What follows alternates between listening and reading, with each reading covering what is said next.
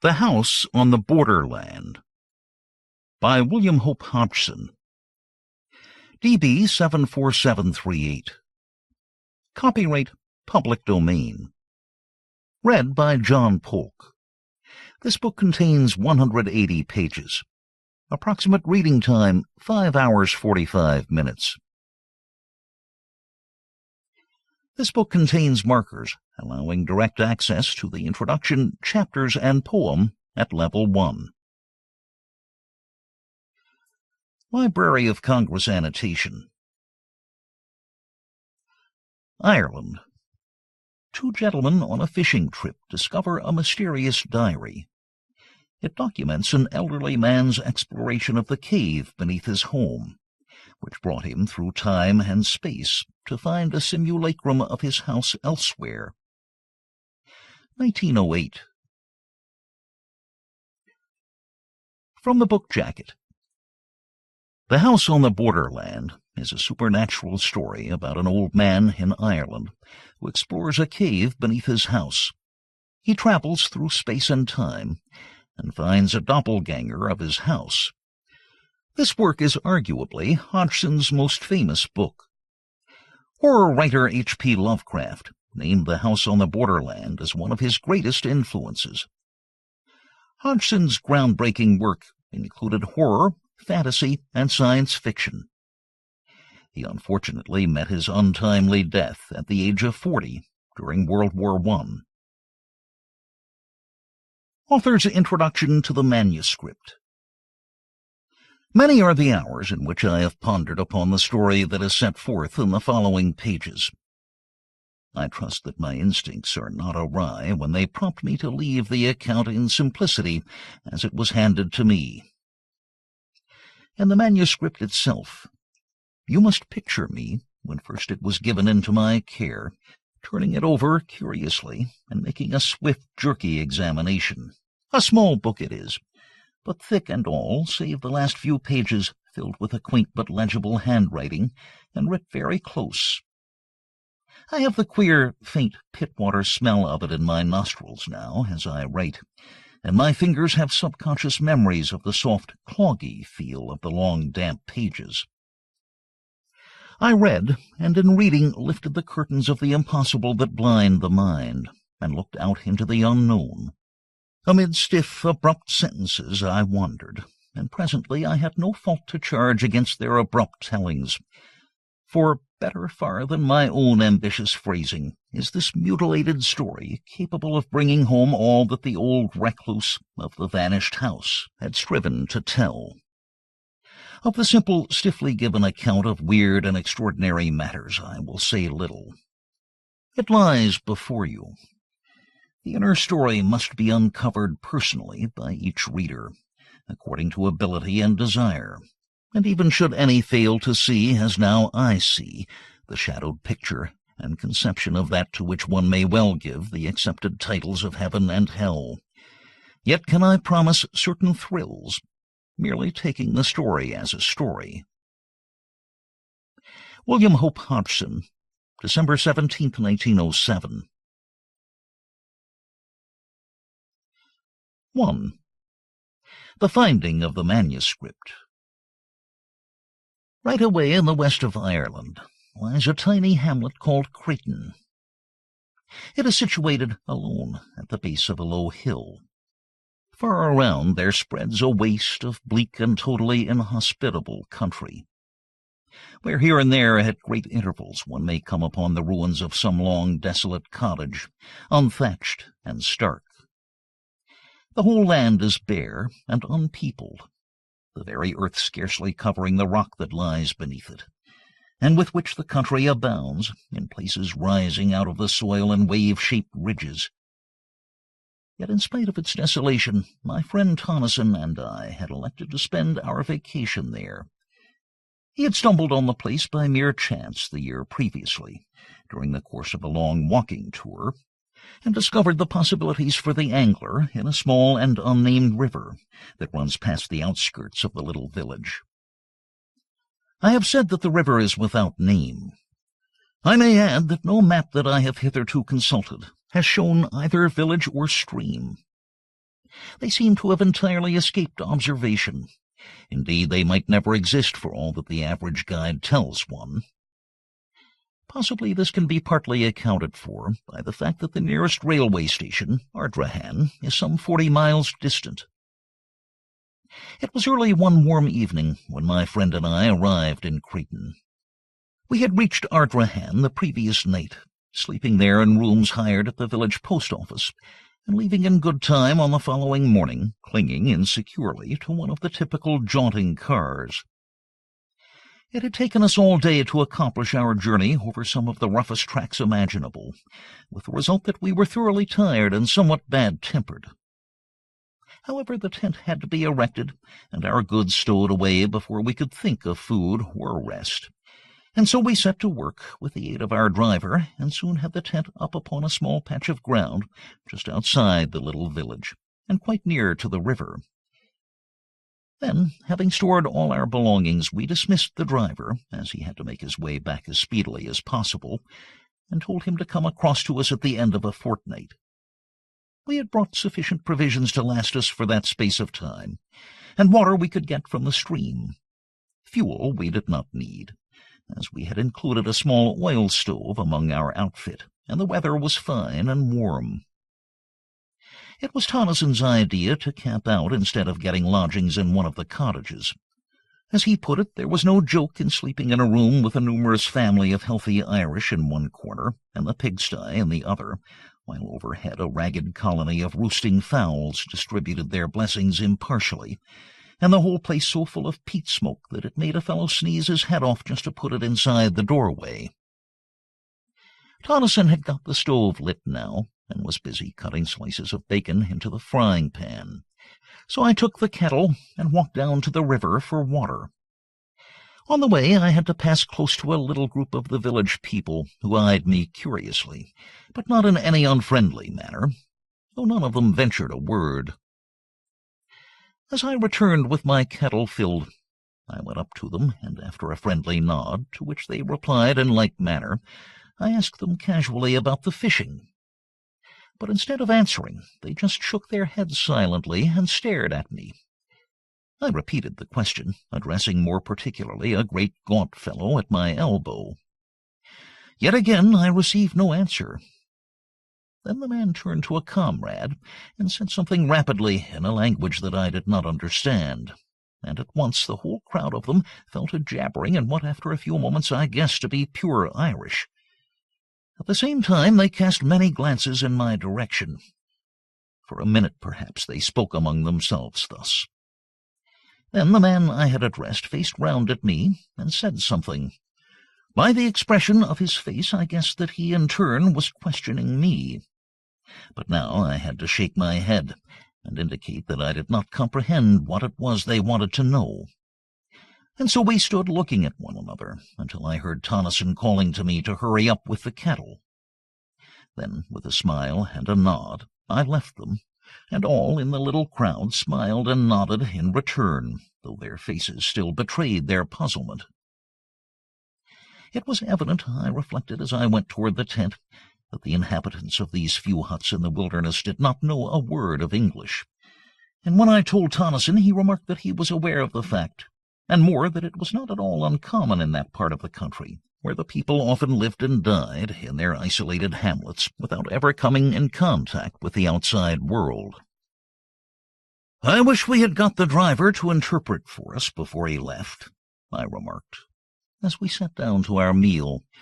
"It seems so strange for the people of this place not even to know what we've come for." Tonnyson grunted an assent, and thereafter was silent for a while. Later, having satisfied our appetite somewhat, we began to talk, laying our plans for the morrow. Then, after a smoke, we closed the flap of the tent and prepared to turn in. "I suppose there's no chance of those fellows outside taking anything?" I asked, as we rolled ourselves in our blankets. Tonnyson said that he did not think so, at least while we were about, and as he went on to explain, we could lock up everything except the tent in the big chest that we had brought to hold our provisions. I agreed to this, and soon we were both asleep. Next morning, early, we rose and went for a swim in the river, after which we dressed and had breakfast. Then we roused out our fishing tackle and overhauled it, by which time, our breakfasts having settled somewhat, we made all secure within the tent, and strode off in the direction my friend had explored on his previous visit. During the day we fished happily, working steadily upstream, and by evening we had one of the prettiest creels of fish that I had seen for a long while. Returning to the village, we made a good feed off our day's spoil, after which, having selected a few of the finer fish for our breakfast, we presented the remainder to the group of villagers who had assembled at a respectful distance to watch our doings. They seemed wonderfully grateful, and heaped mountains of what I presume to be Irish blessings upon our heads. Thus we spent several days, having splendid sport, and first-rate appetites, to do justice upon our prey. We were pleased to find how friendly the villagers were inclined to be, and that there was no evidence of their having ventured to meddle with our belongings during our absences. It was on a Tuesday that we arrived in Cretan, and it would be on the Sunday following that we made a great discovery. Hitherto we had always gone upstream. On that day, however, we laid aside our rods, and taking some provisions, set off for a long ramble in the opposite direction. The day was warm, and we trudged along leisurely enough, stopping about midday to eat our lunch upon a great flat rock near the river bank. Afterward we sat and smoked a while, resuming our walk only when we were tired of inaction. For perhaps another hour we wandered onward, chatting quietly and comfortably on this and that matter, and on several occasions stopping while my companion, who was something of an artist, made rough sketches of striking bits of the wild scenery. And then, without any warning whatsoever, the river we had followed so confidently came to an abrupt end, vanishing into the earth. "Good Lord," I said, "who ever would have thought of this?" And I stared in amazement. Then I turned to Tonneson. He was looking with a blank expression upon his face at the place where the river disappeared. In a moment he spoke. "Let us go on a bit. It may reappear again. Anyhow, it is worth investigating." I agreed, and we went forward once more, though rather aimlessly, for we were not at all certain in which direction to prosecute our search. For perhaps a mile we moved onward. Then Tonneson, who had been gazing about curiously, stopped and shaded his eyes. "See," he said, after a moment, "isn't that mist or something over there to the right, away in a line with that great piece of rock?" And he indicated with his hand. I stared, and after a minute seemed to see something, but could not be certain, and said so. "Anyway," my friend replied, "we'll just go across and have a glance." And he started off in the direction he had suggested, I following. Presently we came among bushes, and after a time out upon the top of a high boulder-strewn bank, from which we looked down into a wilderness of bushes and trees. "Seems as though we'd come upon an oasis in this desert of stone," muttered Tonneson, as he gazed interestedly. Then he was silent, his eyes fixed. And I looked also, for up from somewhere about the center of the wooded lowland there rose high into the quiet air a great column of haze-like spray, upon which the sun shone, causing innumerable rainbows.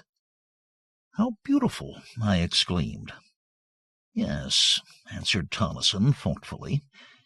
"There must be a waterfall or something over there. Perhaps it's our river come to light again.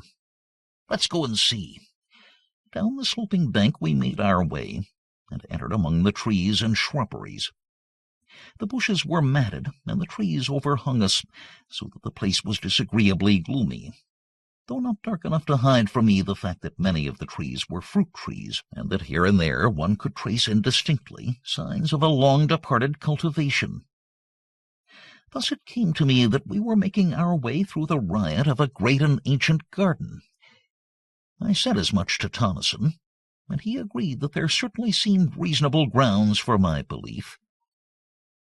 What a wild place it was, so dismal and somber. Somehow, as we went forward, a sense of the silent loneliness and desertion of the old garden grew upon me, and I felt shivery. One could imagine things lurking among the tangled bushes, while in the very air of the place there seemed something uncanny. I think Tonneson was conscious of this also, though he said nothing. Suddenly we came to a halt. Through the trees there had grown upon our ears a distant sound. Tonneson bent forward, listening. I could hear it more plainly now. It was continuous and harsh, a sort of droning roar, seeming to come from far away. I experienced a queer, indescribable little feeling of nervousness. What sort of place was it into which we had got? I looked at my companion to see what he thought of the matter, and noted that there was only puzzlement in his face. And then, as I watched his features, an expression of comprehension crept over them, and he nodded his head. "That's a waterfall," he exclaimed with conviction. "I know the sound now," and he began to push vigorously through the bushes in the direction of the noise. As we went forward, the sound became plainer continually, showing that we were heading straight toward it. Steadily the roaring grew louder and nearer, until it appeared, as I remarked to Tonneson, almost to come from under our feet, and still we were surrounded by the trees and shrubs. "Take care," Tonneson called to me. "Look where you're going." And then suddenly we came out from among the trees onto a great open space, where not 6 paces in front of us yawned the mouth of a tremendous chasm, from the depths of which the noise appeared to rise, along with the continuous mist-like spray that we had witnessed from the top of the distant bank. For quite a minute we stood in silence, staring in bewilderment at the sight. Then my friend went forward, cautiously to the edge of the abyss. I followed, and together we looked down through a boil of spray at a monster cataract of frothing water that burst spouting from the side of the chasm nearly 100 feet below. "Good Lord," said Tonneson.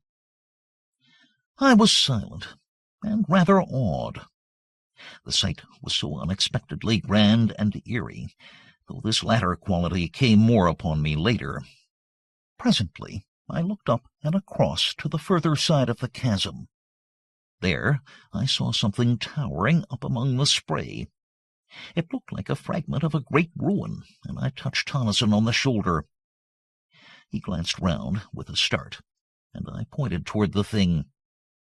His gaze followed my finger, and his eyes lighted up with a sudden flash of excitement as the object came within his field of view. "Come along," he shouted above the uproar. "We'll have a look at it. There's something queer about this place. I feel it in my bones." And he started off round the edge of the crater-like abyss. As we neared this new thing, I saw that I had not been mistaken in my first impression. It was undoubtedly a portion of some ruined building. Yet now I made out that it was not built upon the edge of the chasm itself, as I had at first supposed, but perched almost at the extreme end of a huge spur of rock that jutted out some 50 or 60 feet over the abyss. In fact, the jagged mass of ruin was literally suspended in mid-air. Arriving opposite it, we walked out onto the projecting arm of rock, and I must confess to having felt an intolerable sense of terror as I looked down from that dizzy perch into the unknown depths below us, into the deeps from which there rose ever the thunder of the falling water and the shroud of rising spray. Reaching the ruin, we clambered round it cautiously, and on the further side came upon a mass of fallen stones and rubble. The ruin itself seemed to me, as I proceeded now to examine it minutely, to be a portion of the outer wall of some prodigious structure, it was so thick and substantially built. Yet what it was doing in such a position I could by no means conjecture. Where was the rest of the house, or castle, or whatever there had been? I went back to the outer side of the wall, and thence to the edge of the chasm, leaving Tonneson rooting systematically among the heap of stones and rubbish on the outer side. Then I commenced to examine the surface of the ground, near the edge of the abyss, to see whether there were not left other remnants of the building to which the fragment of ruin evidently belonged. But though I scrutinized the earth with the greatest care, I could see no signs of anything to show that there had ever been a building erected on the spot, and I grew more puzzled than ever. Then I heard a cry from Tonneson. He was shouting my name excitedly, and without delay I hurried along the rocky promontory to the ruin. I wondered whether he had hurt himself, and then the thought came that perhaps he had found something. I reached the crumbled wall and climbed round. There I found Tonneson standing within a small excavation that he had made among the debris. He was brushing the dirt from something that looked like a book, much crumpled and dilapidated, and opening his mouth every second or two to bellow my name. As soon as he saw that I had come, he handed his prize to me, telling me to put it into my satchel so as to protect it from the damp, while he continued his explorations. This I did first, however, running the pages through my fingers, and noting that they were closely filled with neat old-fashioned writing which was quite legible, save in one portion where many of the pages were almost destroyed, being muddied and crumpled, as though the book had been doubled back at that part. This, I found out from Tonneson, was actually as he had discovered it, and the damage was due probably to the fall of masonry upon the opened part. Curiously enough, the book was fairly dry, which I attributed to its having been so securely buried among the ruins. Having put the volume away safely, I turned to and gave Tonneson a hand with his self-imposed task of excavating. Yet, though we put in over an hour's hard work, turning over the whole of the upheaped stones and rubbish, we came upon nothing more than some fragments of broken wood that might have been parts of a desk or table. And so we gave up searching and went back along the rock, once more to the safety of the land. The next thing we did was to make a complete tour of the tremendous chasm, which we were able to observe was in the form of an almost perfect circle, save for where the ruin-crowned spur of rock jutted out, spoiling its symmetry. The abyss was, as Tonneson put it, like nothing so much as a gigantic well or pit going sheer down into the bowels of the earth. For some time longer we continued to stare about us, and then, noticing that there was a clear space away to the north of the chasm, we bent our steps in that direction.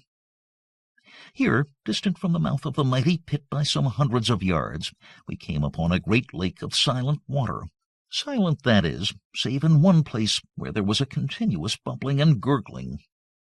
Now, being away from the noise of the spouting cataract, we were able to hear one another speak without having to shout at the tops of our voices, and I asked Tonneson what he thought of the place.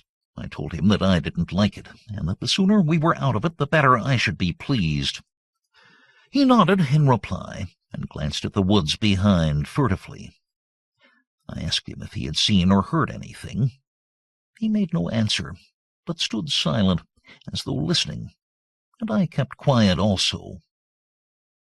Suddenly he spoke. "Hark!" he said sharply. I looked at him, and then away among the trees and bushes, holding my breath involuntarily. A minute came and went in strange silence, yet I could hear nothing, and I turned to Tonneson to say as much. And then, even as I opened my lips to speak, there came a strange wailing noise out of the wood on our left. It appeared to float through the trees, and there was a rustle of stirring leaves, and then silence. All at once Tonneson spoke, and put his hand on my shoulder. "Let us get out of here," he said, and began to move slowly toward where the surrounding trees and bushes seemed thinnest. As I followed him, it came to me suddenly that the sun was low, and that there was a raw sense of chilliness in the air. Tonneson said nothing further, but kept on steadily. We were among the trees now, and I glanced around nervously, but saw nothing save the quiet branches and trunks and the tangled bushes. Onward we went, and no sound broke the silence, except the occasional snapping of a twig under our feet as we moved forward. Yet in spite of the quietness, I had a horrible feeling that we were not alone, and I kept so close to Tonneson that twice I kicked his heels clumsily, though he said nothing.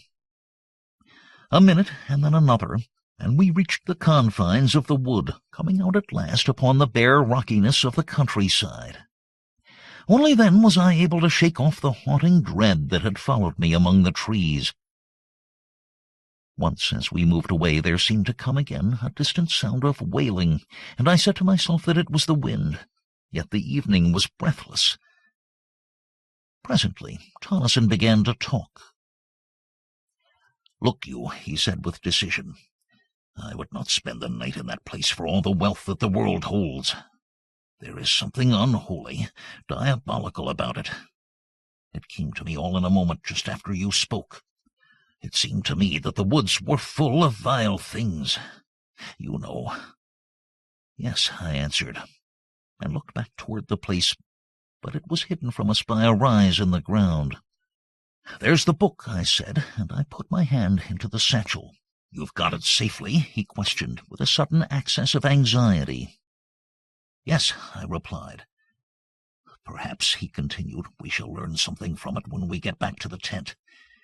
We had better hurry, too. We're a long way off still, and I don't fancy now being caught out here in the dark."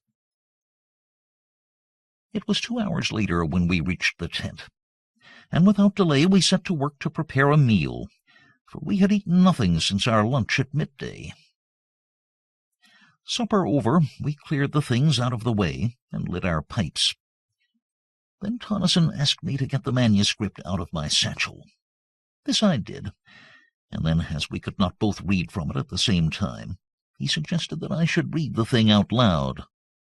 "And mind," he cautioned, knowing my propensities, "don't go skipping half the book." Yet, had he but known what it contained, he would have realized how needless such advice was, for once at least. And there, seated in the opening of our little tent, I began the strange tale of the house on the Borderland, for such was the title of the manuscript. This is told in the following pages. 2. The Plain of Silence. I am an old man. I live here in this ancient house, surrounded by huge unkempt gardens. The peasantry who inhabit the wilderness beyond say that I am mad. That is because I will have nothing to do with them. I live here alone with my old sister, who is also my housekeeper. We keep no servants. I hate them. I have one friend, a dog. Yes, I would sooner have old Pepper than the rest of creation together. He at least understands me, and has sense enough to leave me alone when I am in my dark moods. I have decided to start a kind of diary.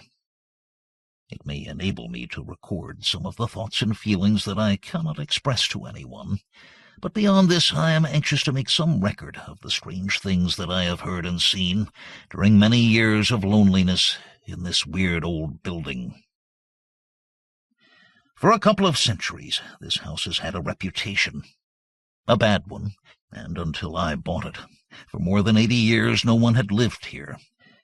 Consequently, I got the old place at a ridiculously low figure. I am not superstitious, but I have ceased to deny that things happen in this old house. Things that I cannot explain, and therefore I must needs ease my mind by writing down an account of them to the best of my ability. Though, should this my diary ever be read when I am gone, the readers will but shake their heads and be the more convinced that I was mad. This house, how ancient it is, though its age strikes one less perhaps than the quaintness of its structure, which is curious and fantastic to the last degree. Little curved towers and pinnacles, with outlines suggestive of leaping flames, predominate, while the body of the building is in the form of a circle.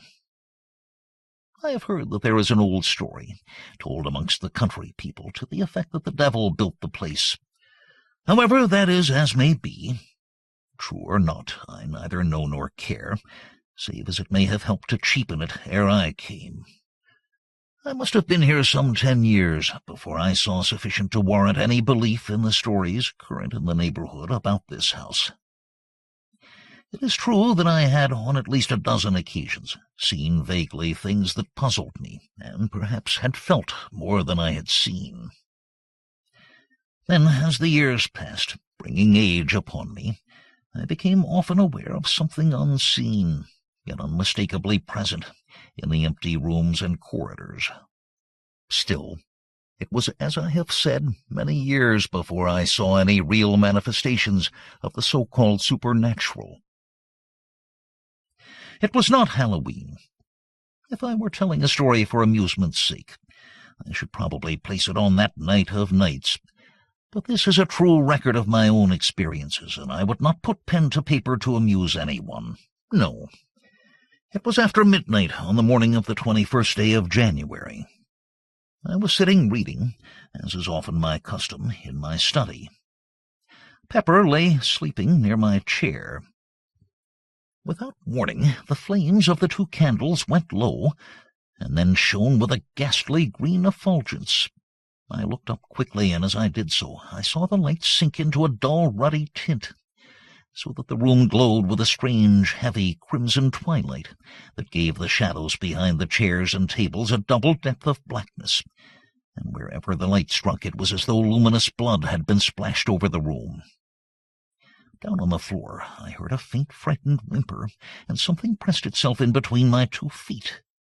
It was Pepper, cowering under my dressing-gown. Pepper, usually as brave as a lion. It was this movement of the dog's, I think, that gave me the first twinge of real fear.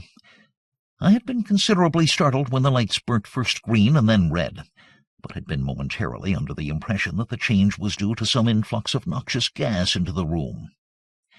Now, however, I saw that it was not so, for the candles burned with a steady flame, and showed no signs of going out, as would have been the case had the change been due to fumes in the atmosphere. I did not move. I felt distinctly frightened, but could think of nothing better to do than wait. For perhaps a minute I kept my glance about the room, nervously.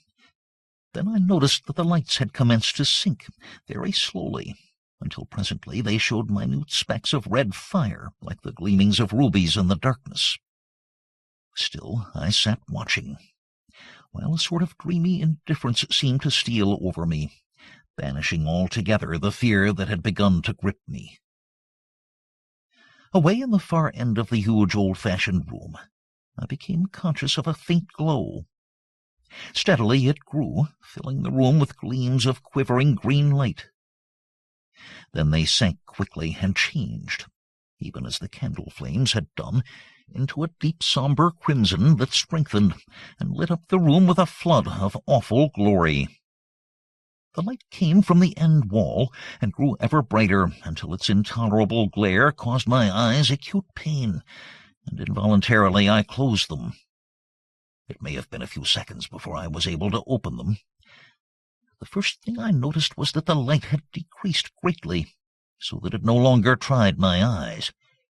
Then, as it grew still duller, I was aware all at once that instead of looking at the redness, I was staring through it, and through the wall beyond.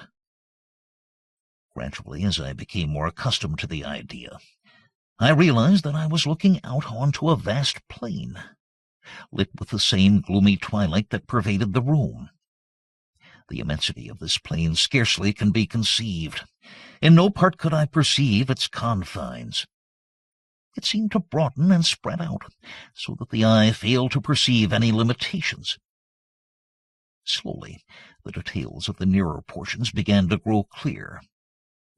Then, in a moment almost, the light died away, and the vision, if vision it were, faded and was gone. Suddenly I became conscious that I was no longer in the chair. Instead, I seemed to be hovering above it, and looking down at a dim something huddled and silent.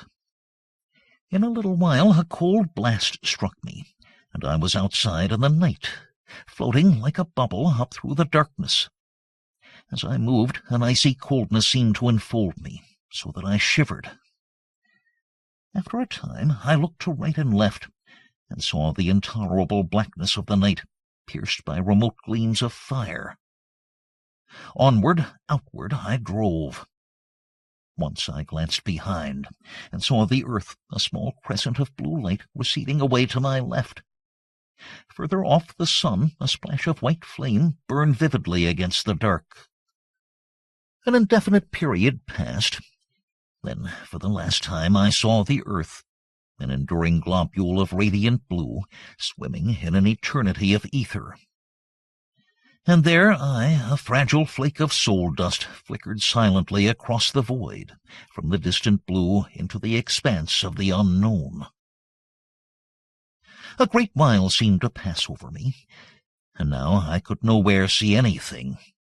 I had passed beyond the fixed stars and plunged into the huge blackness that waits beyond. All this time I had experienced little save a sense of lightness and cold discomfort. Now, however, the atrocious darkness seemed to creep into my soul, and I became filled with fear and despair. What was going to become of me? Where was I going? Even as the thoughts were formed, there grew against the impalpable blackness that wrapped me a faint tinge of blood.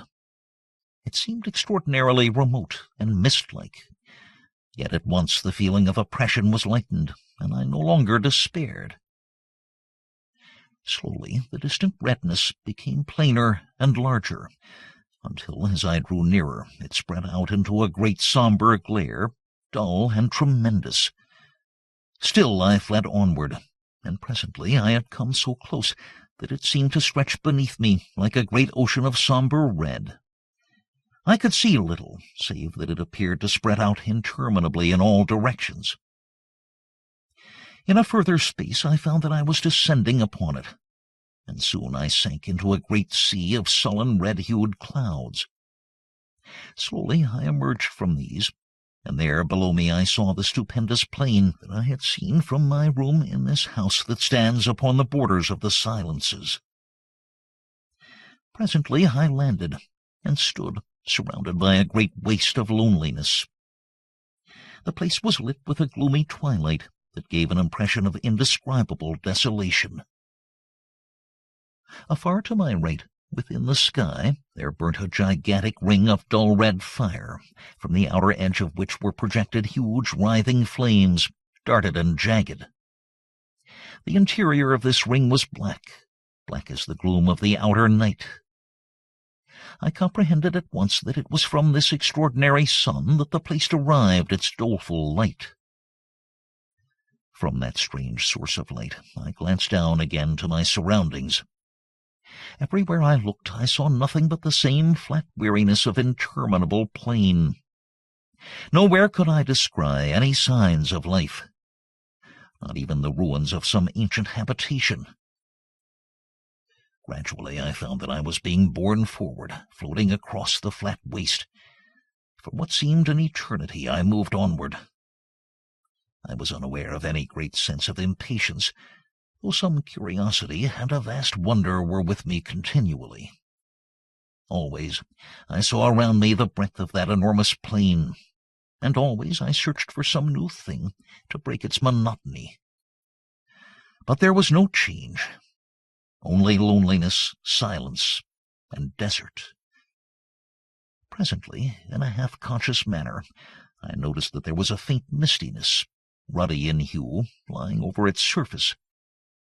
Still, when I looked more intently, I was unable to say that it was really mist, for it appeared to blend with the plain, giving it a peculiar unrealness, and conveying to the senses the idea of unsubstantiality.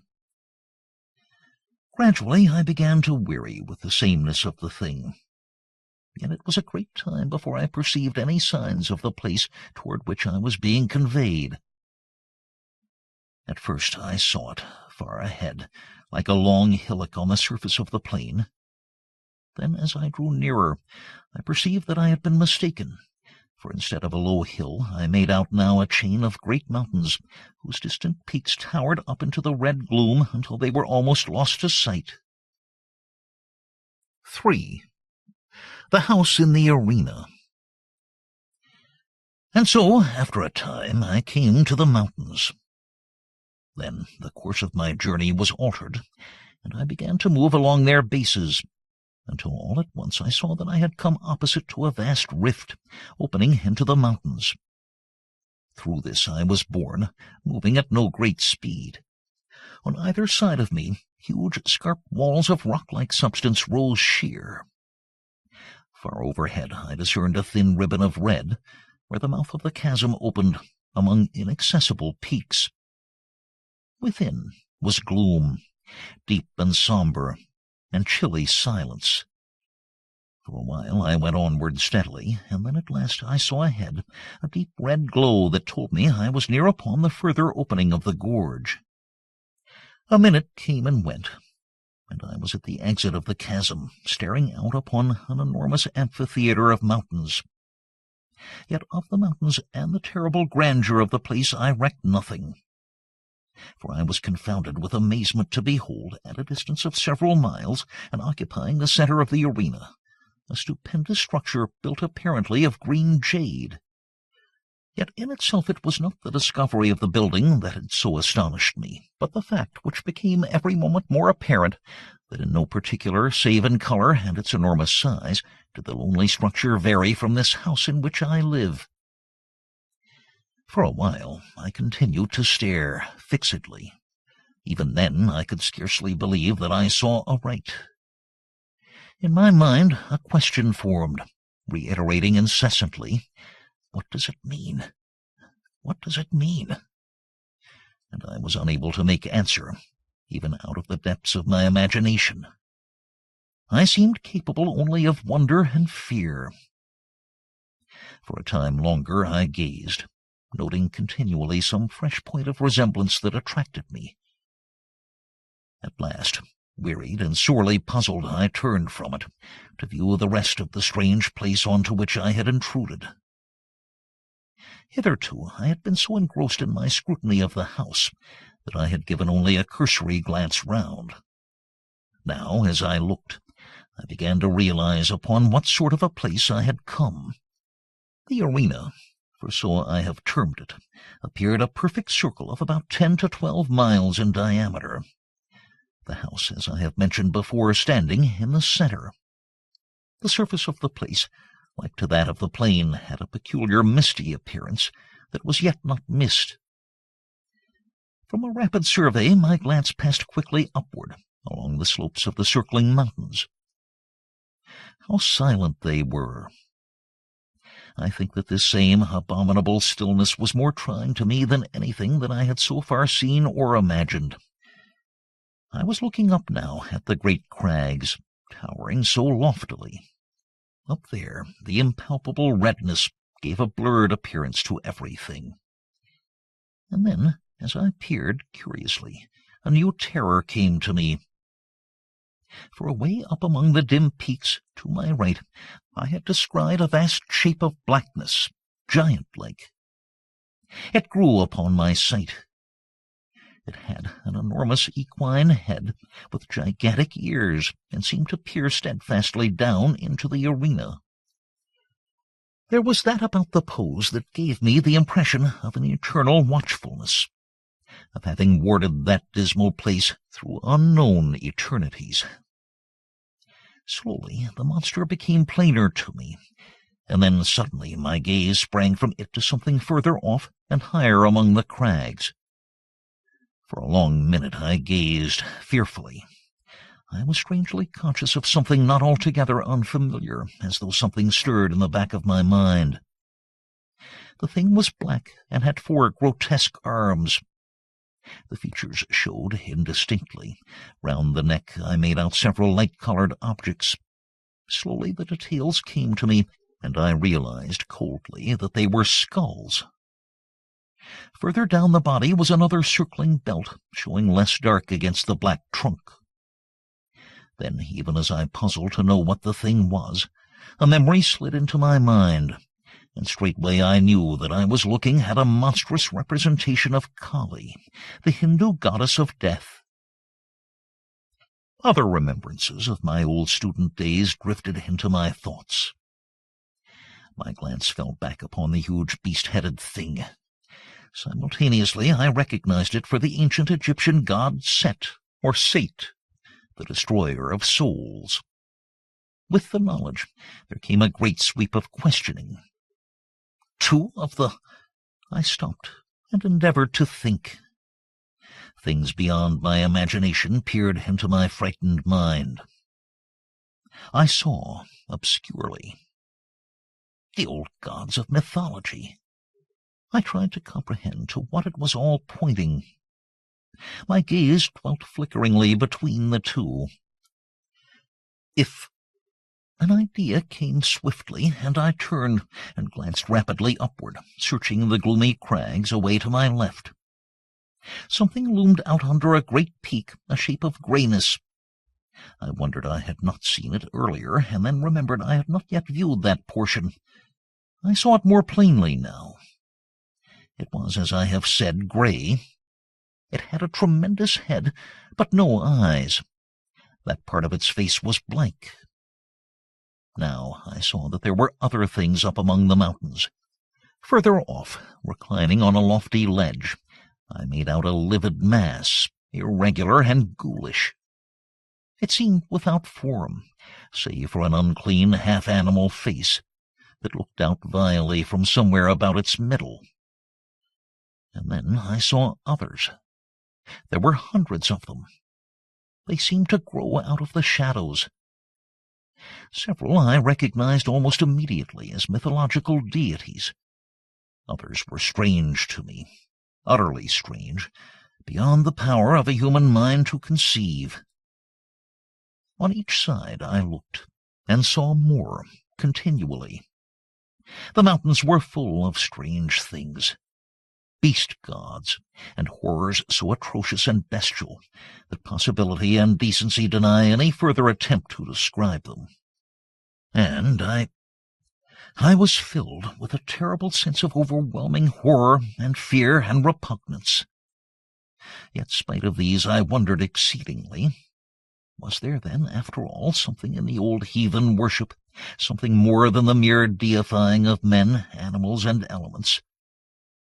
The thought gripped me. Was there? Later, a question repeated itself. What were they, those beast gods, and the others? At first they had appeared to me just sculptured monsters placed indiscriminately among the inaccessible peaks and precipices of the surrounding mountains. Now, as I scrutinized them with greater intentness, my mind began to reach out to fresh conclusions. There was something about them, an indescribable sort of silent vitality that suggested to my broadening consciousness a state of life in death, a something that was by no means life, as we understand it, but rather an inhuman form of existence that well might be likened to a deathless trance, a condition in which it was possible to imagine their continuing eternally. Immortal, the word rose in my thoughts unbidden, and straightway I grew to wondering whether this might be the immortality of the gods. And then, in the midst of my wondering and musing, something happened. Until then I had been staying just within the shadow of the exit of the great rift. Now, without volition on my part, I drifted out of the semi-darkness and began to move slowly across the arena, toward the house. At this, I gave up all thoughts of those prodigious shapes above me, and could only stare frightenedly at the tremendous structure toward which I was being conveyed so remorselessly. Yet though I searched earnestly, I could discover nothing that I had not already seen, and so became gradually calmer. Presently I had reached a point more than halfway between the house and the gorge. All around was spread the stark loneliness of the place and the unbroken silence. Steadily I neared the great building. Then, all at once, something caught my vision, something that came round one of the huge buttresses of the house, and so into full view. It was a gigantic thing, and moved with a curious lope, going almost upright, after the manner of a man. It was quite unclothed, and had a remarkable luminous appearance. Yet it was the face that attracted and frightened me the most. It was the face of a swine. Silently, intently, I watched this horrible creature, and forgot my fear momentarily in my interest in its movements. It was making its way cumbrously round the building, stopping as it came to each window to peer in and shake at the bars, with which, as in this house, they were protected, and whenever it came to a door, it would push at it, fingering the fastening stealthily. Evidently it was searching for an ingress into the house. I had come now to within less than a quarter of a mile of the great structure, and still I was compelled forward. Abruptly the thing turned and gazed hideously in my direction. It opened its mouth, and for the first time the stillness of that abominable place was broken by a deep booming note that sent an added thrill of apprehension through me. Then immediately I became aware that it was coming toward me, swiftly and silently.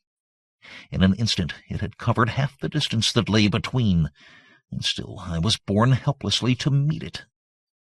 Only 100 yards, and the brutish ferocity of the giant face numbed me with a feeling of unmitigated horror. I could have screamed in the supremeness of my fear, and then in the very moment of my extremity and despair I became conscious that I was looking down upon the arena from a rapidly increasing height. I was rising. In an inconceivably short while I had reached an altitude of many 100 feet. Beneath me, the spot that I had just left was occupied by the foul swine creature. It had gone down on all fours and was snuffing and rooting like a veritable hog at the surface of the arena. A moment, and it rose to its feet, clutching upward, with an expression of desire upon its face such as I have never seen in this world. Continually I mounted higher. A few minutes, it seemed, and I had risen above the great mountains, floating alone afar in the redness. At a tremendous distance below, the arena showed dimly, with the mighty house looking no larger than a tiny spot of green. The Swine-Thing was no longer visible. Presently I passed over the mountains, out above the huge breadth of the plain.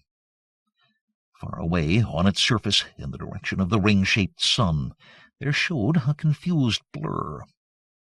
I looked toward it indifferently. It reminded me somewhat of the first glimpse I had caught of the mountain amphitheater. With a sense of weariness, I glanced upward at the immense ring of fire. What a strange thing it was! Then, as I stared, out from the dark center there spurted a sudden flare of extraordinary vivid fire.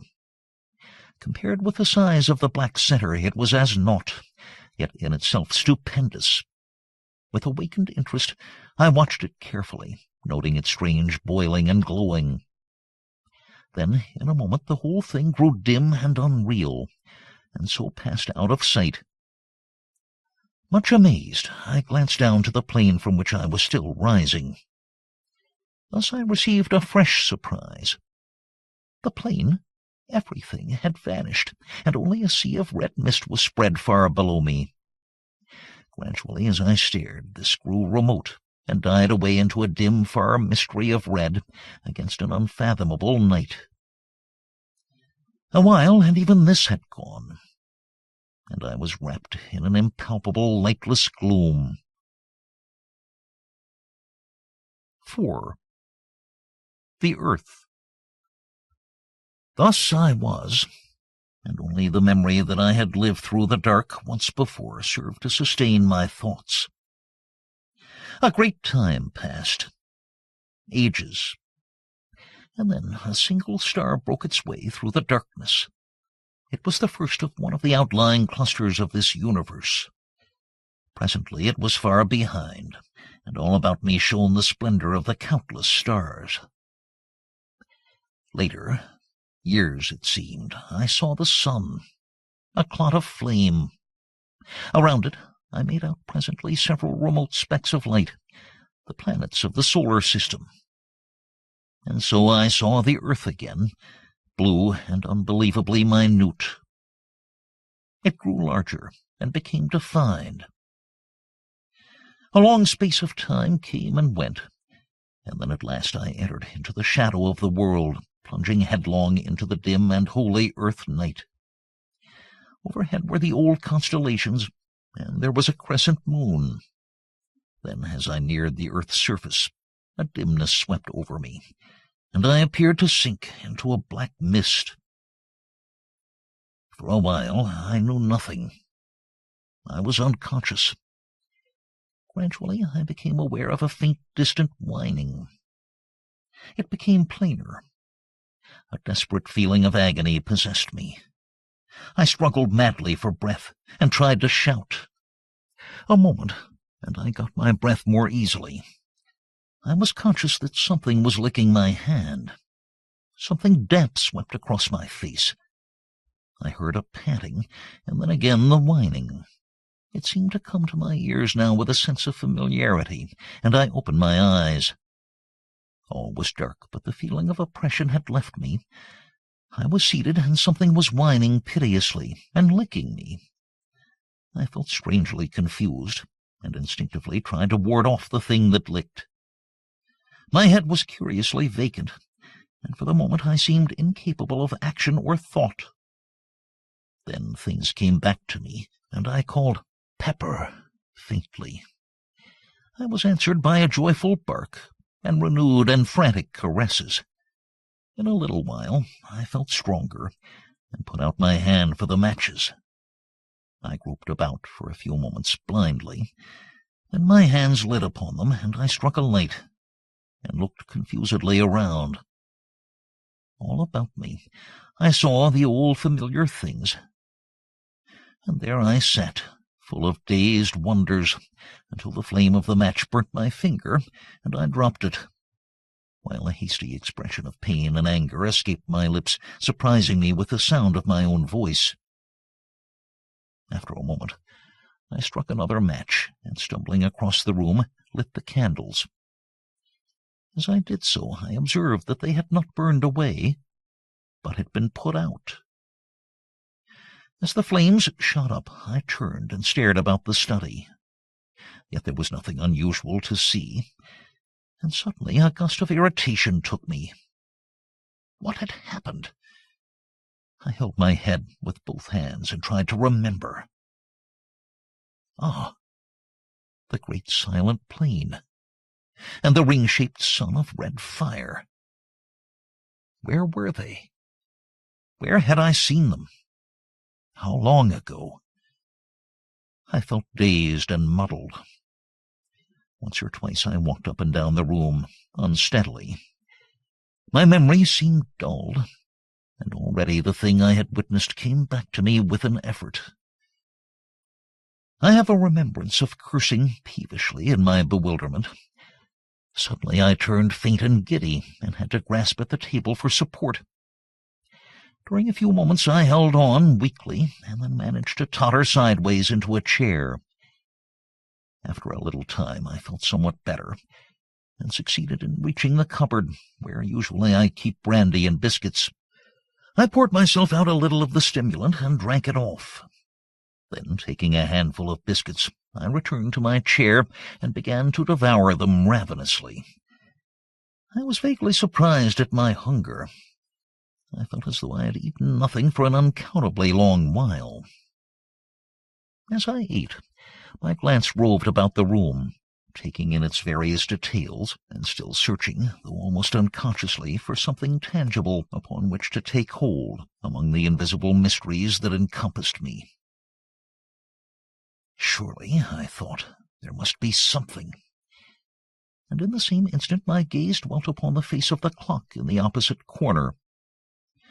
Therewith I stopped eating and just stared.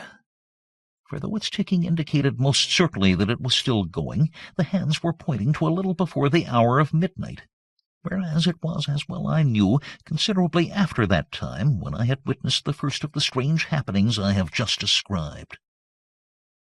For perhaps a moment I was astounded and puzzled. Had the hour been the same as when I had last seen the clock, I should have concluded that the hands had stuck in one place, while the internal mechanism went on as usual. But that would in no way account for the hands having travelled backward. Then, even as I turned the matter over in my wearied brain, the thought flashed upon me that it was now close upon the morning of the 22nd, and that I had been unconscious to the visible world through the greater portion of the last 24 hours. The thought occupied my attention for a full minute. Then I commenced to eat again. I was still very hungry. During breakfast next morning, I inquired casually of my sister regarding the date, and found my surmise correct. I had indeed been absent, at least in spirit, for nearly a day and a night. My sister asked me no questions, for it is not by any means the first time that I have kept to my study for a whole day, and sometimes a couple of days at a time, when I have been particularly engrossed in my books or work. And so the days pass on, and I am still filled with a wonder to know the meaning of all that I saw on that memorable night. Yet well I know that my curiosity is little likely to be satisfied. 5. The Thing in the Pit. This house is, as I have said before, surrounded by a huge estate, and wild and uncultivated gardens. Away at the back, distant some 300 yards, is a dark, deep ravine, spoken of as the pit by the peasantry. At the bottom runs a sluggish stream so overhung by trees as scarcely to be seen from above. In passing, I must explain that this river has a subterranean origin, emerging suddenly at the east end of the ravine, and disappearing as abruptly beneath the cliffs that form its western extremity. It was some months after my vision, if vision it were, of the great plain, that my attention was particularly attracted to the pit. I happened one day to be walking along its southern edge, when suddenly several pieces of rock and shale were dislodged from the face of the cliff immediately beneath me, and fell with a sullen crash through the trees. I heard them splash in the river at the bottom, and then silence. I should not have given this incident more than a passing thought, had not Pepper at once begun to bark savagely, nor would he be silent when I bade him, which is most unusual behavior on his part. Feeling that there must be someone or something in the pit, I went back to the house quickly for a stick. When I returned, Pepper had ceased his barks, and was growling and smelling uneasily along the top. Whistling to him to follow me, I started to descend cautiously.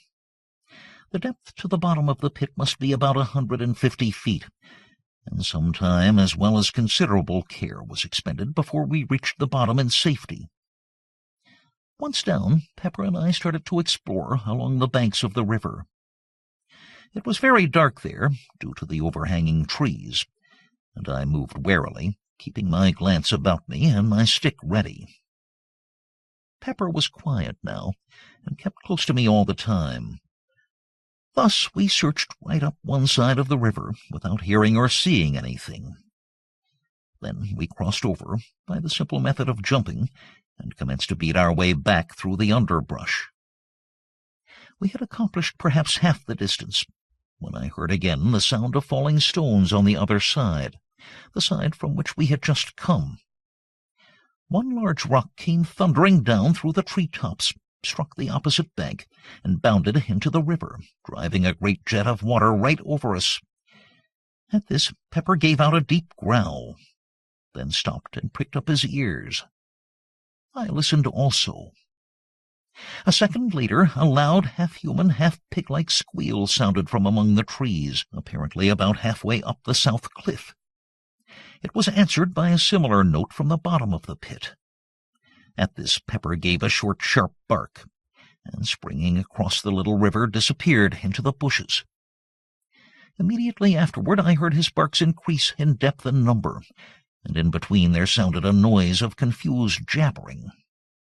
This ceased, and in the succeeding silence there rose a semi-human yell of agony. Almost immediately Pepper gave a long-drawn howl of pain, and then the shrubs were violently agitated, and he came running out with his tail down, and glancing as he ran over his shoulder.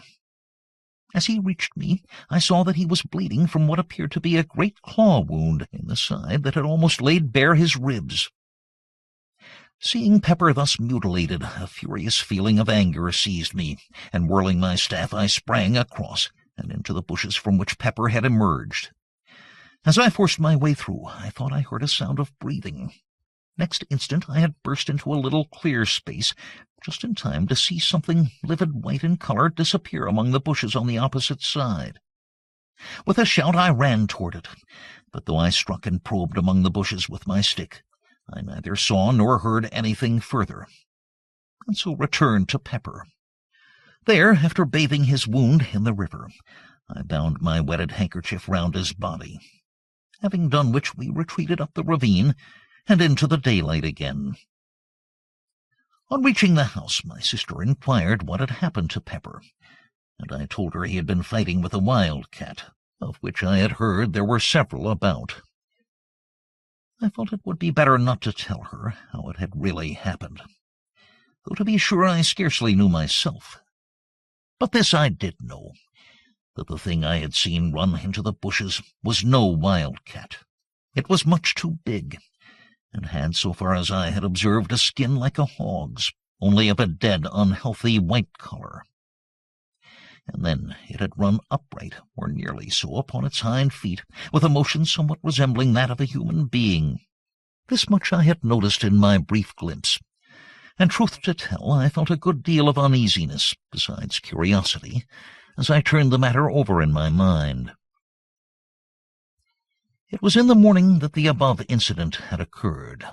Then it would be after dinner, as I sat reading, that happening to look up suddenly I saw something peering in over the window ledge, the eyes and ears alone showing. "A pig, by Jove!" I said, and rose to my feet. Thus I saw the thing more completely. It was no pig. God alone knows what it was. It reminded me vaguely of the hideous thing that had haunted the great arena. It had a grotesquely human mouth and jaw, but with no chin of which to speak. The nose was prolonged into a snout. Thus it was that with the little eyes and queer ears gave it such an extraordinarily swine-like appearance. Of forehead there was little, and the whole face was of an unwholesome white color. For perhaps a minute I stood looking at the thing with an ever-growing feeling of disgust, and some fear. The mouth kept jabbering inanely, and once emitted a half-swinish grunt. I think it was the eyes that attracted me the most. They seemed to glow at times with a horribly human intelligence, and kept flickering away from my face over the details of the room, as though my stare disturbed it. It appeared to be supporting itself by two claw-like hands upon the window-sill. These claws, unlike the face, were of a clayey brown hue, and bore an indistinct resemblance to human hands, in that they had 4 fingers and a thumb, though these were webbed up to the first joint, much as are a duck's. Nails it had also, but so long and powerful that they were more like the talons of an eagle than aught else. As I have said before, I felt some fear, though almost of an impersonal kind.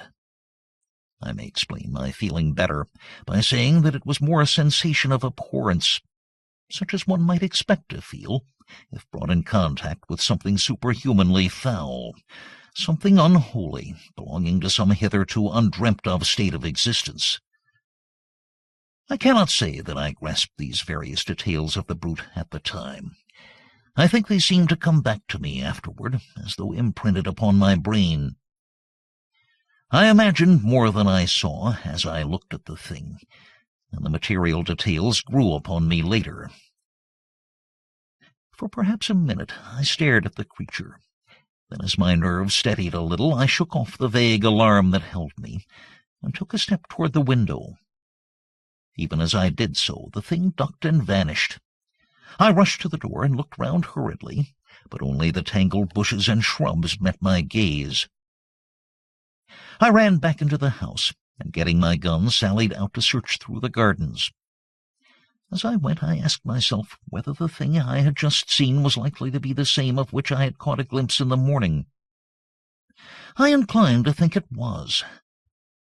I would have taken Pepper with me, but judged it better to give his wound a chance to heal. Besides, if the creature I had just seen was, as I imagined, his antagonist of the morning, it was not likely that he would be of much use. I began my search systematically. I was determined, if it were possible, to find and put an end to that swine-thing. This was, at least, a material horror. At first I searched cautiously, with the thought of Pepper's wound in my mind, but as the hours passed, and not a sign of anything living showed in the great lonely gardens, I became less apprehensive. I felt almost as though I would welcome the sight of it. Anything seemed better than this silence, with the ever-present feeling that the creature might be lurking in every bush I passed. Later, I grew careless of danger, to the extent of plunging right through the bushes, probing with my gun barrel as I went. At times I shouted, but only the echoes answered back. I thought thus perhaps to frighten or stir the creature to showing itself, but only succeeded in bringing my sister Mary out to know what was the matter. I told her that I had seen the wildcat that had wounded Pepper, and that I was trying to hunt it out of the bushes. She seemed only half satisfied, and went back into the house with an expression of doubt upon her face. I wondered whether she had seen or guessed anything. For the rest of the afternoon I prosecuted the search anxiously. I felt that I should be unable to sleep with that bestial thing haunting the shrubberies, and yet when evening fell I had seen nothing. Then, as I turned homeward, I heard a short, unintelligible noise among the bushes to my right. Instantly I turned, and aiming quickly, fired in the direction of the sound. Immediately afterward I heard something scuttling away among the bushes. It moved rapidly, and in a minute had gone out of hearing. After a few steps I ceased my pursuit, realizing how futile it must be in the fast-gathering gloom. And so, with a curious feeling of depression, I entered the house. That night, after my sister had gone to bed, I went round to all the windows and doors on the ground floor, and saw to it that they were securely fastened. This precaution was scarcely necessary as regards the windows, as all of those on the lower story are strongly barred. But with the doors, of which there are 5, it was wisely thought, as not one was locked. Having secured these, I went to my study, yet somehow for once the place jarred upon me. It seemed so huge and echoey. For some time I tried to read, but at last finding it impossible, I carried my book down to the kitchen, where a large fire was burning, and sat there. I dare say I had read for a couple of hours, when suddenly I heard a sound that made me lower my book and listen intently. It was a noise of something rubbing and fumbling against the back door. Once the door creaked loudly, as though force were being applied to it. During those few short moments I experienced an indescribable feeling of terror, such as I should have believed impossible. My hand shook, a cold sweat broke out on me, and I shivered violently. Gradually I calmed. The stealthy movements outside had ceased. Then, for an hour, I sat silent and watchful. All at once the feeling of fear took me again. I felt as I imagine an animal must under the eye of a snake. Yet now I could hear nothing. Still, there was no doubting that some unexplained influence was at work. Gradually, imperceptibly almost, something stole on my ear, a sound that resolved itself into a faint murmur. Quickly it developed and grew into a muffled but hideous chorus of bestial shrieks. It appeared to rise from the bowels of the earth. I heard a thud and realized in a dull, half-comprehending way that I had dropped my book. After that, I just sat. And thus the daylight found me, when it crept wanly in through the barred high windows of the great kitchen. With the dawning light, the feeling of stupor and fear left me, and I came more into possession of my senses. Thereupon I picked up my book and crept to the door to listen. Not a sound broke the chilly silence. For some minutes I stood there. Then, very gradually and cautiously, I drew back the bolt and, opening the door, peeped out. My caution was unneeded, Nothing was to be seen save the grey vista of dreary tangled bushes and trees extending to the distant plantation. With a shiver, I closed the door and made my way quietly up to bed. 6. The Swine-Things. It was evening, a week later. My sister sat in the garden, knitting. I was walking up and down, reading. My gun leant up against the wall of the house. For since the advent of that strange thing in the gardens, I had deemed it wise to take precautions. Yet through the whole week there had been nothing to alarm me, either by sight or sound, so that I was able to look back calmly to the incident, though still with a sense of unmitigated wonder and curiosity. I was, as I have just said, walking up and down, and somewhat engrossed in my book. Suddenly I heard a crash away in the direction of the pit. With a quick movement I turned and saw a tremendous column of dust rising high into the evening air.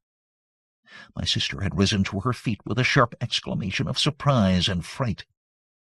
Telling her to stay where she was, I snatched up my gun and ran toward the pit. As I neared it, I heard a dull rumbling sound that grew quickly into a roar, split with deeper crashes, and up from the pit drove a fresh volume of dust. The noise ceased, though the dust still rose tumultuously. I reached the edge and looked down, but could see nothing save a boil of dust clouds swirling hither and thither. The air was so full of the small particles that they blinded and choked me, and finally I had to run out from the smother to breathe. Gradually, the suspended matter sank and hung in a panoply over the mouth of the pit. I could only guess at what had happened. That there had been a landslip of some kind, I had little doubt, but the cause was beyond my knowledge. And yet even then I had half imaginings, for already the thought had come to me of those falling rocks, and that thing in the bottom of the pit. But in the first minutes of confusion I failed to reach the natural conclusion to which the catastrophe pointed. Slowly the dust subsided, until presently I was able to approach the edge and look down. For a while I peered impotently, trying to see through the reek. At first it was impossible to make out anything. Then, as I stared, I saw something below to my left that moved. I looked intently toward it, and presently made out another, and then another, 3 dim shapes that appeared to be climbing up the side of the pit. I could see them only indistinctly. Even as I stared and wondered, I heard a rattle of stones somewhere to my right. I glanced across, but could see nothing. I leant forward and peered over and down into the pit just beneath where I stood, and saw no further than a hideous white swine face that had risen to within a couple of yards of my feet. Below it I could make out several others. As the thing saw me, it gave a sudden uncouth squeal, which was answered from all parts of the pit. At that, a gust of horror and fear took me, and bending down, I discharged my gun right into its face. Straightway, the creature disappeared with a clatter of loose earth and stones. There was a momentary silence, to which probably I owe my life, for during it I heard a quick patter of many feet, and turning sharply saw a troop of the creatures coming toward me at a run. Instantly I raised my gun and fired at the foremost, who plunged headlong with a hideous howling. Then I turned to run. More than halfway from the house to the pit, I saw my sister. She was coming toward me. I could not see her face distinctly, as the dusk had fallen, but there was fear in her voice as she called to know why I was shooting.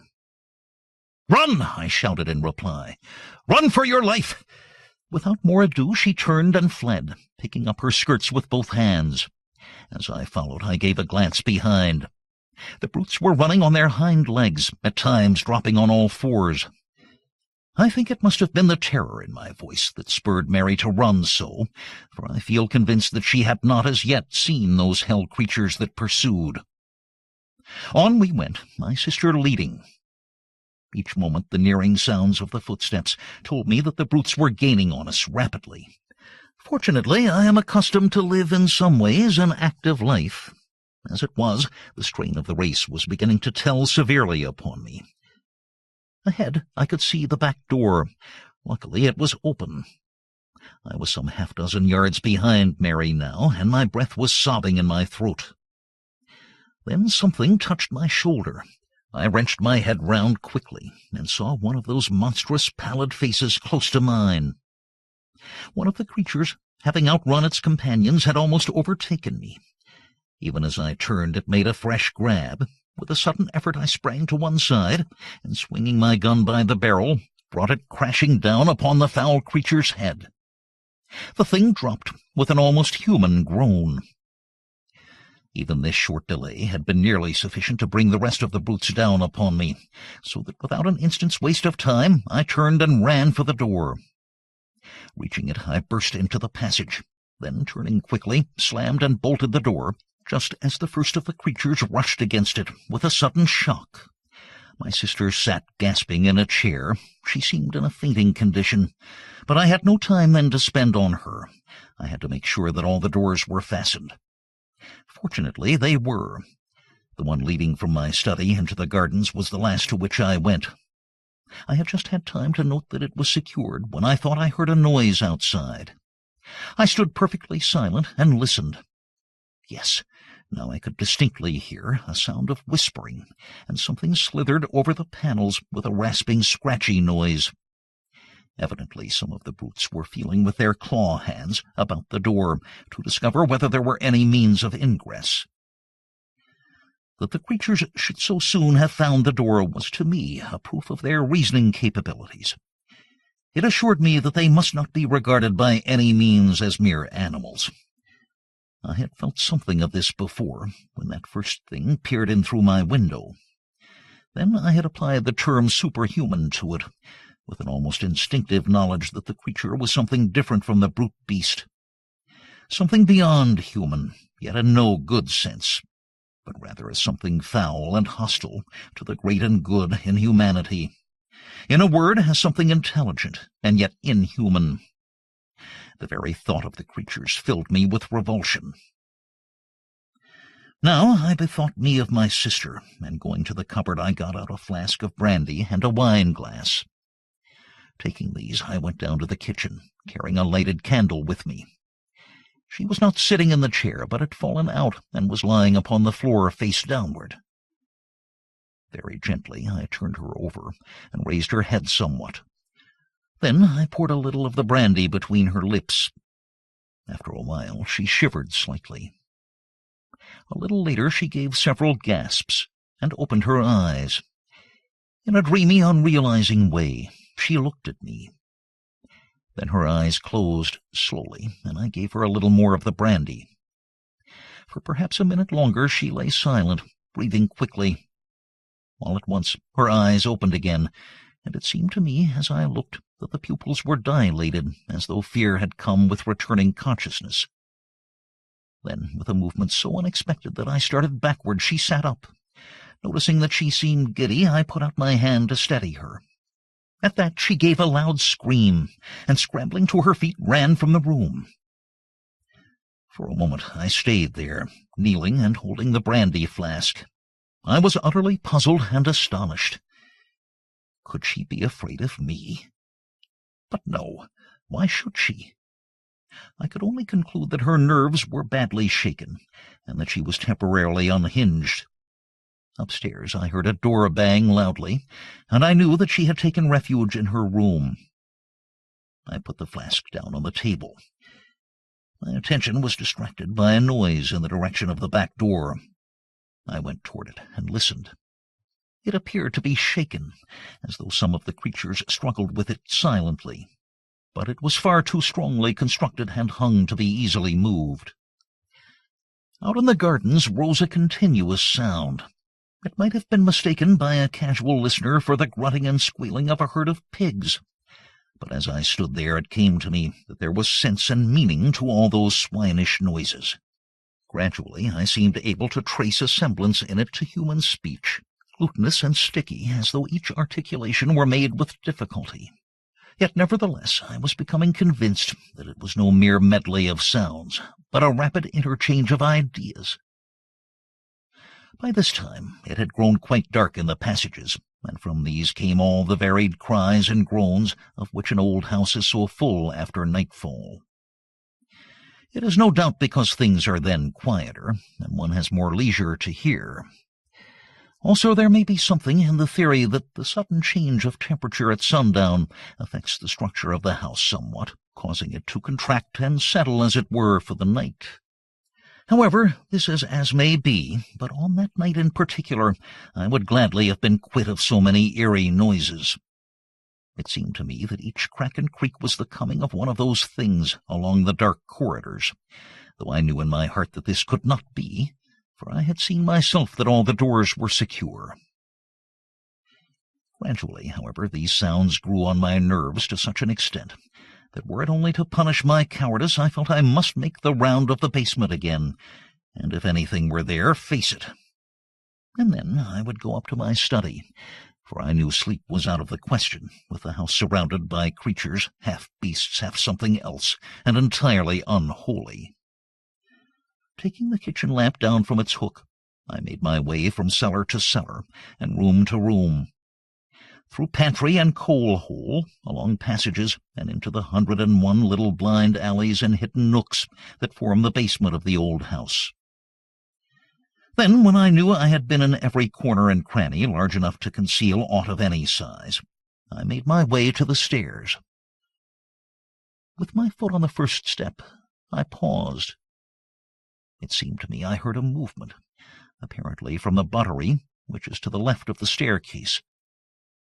It had been one of the first places I searched, and yet I felt certain my ears had not deceived me. My nerves were strung now, and with hardly any hesitation I stepped up to the door, holding the lamp above my head. In a glance I saw that the place was empty, save for the heavy stone slabs supported by brick pillars. And I was about to leave it, convinced that I had been mistaken, when, in turning, my light was flashed back from two bright spots outside the window and high up. For a few moments I stood there staring. Then they moved, revolving slowly, and throwing out alternate scintillations of green and red. At least so it appeared to me. I knew then that they were eyes. Slowly I traced the shadowy outline of one of the things. It appeared to be holding on to the bars of the window, and its attitude suggested climbing. I went nearer to the window and held the light higher. There was no need to be afraid of the creature. The bars were strong, and there was little danger of its being able to move them. And then suddenly, in spite of the knowledge that the brute could not reach to harm me, I had a return of the horrible sensation of fear that had assailed me on that night a week previously. It was the same feeling of helpless, shuddering fright. I realized dimly that the creature's eyes were looking into mine with a steady, compelling stare. I tried to turn away, but could not. I seemed now to see the window through a mist. Then I thought other eyes came and peered, and yet others, until a whole galaxy of malignant staring orbs seemed to hold me in thrall. My head began to swim and throb violently. Then I was aware of a feeling of acute physical pain in my left hand. It grew more severe, and literally forced my attention. With a tremendous effort I glanced down, and with that the spell that had held me was broken. I realized then that I had in my agitation unconsciously caught hold of the hot lamp glass and burnt my hand badly. I looked up to the window again. The misty appearance had gone, and now I saw that it was crowded with dozens of bestial faces. With a sudden access of rage I raised the lamp and hurled it full at the window. It struck the glass, smashing a pane, and passed between two of the bars out into the garden, scattering burning oil as it went. I heard several loud cries of pain, and as my sight became accustomed to the dark, I discovered that the creatures had left the window. Pulling myself together, I groped for the door, and having found it, made my way upstairs, stumbling at each step. I felt dazed, as though I had received a blow on the head. At the same time, my hands smarted badly, and I was full of a nervous, dull rage against those things. Reaching my study, I lit the candles. As they burnt up, their rays were reflected from the rack of firearms on the side wall. At the sight, I remembered that I had there a power which, as I had proved earlier, seemed as fatal to those monsters as to more ordinary animals, and I determined I would take the offensive. First of all, I bound up my hand, for the pain was fast becoming intolerable. After that, it seemed easier, and I crossed the room to the rifle stand. There I selected a heavy rifle, an old and tried weapon, and having procured ammunition, I made my way up into one of the small towers with which the house is crowned. From there I found that I could see nothing. The gardens presented a dim blur of shadows, a little blacker perhaps where the trees stood. That was all, and I knew that it was useless to shoot down into all that darkness. The only thing to be done was to wait for the moon to rise. Then I might be able to do a little execution. In the meantime, I sat still and kept my ears open. The gardens were comparatively quiet now, and only an occasional grunt or squeal came up to me. I did not like this silence. It made me wonder on what devilry the creatures were bent. Twice I left the tower and took a walk through the house, but everything was silent. Once I heard a noise from the direction of the pit, as though more earth had fallen. Following this, and lasting for some 15 minutes, there was a commotion among the denizens of the gardens. This died away, and after that all was again quiet. About an hour later, the moon's light showed above the distant horizon. From where I sat I could see it over the trees, but it was not until it rose clear of them that I could make out any of the details in the gardens below. Even then I could see none of the brutes, until, happening to crane forward, I saw several of them lying prone up against the wall of the house. What they were doing I could not make out. It was, however, a chance too good to be ignored, and taking aim, I fired at the one directly beneath. There was a shrill scream, and as the smoke cleared away I saw that it had turned on its back and was writhing feebly. Then it was quiet. The others had disappeared. Immediately after this I heard a loud squeal in the direction of the pit. It was answered 100 times from every part of the garden. This gave me some notion of the number of the creatures, and I began to feel that the whole affair was becoming even more serious than I had imagined. As I sat there, silent and watchful, the thought came to me. Why was all this? What were these things? What did it mean? Then my thoughts flew back to that vision, though even now I doubt whether it was a vision, of the plane of silence. What did that mean, I wondered? And that thing in the arena? Ugh! Lastly, I thought of the house I had seen in that faraway place. That house, so like this in every detail of external structure that it might have been modeled from it, or this from that. I had never thought of that. At this moment there came another long squeal from the pit, followed a second later by a couple of shorter ones. At once the garden was filled with answering cries. I stood up quickly and looked over the parapet. In the moonlight it seemed as though the shrubberies were alive. They tossed hither and thither as though shaken by a strong, irregular wind, while a continuous rustling and a noise of scampering feet rose up to me. Several times I saw the moonlight gleam on running white figures among the bushes, and twice I fired. The second time my shot was answered by a short squeal of pain. A minute later the gardens lay silent. From the pit came a deep, hoarse babble of swine talk.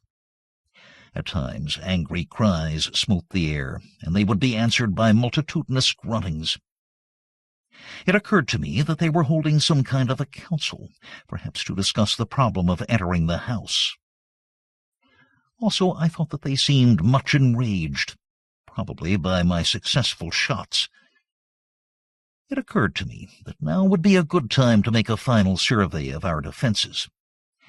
This I proceeded to do at once, visiting the whole of the basement again and examining each of the doors. Luckily, they are all, like the back one, built of solid iron-studded oak. Then I went upstairs to the study. I was more anxious about this door. It is palpably of a more modern make than the others, and though a stout piece of work, it has little of their ponderous strength.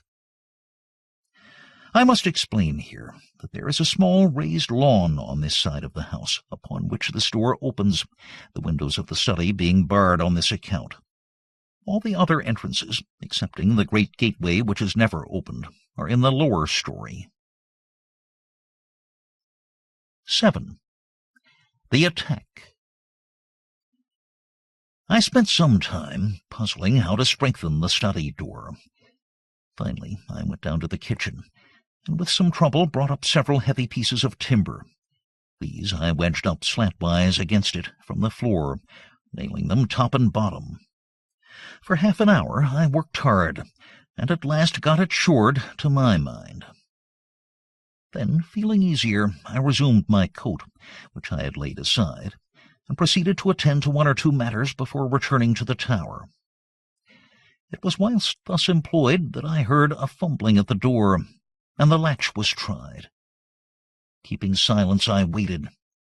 Soon I heard several of the creatures outside. They were grunting to one another softly. Then for a minute there was quietness. Suddenly there sounded a quick, low grunt, and the door creaked under a tremendous pressure. It would have burst inward but for the supports I had placed.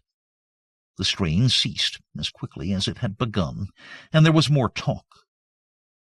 Presently one of the things squealed softly, and I heard the sound of others approaching.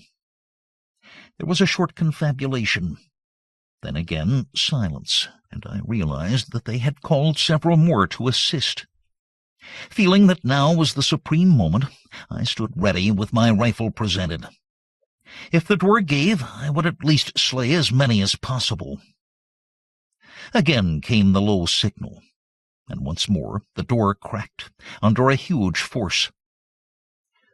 For a minute, perhaps, the pressure was kept up, and I waited nervously, expecting each moment to see the door come down with a crash. But no, the struts held, and the attempt proved abortive. Then followed more of their horrible grunting talk, and whilst it lasted, I thought I distinguished the noise of fresh arrivals. After a long discussion, during which the door was several times shaken, they became quiet once more, and I knew that they were going to make a third attempt to break it down. I was almost in despair. The props had been severely tried in the two previous attacks, and I was sorely afraid that this would prove too much for them. At that moment, like an inspiration, a thought flashed into my troubled brain. Instantly, for it was no time to hesitate, I ran from the room and up stair after stair. This time it was not to one of the towers that I went, but out on to the flat leaded roof itself. Once there, I raced across to the parapet that walls it round and looked down. As I did so, I heard the short grunted signal, and even up there caught the crying of the door under the assault. There was not a moment to lose, and leaning over I aimed quickly and fired. The report rang sharply, and almost blending with it came the loud splut of the bullet striking its mark. From below rose a shrill wail, and the door ceased its groaning. Then, as I took my weight from off the parapet, a huge piece of the stone coping slid from under me and fell with a crash among the disorganized throng beneath. Several horrible shrieks quavered through the night air, and then I heard a sound of scampering feet. Cautiously, I looked over. In the moonlight I could see the great coping stone lying right across the threshold of the door. I thought I saw something under it. Several things. White, but I could not be sure. And so a few minutes passed. As I stared, I saw something come round out of the shadow of the house. It was one of the things. It went up to the stone silently and bent down. I was unable to see what it did. In a minute it stood up. It had something in its talons which it put to its mouth and tore at. For the moment I did not realize. Then slowly I comprehended. The thing was stooping again. It was horrible. I started to load my rifle. When I looked again, the monster was tugging at the stone, moving it to one side. I leant the rifle on the coping and pulled the trigger. The brute collapsed on its face and kicked slightly. Simultaneously, almost with the report, I heard another sound, that of breaking glass. Waiting only to recharge my weapon, I ran from the roof and down the first 2 flights of stairs. Here I paused to listen. As I did so, there came another tinkle of falling glass. It appeared to come from the floor below. Excitedly, I sprang down the steps, and, guided by the rattle of the window sash, reached the door of one of the empty bedrooms at the back of the house. I thrust it open. The room was but dimly illuminated by the moonlight, most of the light being blotted out by moving figures at the window. Even as I stood, one crawled through into the room. Leveling my weapon, I fired point-blank at it, filling the room with a deafening bang. When the smoke cleared, I saw that the room was empty and the window free. The room was much lighter. The night air blew in coldly through the shattered panes. Down below, in the night, I could hear a soft moaning and a confused murmur of swine voices. Stepping to one side of the window, I reloaded, and then stood there waiting. Presently, I heard a scuffling noise. From where I stood in the shadow, I could see without being seen. Nearer came the sounds, and then I saw something come up above the sill and clutch at the broken window frame. It caught a piece of the woodwork, and now I could make out that it was a hand and arm. A moment later, the face of one of the swine creatures rose into view. Then, before I could use my rifle or do anything, there came a sharp crack, crack, and the window frame gave way under the weight of the thing. Next instant, a squashing thud and a loud outcry told me that it had fallen to the ground. With the savage hope that it had been killed, I went to the window. The moon had gone behind a cloud so that I could see nothing, though a steady hum of jabbering just beneath where I stood indicated that there were several more of the brutes close at hand. As I stood there, looking down, I marveled how it had been possible for the creatures to climb so far. For the wall is comparatively smooth, while the distance to the ground must be at least 80 feet. All at once, as I bent peering, I saw something indistinctly that cut the gray shadow of the house side with a black line. It passed the window to the left at a distance of about 2 feet. Then I remembered that it was a gutter pipe that had been put there some years ago to carry off the rainwater. I had forgotten about it. I could see now how the creatures had managed to reach the window. Even as the solution came to me, I heard a faint slithering scratching noise, and knew that another of the brutes was coming. I waited some odd moments, then leant out of the window and felt the pipe. To my delight, I found that it was quite loose, and I managed, using the rifle barrel as a crowbar, to lever it out from the wall. I worked quickly. Then, taking hold with both hands, I wrenched the whole concern away and hurled it down, with the thing still clinging to it, into the garden. For a few minutes longer I waited there, listening. But after the first general outcry, I heard nothing. I knew now that there was no more reason to fear an attack from this quarter. I had removed the only means of reaching the window, and as none of the other windows had any adjacent water pipes to tempt the climbing powers of the monsters, I began to feel more confident of escaping their clutches. Leaving the room, I made my way down to the study. I was anxious to see how the door had withstood the test of that last assault. Entering, I lit 2 of the candles, and then turned to the door. One of the large props had been displaced, and on that side the door had been forced inward some 6 inches. It was providential that I had managed to drive the brutes away just when I did. And that coping stone. I wondered vaguely how I had managed to dislodge it. I had not noticed it loose as I took my shot, and then as I stood up it had slipped away from beneath me. I felt that I owed the dismissal of the attacking force more to its timely fall than to my rifle. Then the thought came that I had better seize this chance to shore up the door again. It was evident that the creatures had not returned since the fall of the coping stone, but who was to say how long they would keep away? There and then I set to at repairing the door, working hard and anxiously. First I went down to the basement, and rummaging round, found several pieces of heavy oak planking. With these I returned to the study, and having removed the props, placed the planks up against the door. Then I nailed the heads of the struts to these, and driving them well home at the bottoms, nailed them again there.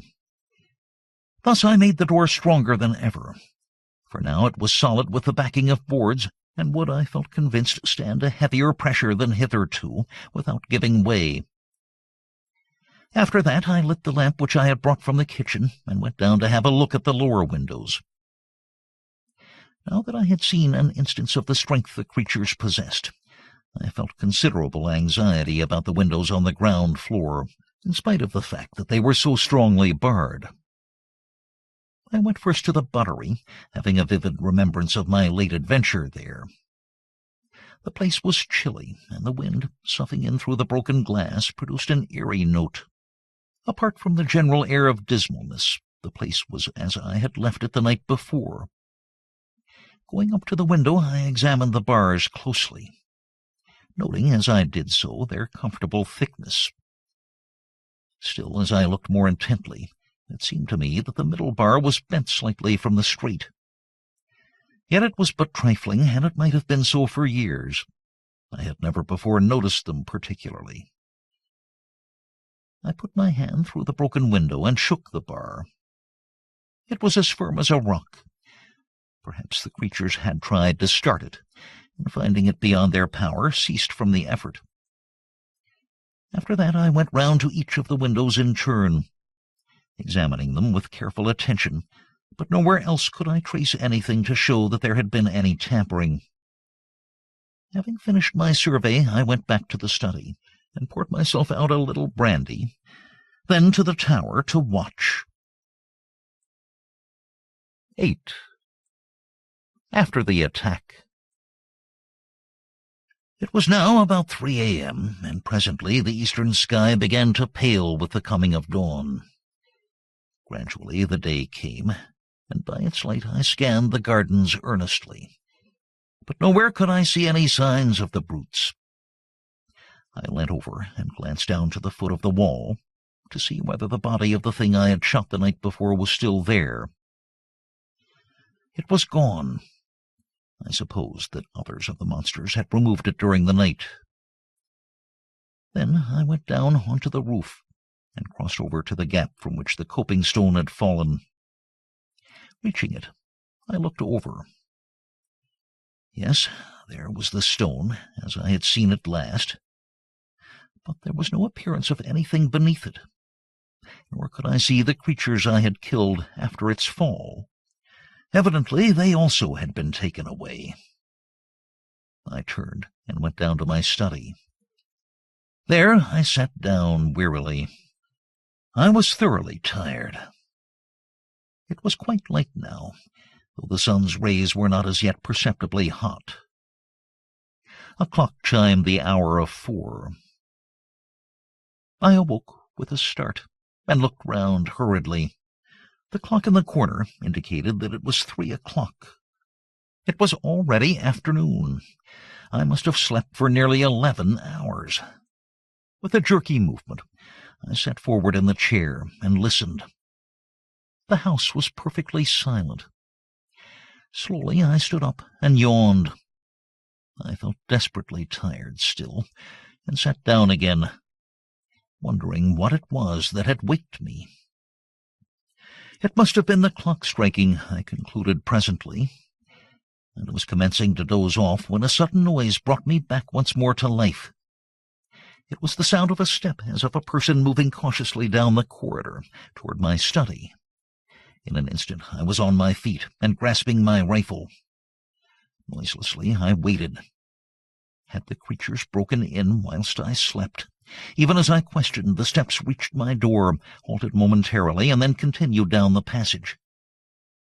Silently I tiptoed to the doorway and peeped out. Then I experienced such a feeling of relief as must a reprieved criminal. It was my sister. She was going toward the stairs. I stepped into the hall and was about to call to her, when it occurred to me that it was very queer she should have crept past my door in that stealthy manner. I was puzzled, and for one brief moment the thought occupied my mind that it was not she, but some fresh mystery of the house. Then, as I caught a glimpse of her old petticoat, the thought passed as quickly as it had come, and I half laughed. There could be no mistaking that ancient garment. Yet I wondered what she was doing, and remembering her condition of mind on the previous day, I felt that it might be best to follow quietly, taking care not to alarm her, and see what she was going to do. If she behaved rationally, well and good.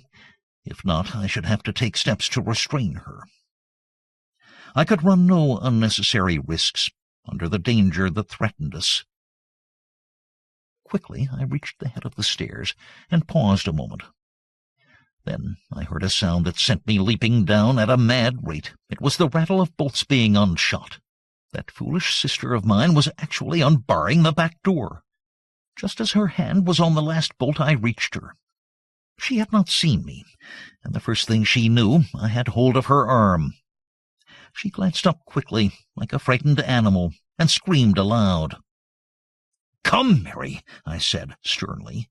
"What's the meaning of this nonsense? Do you mean to tell me you don't understand the danger, that you try to throw our 2 lives away in this fashion?" To this she replied nothing, only trembled violently, gasping and sobbing as though in the last extremity of fear. Through some minutes I reasoned with her, pointing out the need for caution and asking her to be brave. There was little to be afraid of now, I explained, and I tried to believe that I spoke the truth. But she must be sensible and not attempt to leave the house for a few days. At last I ceased, in despair. It was no use talking to her. She was obviously not quite herself for the time being. Finally, I told her she had better go to her room, if she could not behave rationally. Still, she took not any notice, so without more ado I picked her up in my arms and carried her there. At first she screamed wildly, but had relapsed into silent trembling by the time I reached the stairs. Arriving at her room, I laid her upon the bed. She lay there quietly enough, neither speaking nor sobbing, just shaking in a very ague of fear. I took a rug from a chair nearby and spread it over her. I could do nothing more for her, and so crossed to where Pepper lay in a big basket.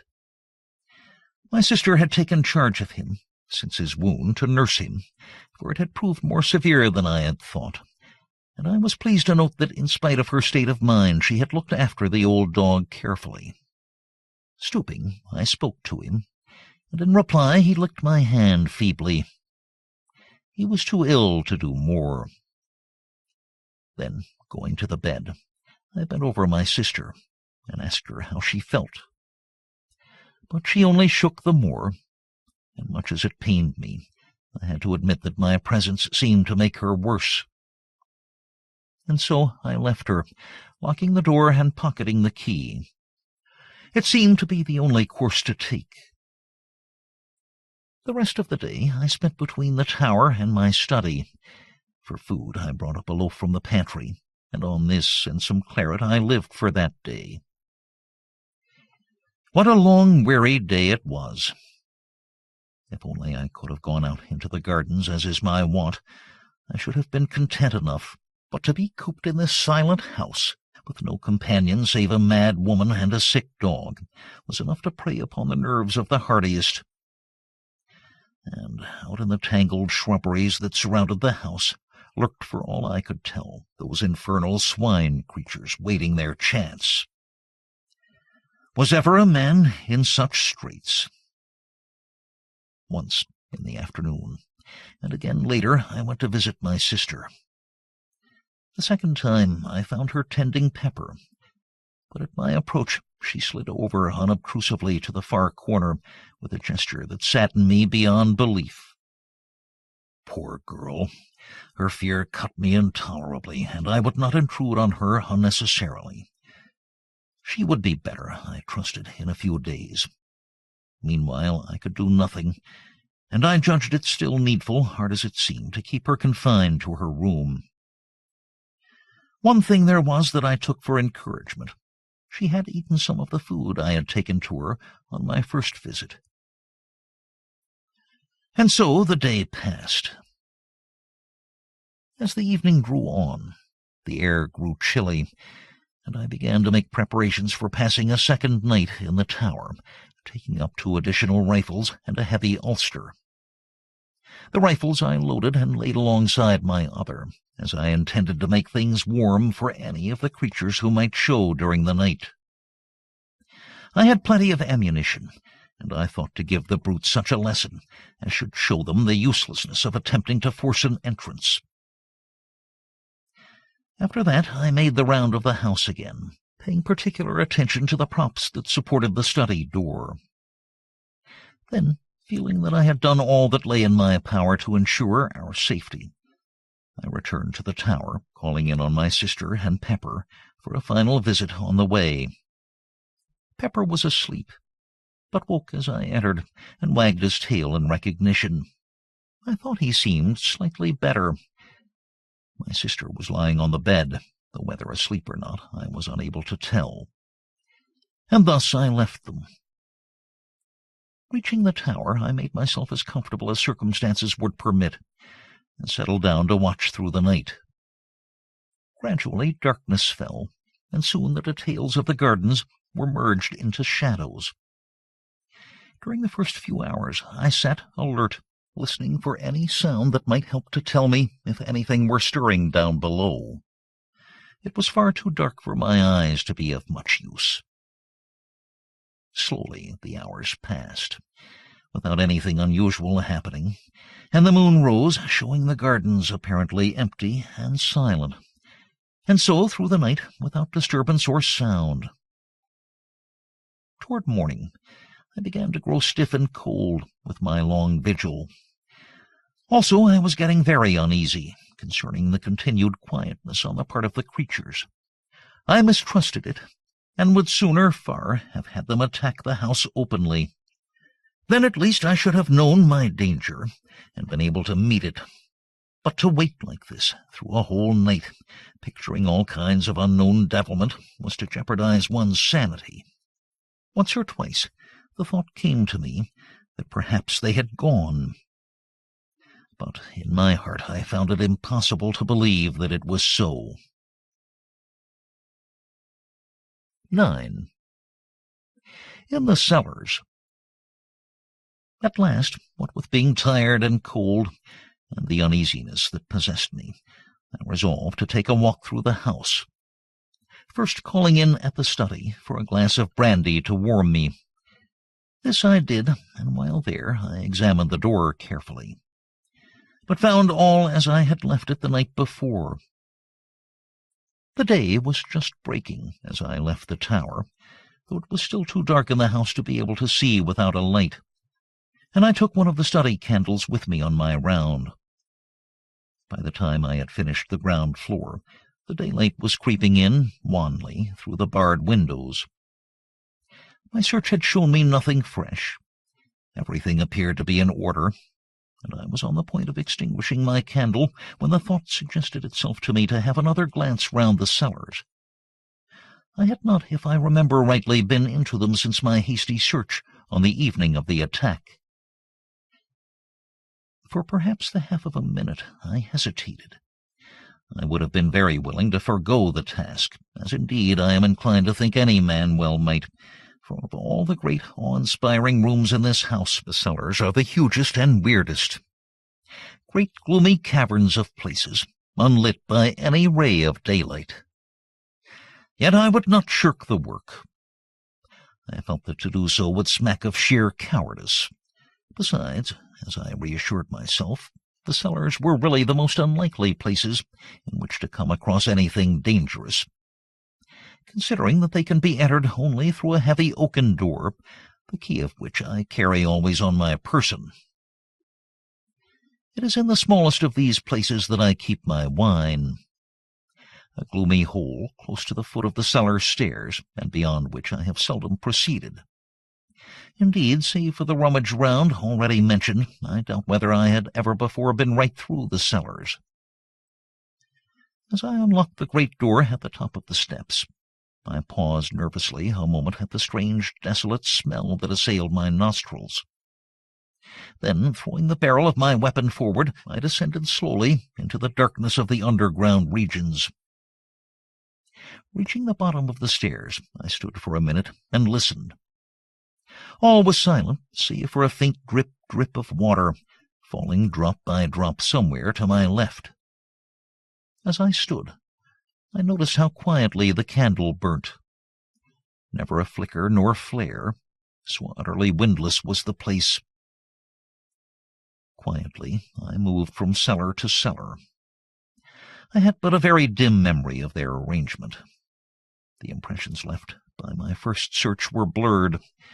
I had recollections of a succession of great cellars, and of one greater than the rest, the roof of which was upheld by pillars. Beyond that, my mind was hazy, and predominated by a sense of cold and darkness and shadows. Now, however, it was different. For although nervous, I was sufficiently collected to be able to look about me and note the structure and size of the different vaults I entered.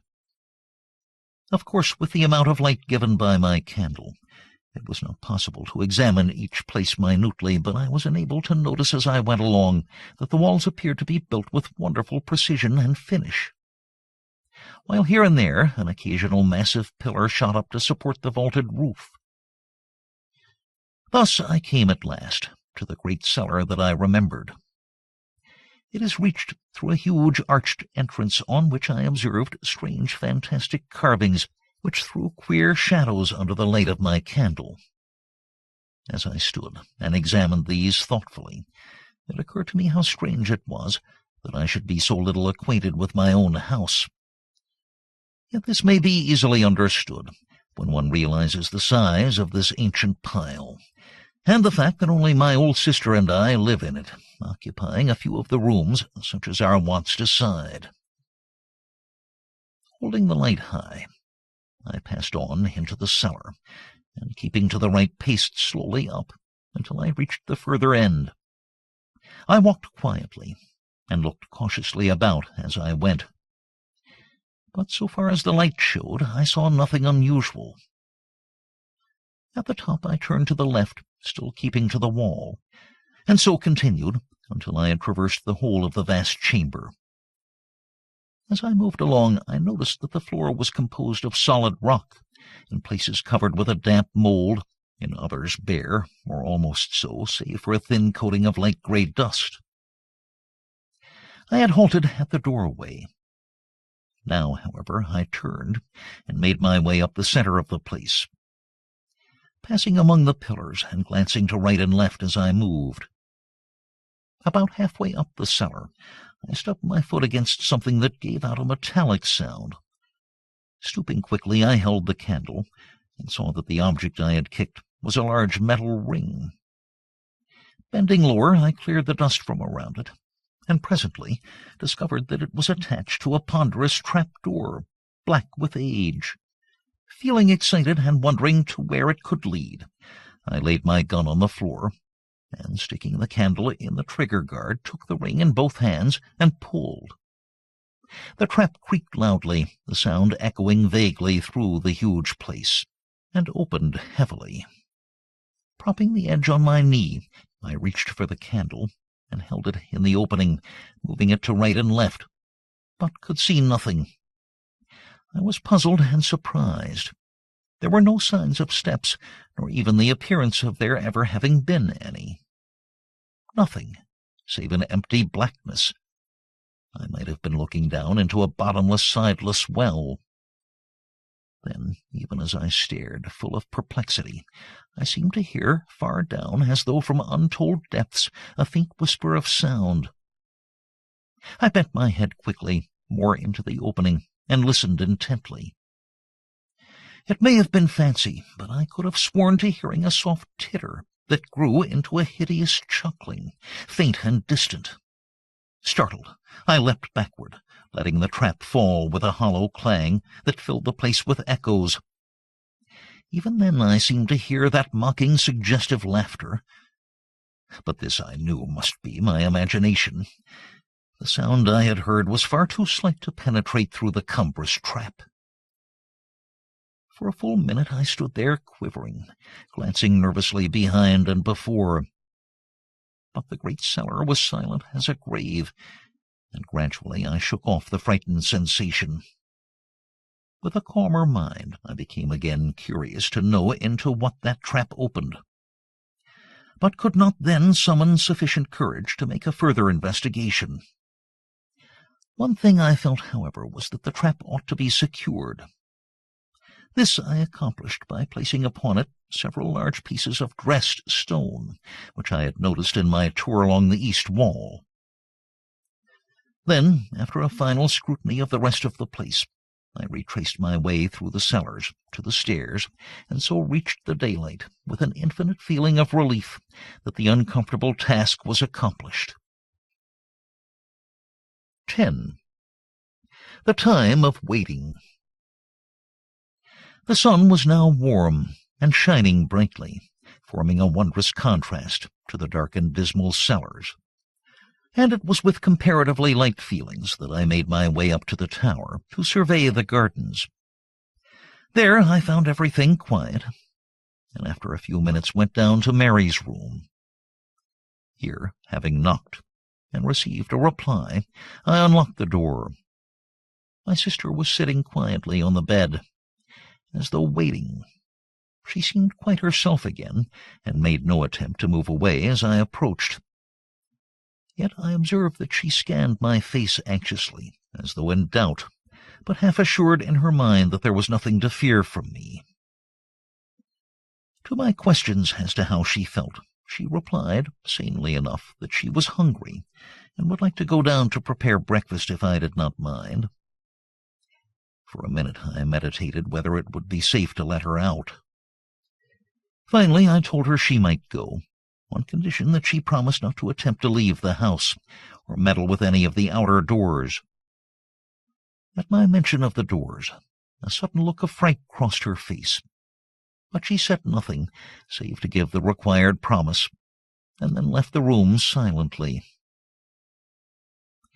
Crossing the floor, I approached Pepper. He had waked as I entered, but beyond a slight yelp of pleasure and a soft rapping with his tail, had kept quiet. Now, as I patted him, he made an attempt to stand up, and succeeded only to fall back on his side with a little yowl of pain. I spoke to him, and bade him lie still. I was greatly delighted with his improvement, and also with the natural kindness of my sister's heart in taking such good care of him in spite of her condition of mind. After a while I left him and went downstairs to my study. In a little time Mary appeared, carrying a tray on which smoked a hot breakfast. As she entered the room, I saw her gaze fasten on the props that supported the study door. Her lips tightened, and I thought she paled slightly, but that was all. Putting the tray down at my elbow, she was leaving the room quietly when I called her back. She came, it seemed, a little timidly, as though startled, and I noted that her hand clutched at her apron nervously. "Come, Mary," I said. "Cheer up. Things look brighter. I have seen none of the creatures since yesterday morning early." She looked at me in a curiously puzzled manner, as though not comprehending. Then intelligence swept into her eyes, and fear, but she said nothing beyond an unintelligible murmur of acquiescence. After that I kept silence, It was evident that any reference to the Swine-Things was more than her shaken nerves could bear. Breakfast over, I went up to the tower. Here, during the greater part of the day, I maintained a strict watch over the gardens. Once or twice I went down to the basement to see how my sister was getting along. Each time I found her quiet and curiously submissive. Indeed, on the last occasion, she even ventured to address me on her own account with regard to some household matter that needed attention. Though this was done with an almost extraordinary timidity, I hailed it with happiness, as being the first word voluntarily spoken since the critical moment when I had caught her unbarring the back door to go out among those waiting brutes. I wondered whether she was aware of her attempt, and how near a thing it had been, but refrained from questioning her, thinking it best to let well alone. That night I slept in a bed, the first time for 2 nights. In the morning I rose early and took a walk through the house. All was as it should be, and I went up to the tower to have a look at the gardens. Here again I found perfect quietness. At breakfast, when I met Mary, I was greatly pleased to see that she had sufficiently regained command over herself to be able to greet me in a perfectly natural manner. She talked sensibly and quietly, only keeping carefully from any mention of the past couple of days. In this I humored her, to the extent of not attempting to lead the conversation in that direction. Earlier in the morning I had been to see Pepper. He was mending rapidly, and bade fair to be on his legs in earnest in another day or 2. Before leaving the breakfast table, I made some reference to his improvement. In the short discussion that followed, I was surprised to gather from my sister's remarks that she was still under the impression that his wound had been given by the wildcat, of my invention. It made me feel almost ashamed of myself for deceiving her. Yet the lie had been told to prevent her from being frightened. And then I had been sure that she must have known the truth later, when those brutes had attacked the house.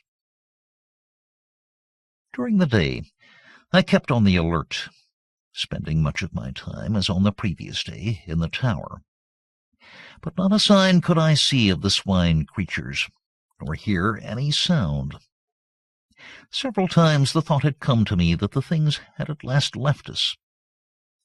But up to this time I had refused to entertain the idea seriously. Now, however, I began to feel that there was reason for hope. It would soon be 3 days since I had seen any of the things. But still I intended to use the utmost caution. For all that I could tell, this protracted silence might be a ruse to tempt me from the house, perhaps right into their arms. The thought of such a contingency was alone sufficient to make me circumspect. So it was that the 4th, 5th, and 6th days went by quietly, without my making any attempt to leave the house. On the 6th day I had the pleasure of seeing Pepper once more upon his feet. Though still very weak, he managed to keep me company during the whole of that day.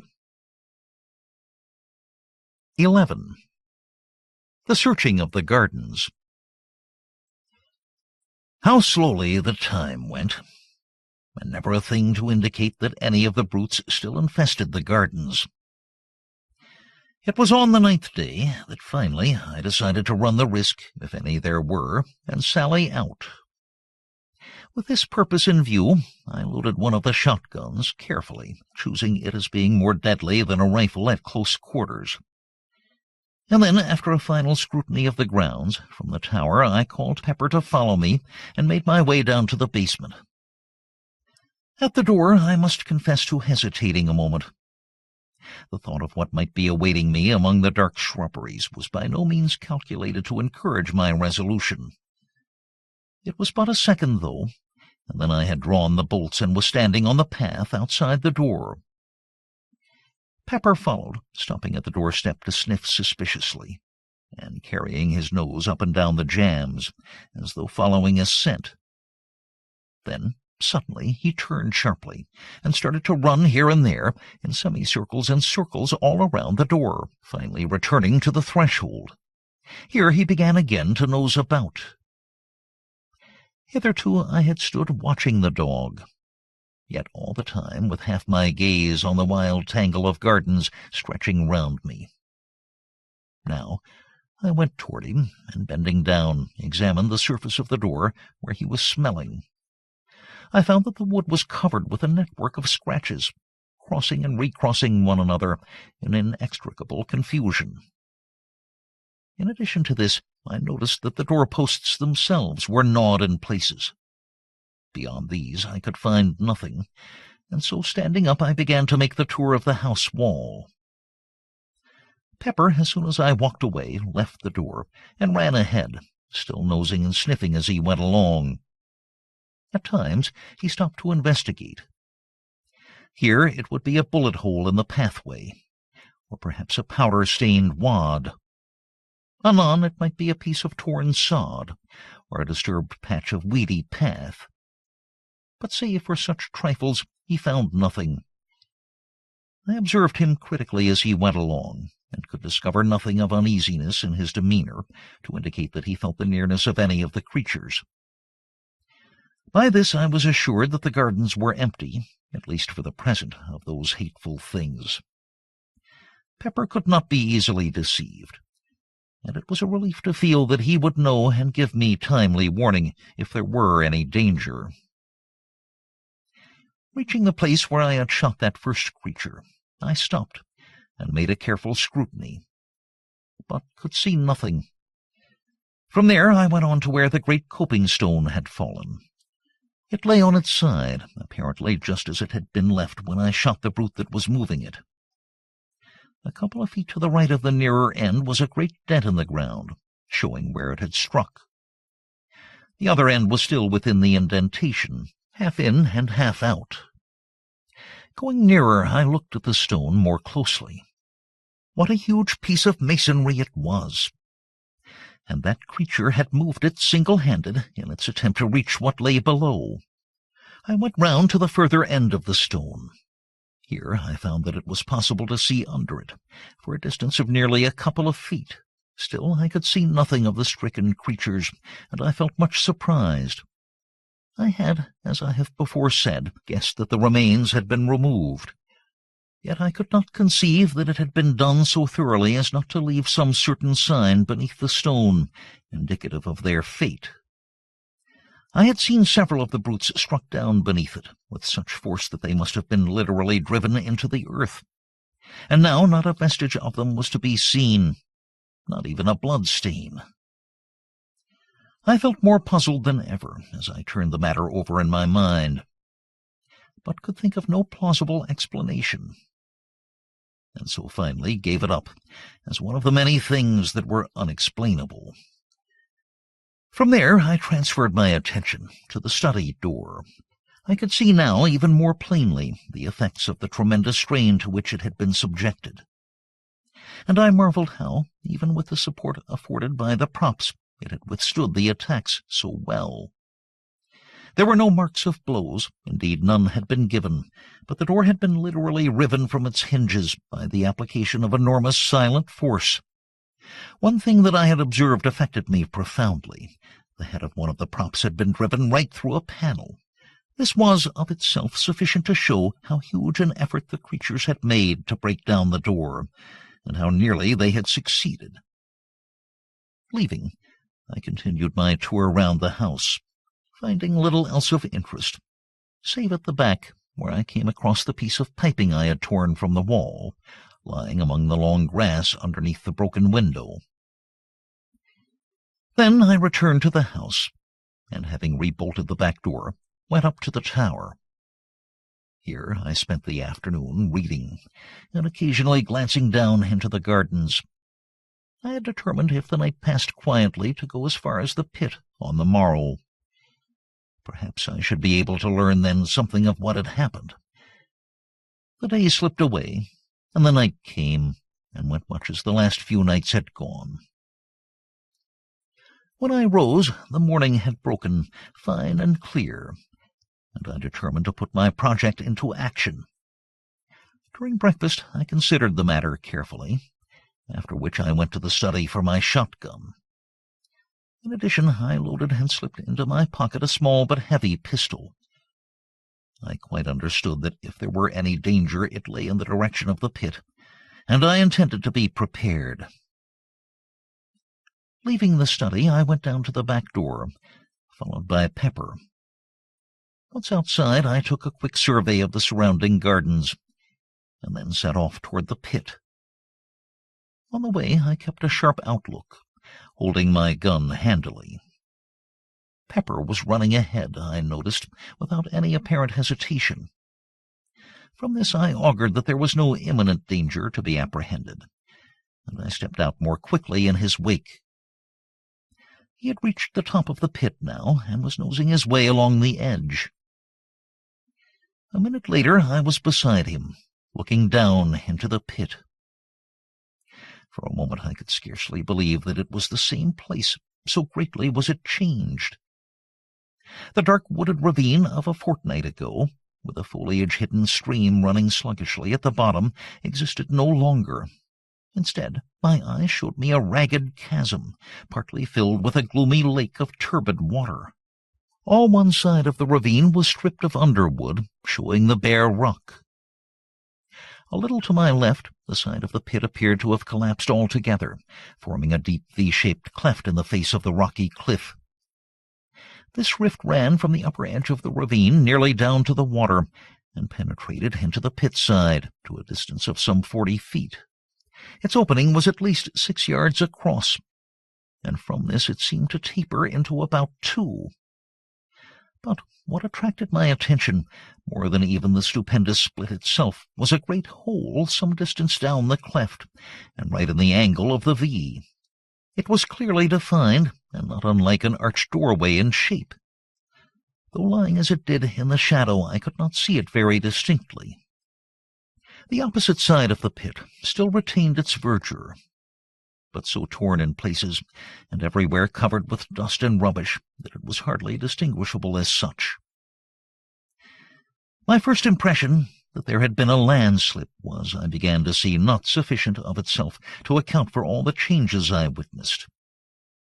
And the water? I turned suddenly, for I had become aware that somewhere to my right there was a noise of running water. I could see nothing, but now that my attention had been caught, I distinguished easily that it came from somewhere at the east end of the pit.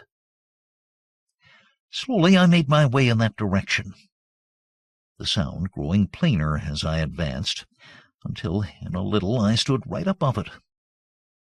Even then I could not perceive the cause, until I knelt down and thrust my head over the cliff. Here the noise came up to me plainly, and I saw below me a torrent of clear water issuing from a small fissure in the pit side, and rushing down the rocks into the lake beneath. A little further along the cliff I saw another, and beyond that again 2 smaller ones. These then would help to account for the quantity of water in the pit, and if the fall of rock and earth had blocked the outlet of the stream at the bottom, there was little doubt but that it was contributing a very large share. Yet I puzzled my head to account for the generally shaken appearance of the place, these streamlets, and that huge cleft further up the ravine. It seemed to me that more than the landslip was necessary to account for these. I could imagine an earthquake or a great explosion creating some such condition of affairs as existed, but of these there had been neither. Then I stood up quickly, remembering that crash and the cloud of dust that had followed directly, rushing high into the air. But I shook my head unbelievingly. No, it must have been the noise of the falling rocks and earth I had heard. Of course the dust would fly, naturally. Still, in spite of my reasoning, I had an uneasy feeling that this theory did not satisfy my sense of the probable. And yet was any other that I could suggest likely to be half so plausible? Pepper had been sitting on the grass while I conducted my examination. Now, as I turned up the north side of the ravine, he rose and followed. Slowly, and keeping a careful watch in all directions, I made the circuit of the pit, but found little else that I had not already seen. From the west end I could see the 4 waterfalls, uninterruptedly. They were some considerable distance up from the surface of the lake, about 50 feet, I calculated. For a little while longer I loitered about, keeping my eyes and ears open, but still without seeing or hearing anything suspicious. The whole place was wonderfully quiet. Indeed, save for the continuous murmur of the water at the top end, no sound of any description broke the silence. All this while, Pepper had shown no signs of uneasiness. This seemed to me to indicate that for the time being at least, there was none of the swine creatures in the vicinity. So far as I could see, his attention appeared to have been taken chiefly with scratching and sniffing among the grass at the edge of the pit. At times he would leave the edge and run along toward the house, as though following invisible tracks, but in all cases returning after a few minutes. I had little doubt but that he was really tracing out the footsteps of the Swine-Things, and the very fact that each one seemed to lead him back to the pit appeared to me a proof that the brutes had all returned whence they came. At noon I went home for dinner. During the afternoon I made a partial search of the gardens, accompanied by Pepper, but without coming upon anything to indicate the presence of the creatures. Once, as we made our way through the shrubberies, Pepper rushed in among some bushes with a fierce yelp. At that I jumped back in sudden fright and threw my gun forward in readiness, only to laugh nervously as Pepper reappeared, chasing an unfortunate cat. Toward evening I gave up the search and returned to the house. All at once, as we were passing a great clump of bushes on our right, Pepper disappeared, and I could hear him sniffing and growling among them in a suspicious manner. With my gun barrel I parted the intervening shrubbery and looked inside. There was nothing to be seen, save that many of the branches were bent down and broken, as though some animal had made a lair there at no very previous date. It was probably, I thought, one of the places occupied by some of the swine creatures on the night of the attack. Next day I resumed my search through the gardens, but without result. By evening I had been right through them, and now I knew beyond the possibility of doubt that there were no longer any of the things concealed about the place. Indeed, I have often thought since that I was correct in my earlier surmise that they had left soon after the attack. 12. The Subterranean Pit. Another week came and went, during which I spent a great deal of my time about the pit mouth. I had come to the conclusion a few days earlier that the arched hole in the angle of the great rift was the place through which the Swine-Things had made their exit, from some unholy place in the bowels of the world.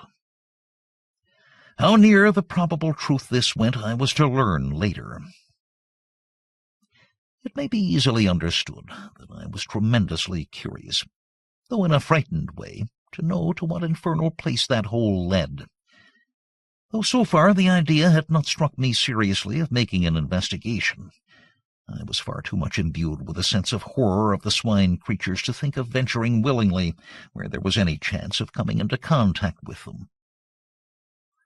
Gradually, however, as time passed, this feeling grew insensibly less, so that when, a few days later, the thought occurred to me that it might be possible to clamber down and have a look into the hole, I was not so exceedingly averse to it as might have been imagined. Still, I do not think, even then, that I really intended to try any such foolhardy adventure. For all that I could tell, it might be certain death to enter that doleful-looking opening. And yet, such is the pertinacity of human curiosity, that at last my chief desire was but to discover what lay beyond that gloomy entrance. Slowly, as the days slid by, my fear of the Swine-Things became an emotion of the past, or an unpleasant, incredible memory than aught else.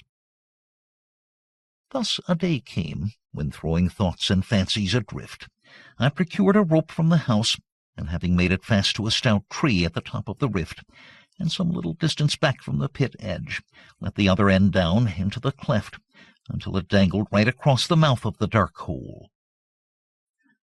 Then, cautiously, and with many misgivings as to whether it was not a mad act that I was attempting, I climbed slowly down, using the rope as a support, until I reached the hole. Here, still holding on to the rope, I stood and peered in. All was perfectly dark, and not a sound came to me. Yet, a moment later, it seemed that I could hear something. I held my breath and listened. But all was silent as the grave, and I breathed freely once more. At the same instant I heard the sound again. It was like a noise of labored breathing, deep and sharp-drawn. For a short second I stood petrified, not able to move. But now the sounds had ceased again, and I could hear nothing. As I stood there anxiously, my foot dislodged a pebble which fell inward into the dark with a hollow chink. At once the noise was taken up and repeated a score of times, each succeeding echo being fainter and seeming to travel away from me as though into remote distance. Then, as the silence fell again, I heard that stealthy breathing. For each respiration I made, I could hear an answering breath. The sounds appeared to be coming nearer, and then I heard several others, but fainter and more distant. Why I did not grip the rope and spring up out of danger, I cannot say. It was as though I had been paralyzed. I broke out into a profuse sweat and tried to moisten my lips with my tongue. My throat had gone suddenly dry, and I coughed huskily. It came back to me in a dozen horrible throaty tones, mockingly. I peered helplessly into the gloom, but still nothing showed. I had a strange choky sensation, and again I coughed dryly. Again the echo took it up, rising and falling grotesquely, and dying slowly into a muffled silence. Then suddenly a thought came to me, and I held my breath. The other breathing stopped. I breathed again, and once more it recommenced. But now I no longer feared. I knew that the strange sounds were not made by any lurking swine creature, but were simply the echo of my own respirations. Yet I had received such a fright that I was glad to scramble up the rift and haul up the rope. I was far too shaken and nervous to think of entering that dark hole then, and so returned to the house. I felt more myself next morning, but even then I could not summon up sufficient courage to explore the place. All this time the water in the pit had been creeping slowly up, and now stood but a little below the opening. At the rate at which it was rising, it would be level with the floor in less than another week. And I realized that unless I carried out my investigations soon, I should probably never do so at all, as the water would rise and rise until the opening itself was submerged. It may have been that this thought stirred me to act, but whatever it was, a couple of days later saw me standing at the top of the cleft, fully equipped for the task. This time I was resolved to conquer my shirking and go right through with the matter. With this intention I had brought, in addition to the rope, a bundle of candles, meaning to use them as a torch. Also my double-barreled shotgun. In my belt I had a heavy horse pistol, loaded with buckshot. As before, I fastened the rope to the tree. Then, having tied my gun across my shoulders with a piece of stout cord, I lowered myself over the edge of the pit. At this movement, Pepper, who had been eyeing my actions watchfully, rose to his feet and ran to me, with a half-bark, half-wail, it seemed to me, of warning. But I was resolved on my enterprise, and bade him lie down. I would much have liked to take him with me, but this was next to impossible in the existing circumstances. As my face dropped level with the pit edge, he licked me right across the mouth, and then, seizing my sleeve between his teeth, began to pull back strongly. It was very evident that he did not want me to go. Yet, having made up my mind, I had no intention of giving up the attempt, and with a sharp word to Pepper to release me, I continued my descent, leaving the poor old fellow at the top barking and crying like a forsaken pup. Carefully, I lowered myself from projection to projection. I knew that a slip might mean a wetting. Reaching the entrance, I let go the rope and untied the gun from my shoulders. Then, with a last look at the sky, which I noticed was clouding over rapidly, I went forward a couple of paces so as to be shielded from the wind, and lit one of the candles. Holding it above my head and grasping my gun firmly, I began to move on, slowly, throwing my glances in all directions. For the first minute I could hear the melancholy sound of Pepper's howling coming down to me. Gradually, as I penetrated further into the darkness, it grew fainter, until in a little while I could hear nothing. The path tended downward somewhat, and to the left. Thence it kept on, still running to the left, until I found that it was leading me right in the direction of the house. Very cautiously I moved onward, stopping every few steps to listen. I had gone perhaps 100 yards, when suddenly it seemed to me that I caught a faint sound somewhere along the passage behind. With my heart thudding heavily, I listened. The noise grew plainer, and appeared to be approaching rapidly. I could hear it distinctly now. It was the soft padding of running feet. In the first moments of fright I stood irresolute, not knowing whether to go forward or backward. Then, with a sudden realization of the best thing to do, I backed up to the rocky wall on my right, and, holding the candle above my head, waited, gun in hand, cursing my foolhardy curiosity for bringing me into such a strait. I had not long to wait, but a few seconds before two eyes reflected back from the gloom the rays of my candle. I raised my gun, using my right hand only, and aimed quickly. Even as I did so, something leapt out of the darkness with a blustering bark of joy that woke the echoes like thunder. It was Pepper.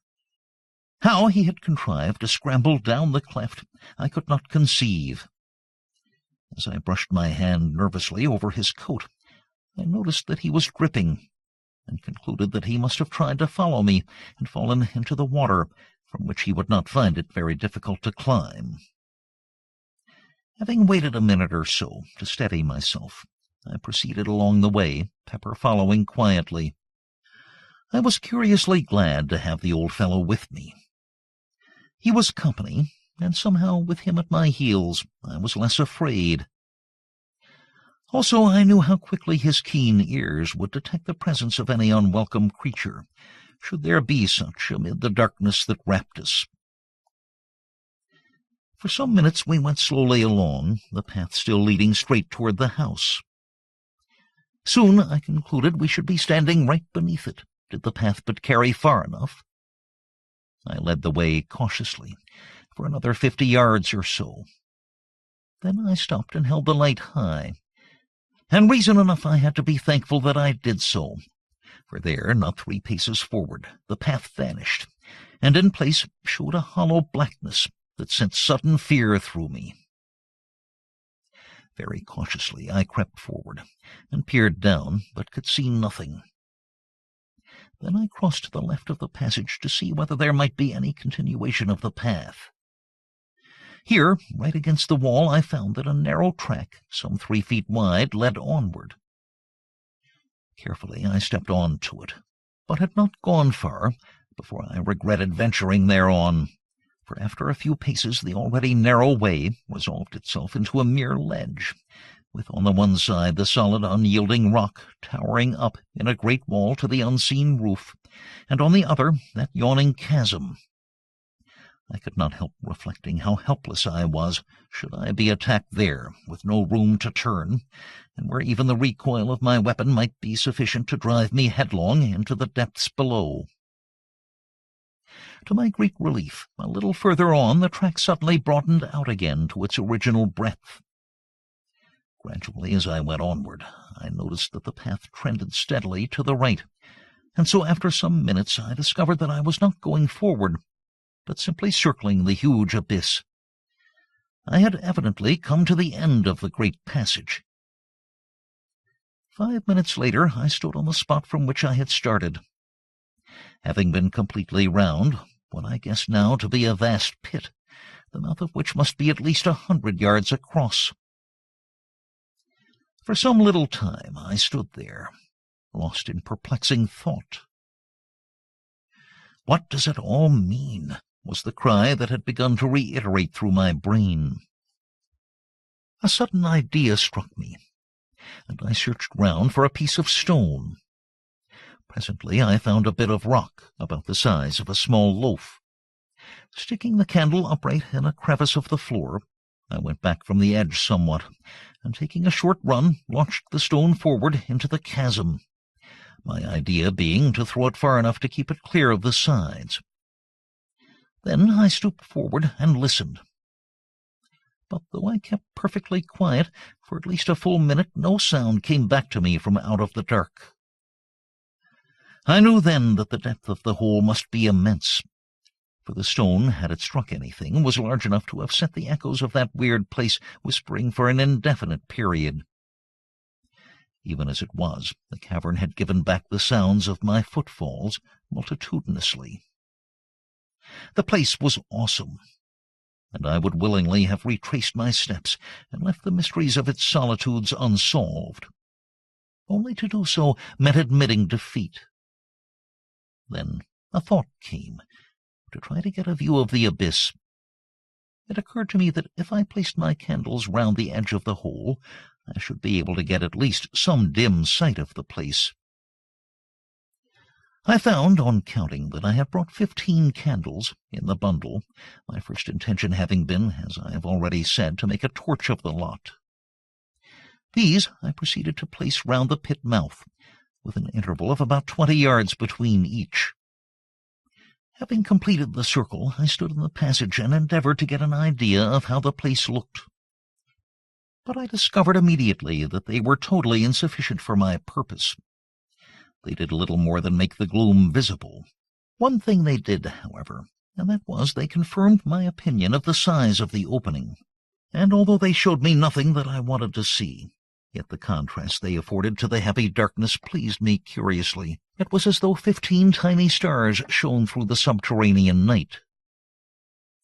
Then, even as I stood, Pepper gave a sudden howl that was taken up by the echoes, and repeated with ghastly variations, dying away slowly. With a quick movement I held aloft the one candle that I had kept, and glanced down at the dog. At the same moment I seemed to hear a noise, like a diabolical chuckle, rise up from the hitherto silent depths of the pit. I started. Then I recollected that it was probably the echo of Pepper's howl. Pepper had moved away from me up the passage a few steps. He was nosing along the rocky floor, and I thought I heard him lapping. I went toward him, holding the candle low. As I moved, I heard my boot go sop, sop, and the light was reflected from something that glistened and crept past my feet, swiftly toward the pit. I bent lower and looked, then gave vent to an expression of surprise. From somewhere higher up the path, a stream of water was running quickly in the direction of the great opening, and growing in size every second. Again Pepper gave vent to that deep-drawn howl, and running at me seized my coat and attempted to drag me up the path toward the entrance. With a nervous gesture I shook him off and crossed quickly over to the left-hand wall. If anything were coming, I was going to have the wall at my back. Then, as I stared anxiously up the pathway, my candle caught a gleam far up the passage. At the same moment I became conscious of a murmurous roar that grew louder and filled the whole cavern with deafening sound. From the pit came a deep, hollow echo, like the sob of a giant. Then I had sprung to one side onto the narrow ledge that ran round the abyss, and turning saw a great wall of foam sweep past me and leap tumultuously into the waiting chasm. A cloud of spray burst over me, extinguishing my candle and wetting me to the skin. I still held my gun. The 3 nearest candles went out, but the further ones gave only a short flicker. After the first rush, the flow of water eased down to a steady stream, maybe a foot in depth. Though I could not see this until I had procured one of the lighted candles, and with it started to reconnoiter. Pepper had fortunately followed me as I leapt for the ledge, and now, very much subdued, kept close behind. A short examination showed me that the water reached right across the passage, and was running at a tremendous rate. Already, even as I stood there, it had deepened. I could make only a guess at what had happened. Evidently, the water in the ravine had broken into the passage by some means. If that were the case, it would go on increasing in volume until I should find it impossible to leave the place. The thought was frightening. It was evident that I must make my exit as hurriedly as possible. Taking my gun by the stock, I sounded the water. It was a little under knee-deep. The noise it made plunging down into the pit was deafening. Then, with a call to Pepper, I stepped out into the flood, using the gun as a staff. Instantly the water boiled up over my knees and nearly to the tops of my thighs, with the speed at which it was racing. For one short moment I nearly lost my footing, but the thought of what lay behind stimulated me to a fierce endeavor, and step by step I made headway. Of Pepper I knew nothing at first. I had all I could do to keep on my legs, and was overjoyed when he appeared beside me. He was wading manfully along. He is a big dog with longish, thin legs, and I suppose the water had less grasp on them than upon mine. Anyway, he managed a great deal better than I did, going ahead of me like a guide, and wittingly or otherwise helping somewhat to break the force of the water. On we went, step by step, struggling and gasping, until somewhere about 100 yards had been safely traversed. Then, whether it was because I was taking less care, or that there was a slippery place on the rocky floor, I cannot say. But suddenly I slipped and fell on my face. Instantly the water leapt over me in a cataract, hurling me down toward that bottomless hole at a frightful speed. Frantically I struggled, but it was impossible to get a footing. I was helpless, gasping and drowning. All at once something gripped my coat and brought me to a standstill. It was Pepper. Missing me, he must have raced back through the dark turmoil to find me, and then caught and held me until I was able to get to my feet. I have a dim recollection of having seen momentarily the gleams of several lights, but of this I have never been quite sure. If my impressions are correct, I must have been washed down to the very brink of that awful chasm before Pepper managed to bring me to a standstill. And the lights, of course, could only have been the distant flames of the candles I had left burning. But as I have said, I am not by any means sure. My eyes were full of water, and I had been badly shaken. And there was I, without my helpful gun, without light, and sadly confused, with the water deepening, depending solely upon my old friend Pepper to help me out of that hellish place. I was facing the torrent. Naturally, it was the only way in which I could have sustained my position a moment, for even old Pepper could not have held me long against that terrific strain without assistance, however blind, from me. Perhaps a minute passed, during which it was touch and go with me. Then gradually I recommenced my tortuous way up the passage. And so began the grimmest fight with death, from which ever I hoped to emerge victorious. Slowly, furiously, almost hopelessly, I strove. And that faithful Pepper led me, dragged me, upward and onward, until at last, ahead, I saw a gleam of blessed light. It was the entrance. Only a few yards further, and I reached the opening, with the water surging and boiling hungrily around my loins. And now I understood the cause of the catastrophe. It was raining heavily, literally in torrents. The surface of the lake was level with the bottom of the opening, nay, more than level, it was above it. Evidently, the rain had swollen the lake and caused this premature rise, for at the rate the ravine had been filling, it would not have reached the entrance for a couple more days. Luckily, the rope by which I had descended was streaming into the opening upon the inrushing waters. Seizing the end, I knotted it securely round Pepper's body. Then, summoning up the last remnant of my strength, I commenced to swarm up the side of the cliff. I reached the pit edge in the last stage of exhaustion.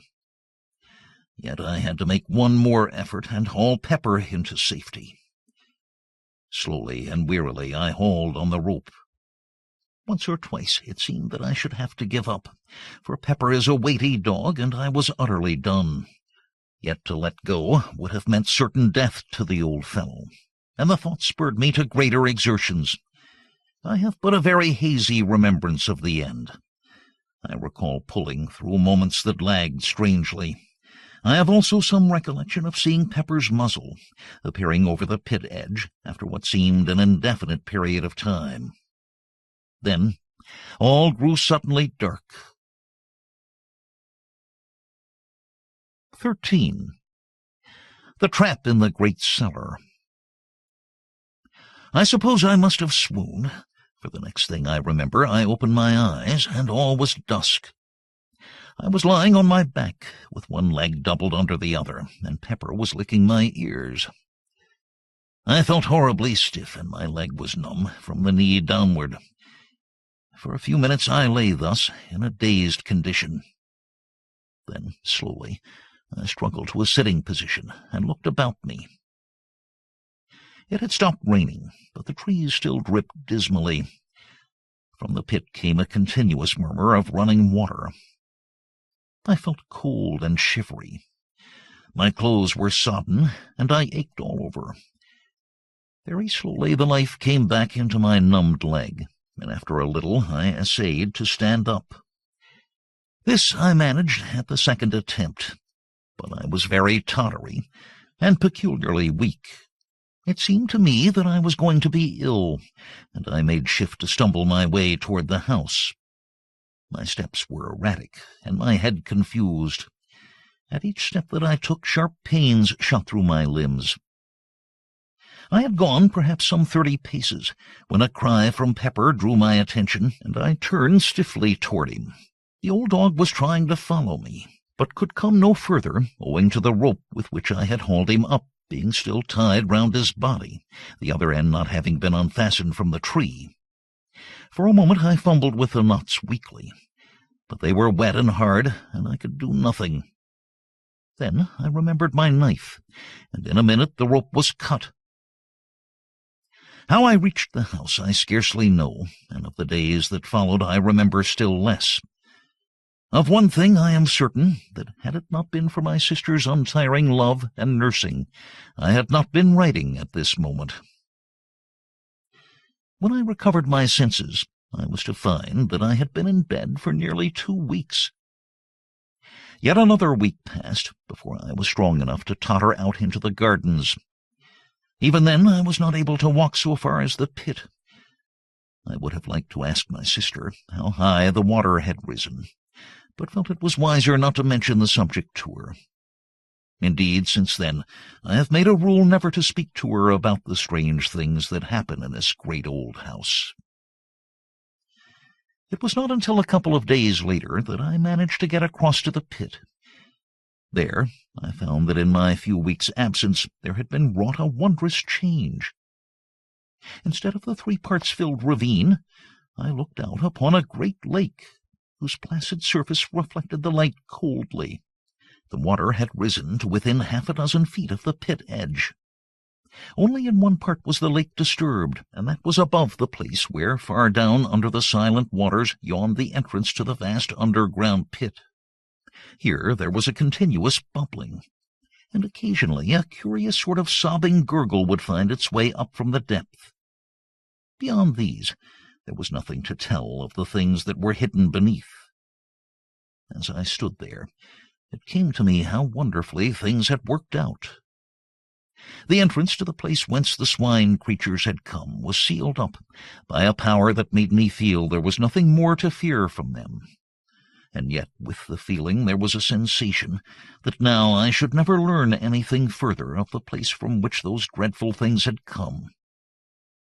It was completely shut off and concealed from human curiosity forever.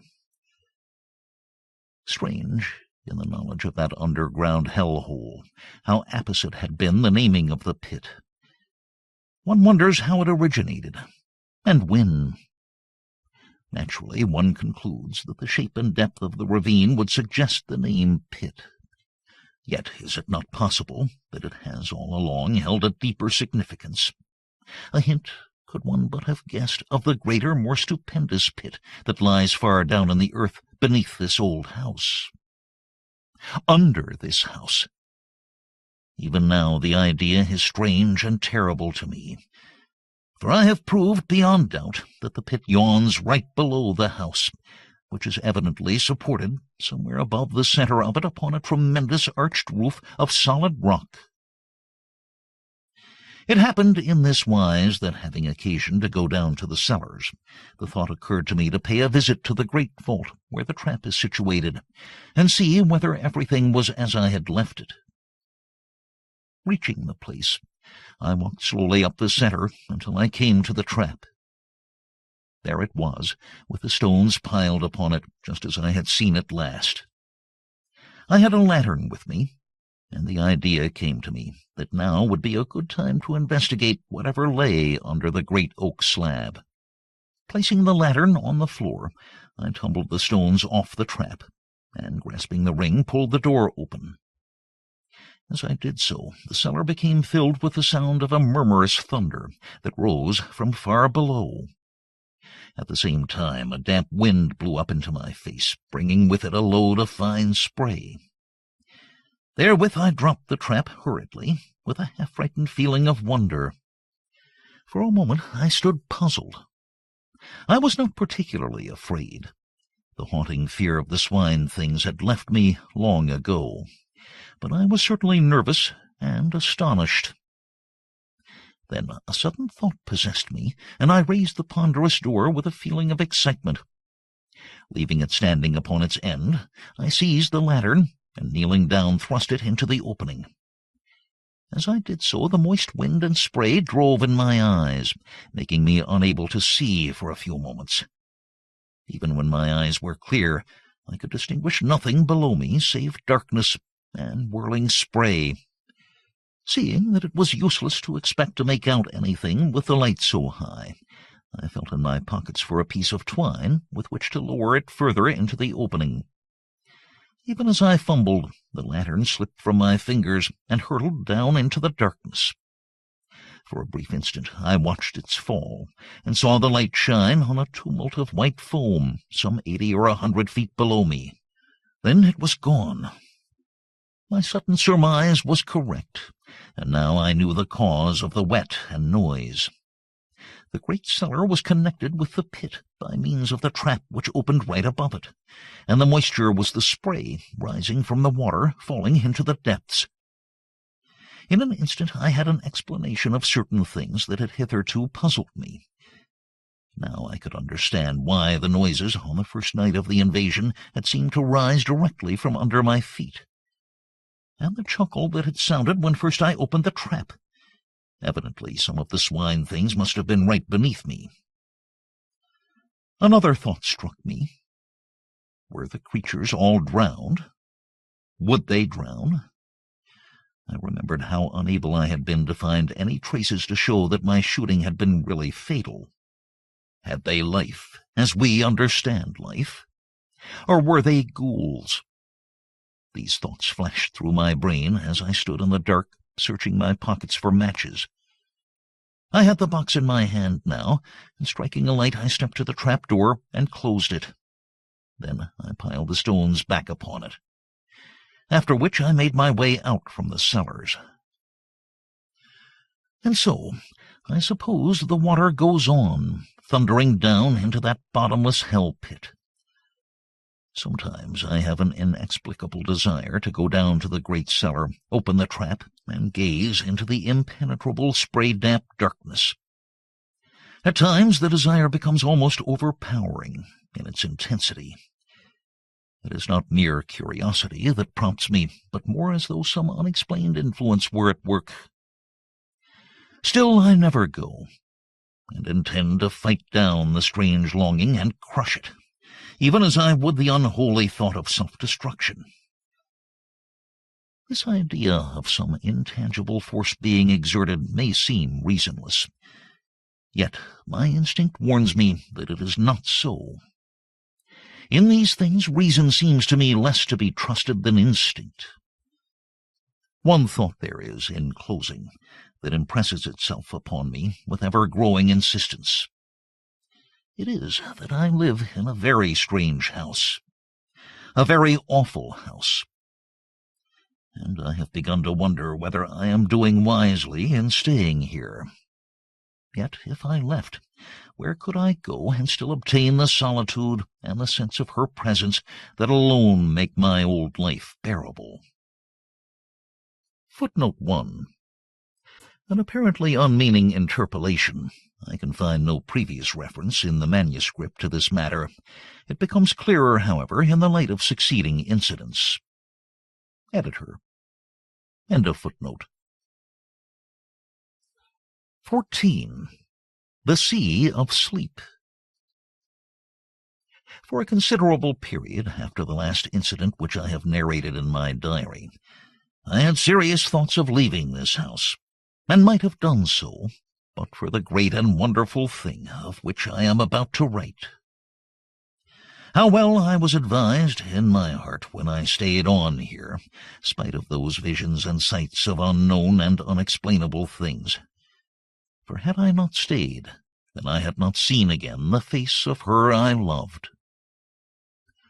Yes, though few know it, none now save my sister Mary I have loved, and, ah me, lost. I would write down the story of those sweet old days, but it would be like the tearing of old wounds. Yet after that which has happened, what need have I to care? For she has come to me out of the unknown. Strangely, she warned me passionately against this house, begged me to leave it, but admitted when I questioned her that she could not have come to me had I been elsewhere. Yet in spite of this, still she warned me earnestly, telling me that it was a place long ago given over to evil, and under the power of grim laws of which none here have knowledge. And I just asked her again whether she would come to me elsewhere, and she could only stand silent. It was thus that I came to the place of the Sea of Sleep, so she termed it, in her dear speech with me. I had stayed up in my study reading, and must have dozed over the book. Suddenly I awoke and sat upright with a start. For a moment I looked round, with a puzzled sense of something unusual. There was a misty look about the room, giving a curious softness to each table and chair and furnishing. Gradually the mistiness increased, growing as it were out of nothing. Then slowly a soft white light began to glow in the room. The flames of the candles shone through it palely. I looked from side to side, and found that I could still see each piece of furniture, but in a strangely unreal way, more as though the ghost of each table and chair had taken the place of the solid article. Gradually, as I looked, I saw them fade and fade, until slowly they resolved into nothingness. Now I looked again at the candles. They shone wanly, and even as I watched grew more unreal, and so vanished. The room was filled now with a soft yet luminous white twilight, like a gentle mist of light. Beyond this I could see nothing. Even the walls had vanished. Presently I became conscious that a faint continuous sound pulsed through the silence that wrapped me. I listened intently.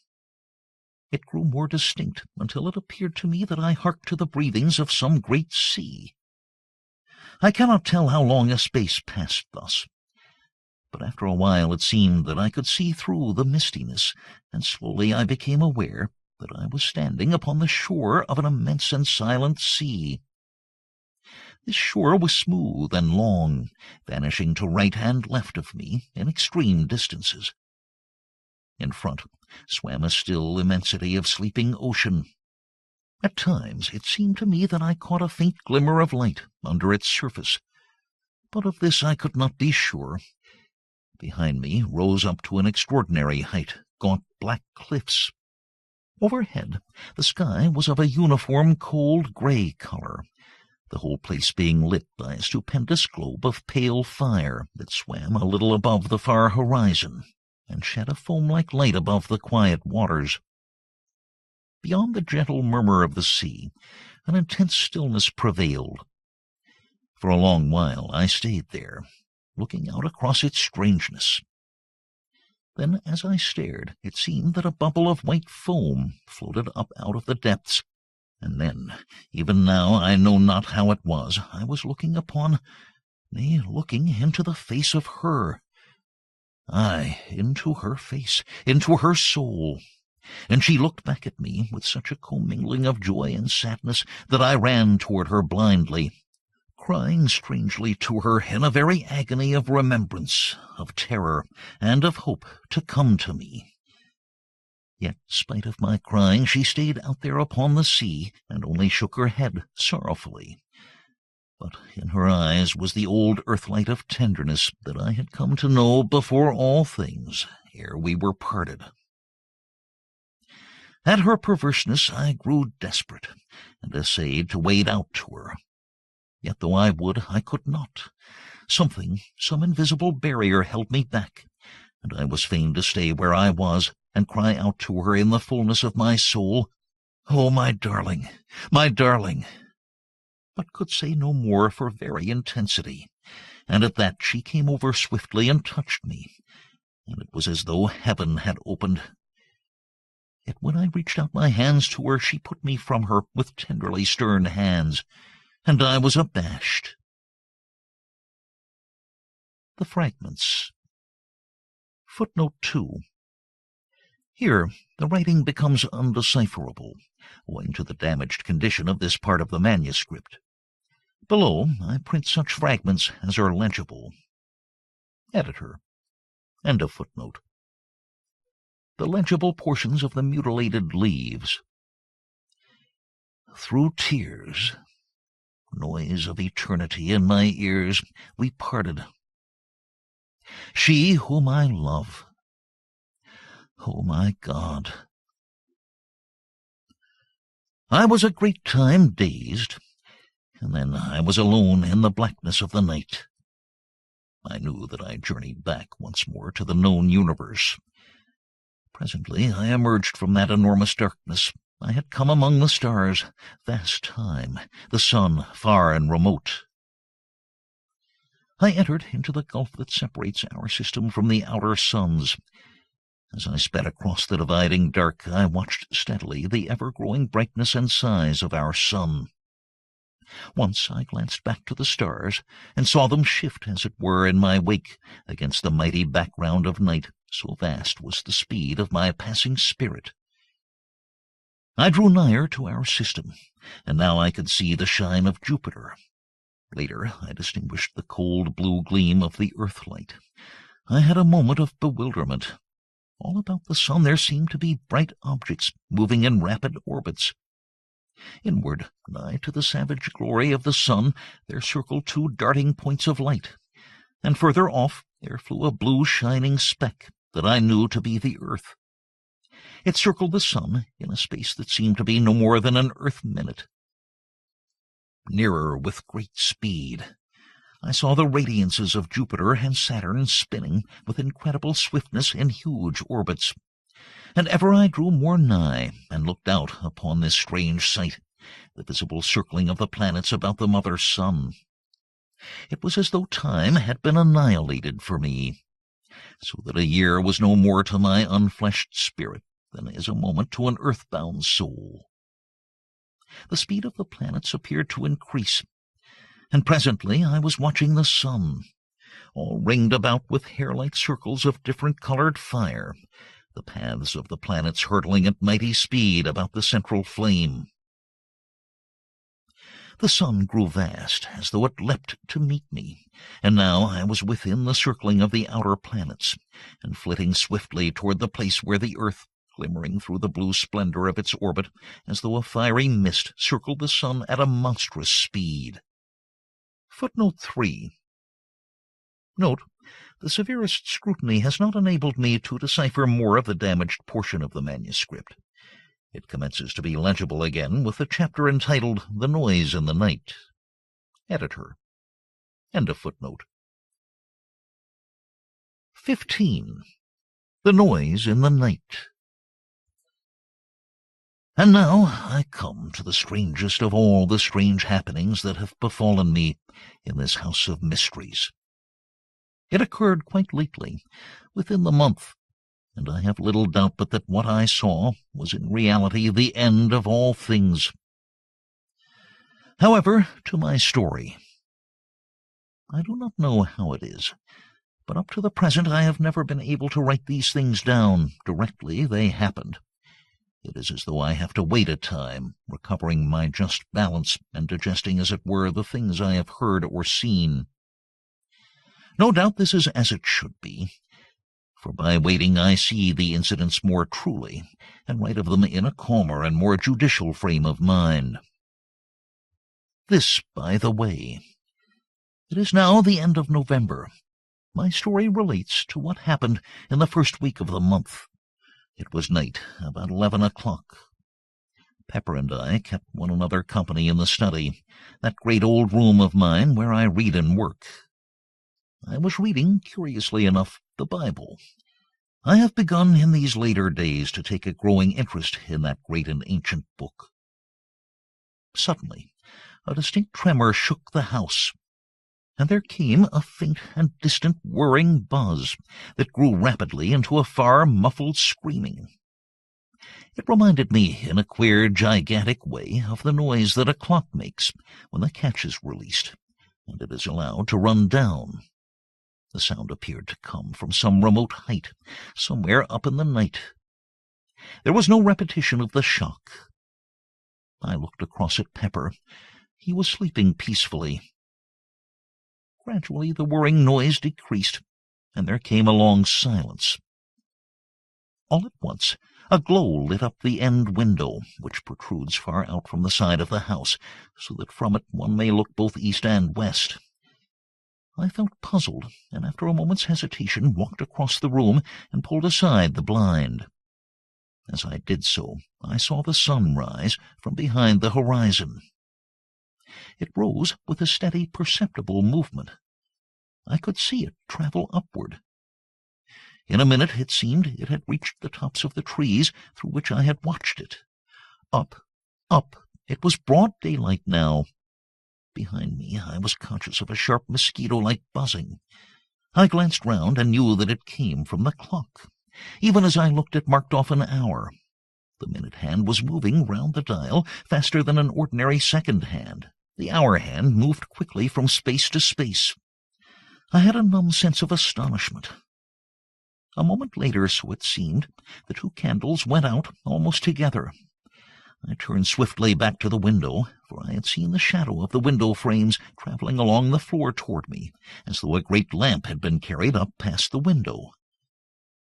I saw now that the sun had risen high into the heavens and was still visibly moving. It passed above the house with an extraordinary sailing kind of motion. As the window came into shadow, I saw another extraordinary thing. The fine weather clouds were not passing easily across the sky. They were scampering as though 100-mile-an-hour wind blew. As they passed, they changed their shapes 1,000 times a minute, as though writhing with a strange life, and so were gone. And presently others came, and whisked away likewise. To the west I saw the sun drop with an incredible smooth, swift motion. Eastward the shadows of every seen thing crept toward the coming grayness, and the movement of the shadows was visible to me, a stealthy, writhing creep of the shadows of the wind-stirred trees. It was a strange sight. Quickly the room began to darken. The sun slid down to the horizon, and seemed as it were to disappear from my sight, almost with a jerk. Through the grayness of the swift evening I saw the silver crescent of the moon falling out of the southern sky toward the west. The evening seemed to merge into an almost instant night. Above me, the many constellations passed in a strange, noiseless circling. Westward. The moon fell through that last 1,000 fathoms of the night gulf, and there was only the starlight. About this time, the buzzing in the corner ceased, telling me that the clock had run down. A few minutes passed, and I saw the eastward sky lighten. A gray, sullen morning spread through all the darkness and hid the march of the stars. Overhead there moved with a heavy, everlasting rolling, a vast seamless sky of gray clouds, a cloud sky that would have seemed motionless through all the length of an ordinary Earth day. The sun was hidden from me, but from moment to moment the world would brighten and darken beneath waves of subtle light and shadow. The light shifted ever westward, and the night fell upon the earth. A vast rain seemed to come with it, and a wind of a most extraordinary loudness, as though the howling of a night-long gale were packed into the space of no more than a minute. This noise passed almost immediately, and the clouds broke, so that once more I could see the sky. The stars were flying westward with astounding speed. It came to me now, for the first time, that though the noise of the wind had passed, yet a constant blurred sound was in my ears. Now that I noticed it, I was aware that it had been with me all the time. It was the world noise. And then, even as I grasped at so much comprehension, there came the eastward light. No more than a few heartbeats, and the sun rose swiftly. Through the trees I saw it, and then it was above the trees. Up it soared, and all the world was light. It passed with a swift, steady swing to its highest altitude, and fell thence westward. I saw the day roll visibly over my head. A few light clouds flittered northward and vanished. The sun went down with one swift, clear plunge, and there was about me for a few seconds the darker growing gray of the gloaming. Southward and westward the moon was sinking rapidly. The night had come already. A minute, it seemed, and the moon fell those remaining fathoms of dark sky. Another minute or so, and the eastward sky glowed with the coming dawn. The sun leapt upon me with a frightening abruptness, and soared ever more swiftly toward the zenith. Then, suddenly, a fresh thing came to my sight. A black thunder cloud rushed up out of the south and seemed to leap all the arc of the sky in a single instant. As it came, I saw that its advancing edge flapped like a monstrous black cloth in the heaven, twirling and undulating rapidly with a horrid suggestiveness. In an instant, all the air was full of rain, and 100 lightning flashes seemed to flood downward, as it were in one great shower. In the same second of time, the world noise was drowned in the roar of the wind, and then my ears ached under the stunning impact of the thunder. And in the midst of this storm the night came, and then within the space of another minute the storm had passed, and there was only the constant blur of the world noise on my hearing. Overhead the stars were sliding quickly westward, and something, mayhaps the particular speed to which they had attained, brought home to me for the first time a keen realization of the knowledge that it was the world that revolved. I seemed to see suddenly the world, a vast dark mass, revolving visibly against the stars. The dawn and the sun seemed to come together, so greatly had the speed of the world revolution increased. The sun drove up in one long steady curve, passed its highest point, and swept down into the western sky and disappeared. I was scarcely conscious of evening, so brief was it. Then I was watching the flying constellations and the westward hastening moon. In but a space of seconds, so it seemed, it was sliding swiftly downward through the night blue, and then was gone. And almost directly came the morning. And now there seemed to come a strange acceleration. The sun made one clean, clear sweep through the sky and disappeared behind the westward horizon, and the night came and went with a like haste.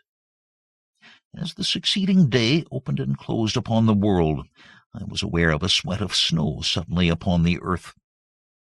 The night came, and almost immediately the day. In the brief leap of the sun I saw that the snow had vanished, and then once more it was night. Thus matters were, and even after the many incredible things that I have seen, I experienced all the time a most profound awe.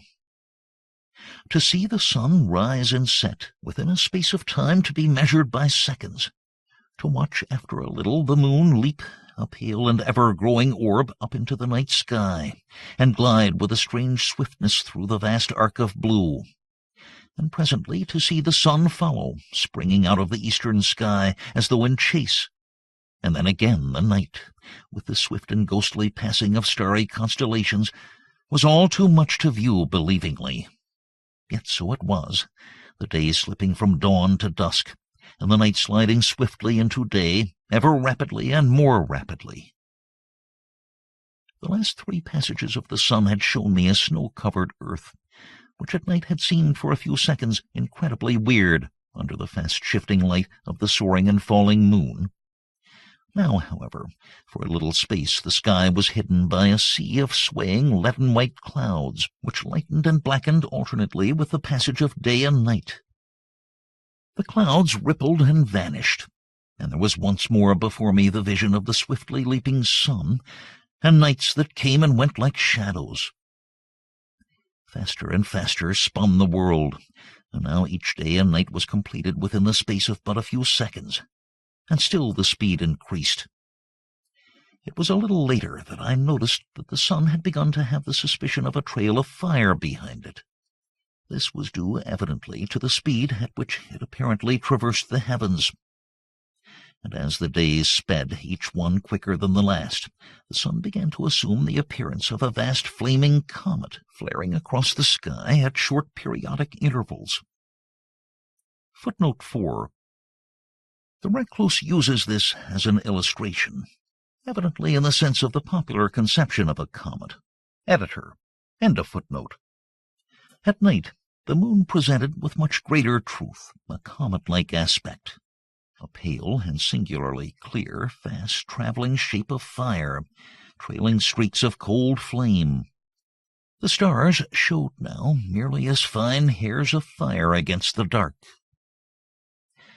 Once I turned from the window and glanced at Pepper. In the flash of a day I saw that he slept quietly, and I moved once more to my watching. The sun was now bursting up from the eastern horizon like a stupendous rocket, seeming to occupy no more than a second or two in hurling from east to west. I could no longer perceive the passage of clouds across the sky, which seemed to have darkened somewhat. The brief nights appeared to have lost the proper darkness of night, so that the hair-like fire of the flying stars showed but dimly. As the speed increased, the sun began to sway very slowly in the sky, from south to north, and then slowly again from north to south. So, amid a strange confusion of mind, the hours passed. All this while had Pepper slept. Presently, feeling lonely and distraught, I called to him softly, but he took no notice. Again I called, raising my voice slightly. Still he moved not. I walked over to where he lay and touched him with my foot to rouse him. At the action, gentle though it was, he fell to pieces. That is what happened. He literally and actually crumbled into a mouldering heap of bones and dust. For the space of perhaps a minute, I stared down at the shapeless heap that had once been Pepper. I stood, feeling stunned. What can have happened?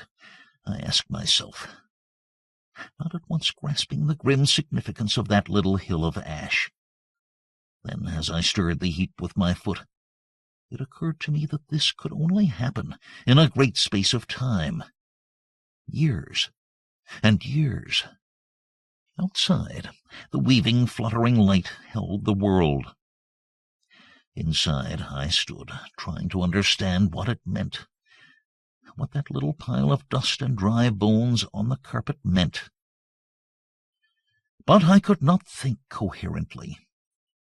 I glanced away, round the room, and now for the first time noticed how dusty and old the place looked. Dust and dirt everywhere, piled in little heaps in the corners and spread about upon the furniture. The very carpet itself was invisible beneath a coating of the same all-pervading material. As I walked, little clouds of the stuff rose up from under my footsteps and assailed my nostrils with a dry, bitter odor that made me wheeze huskily.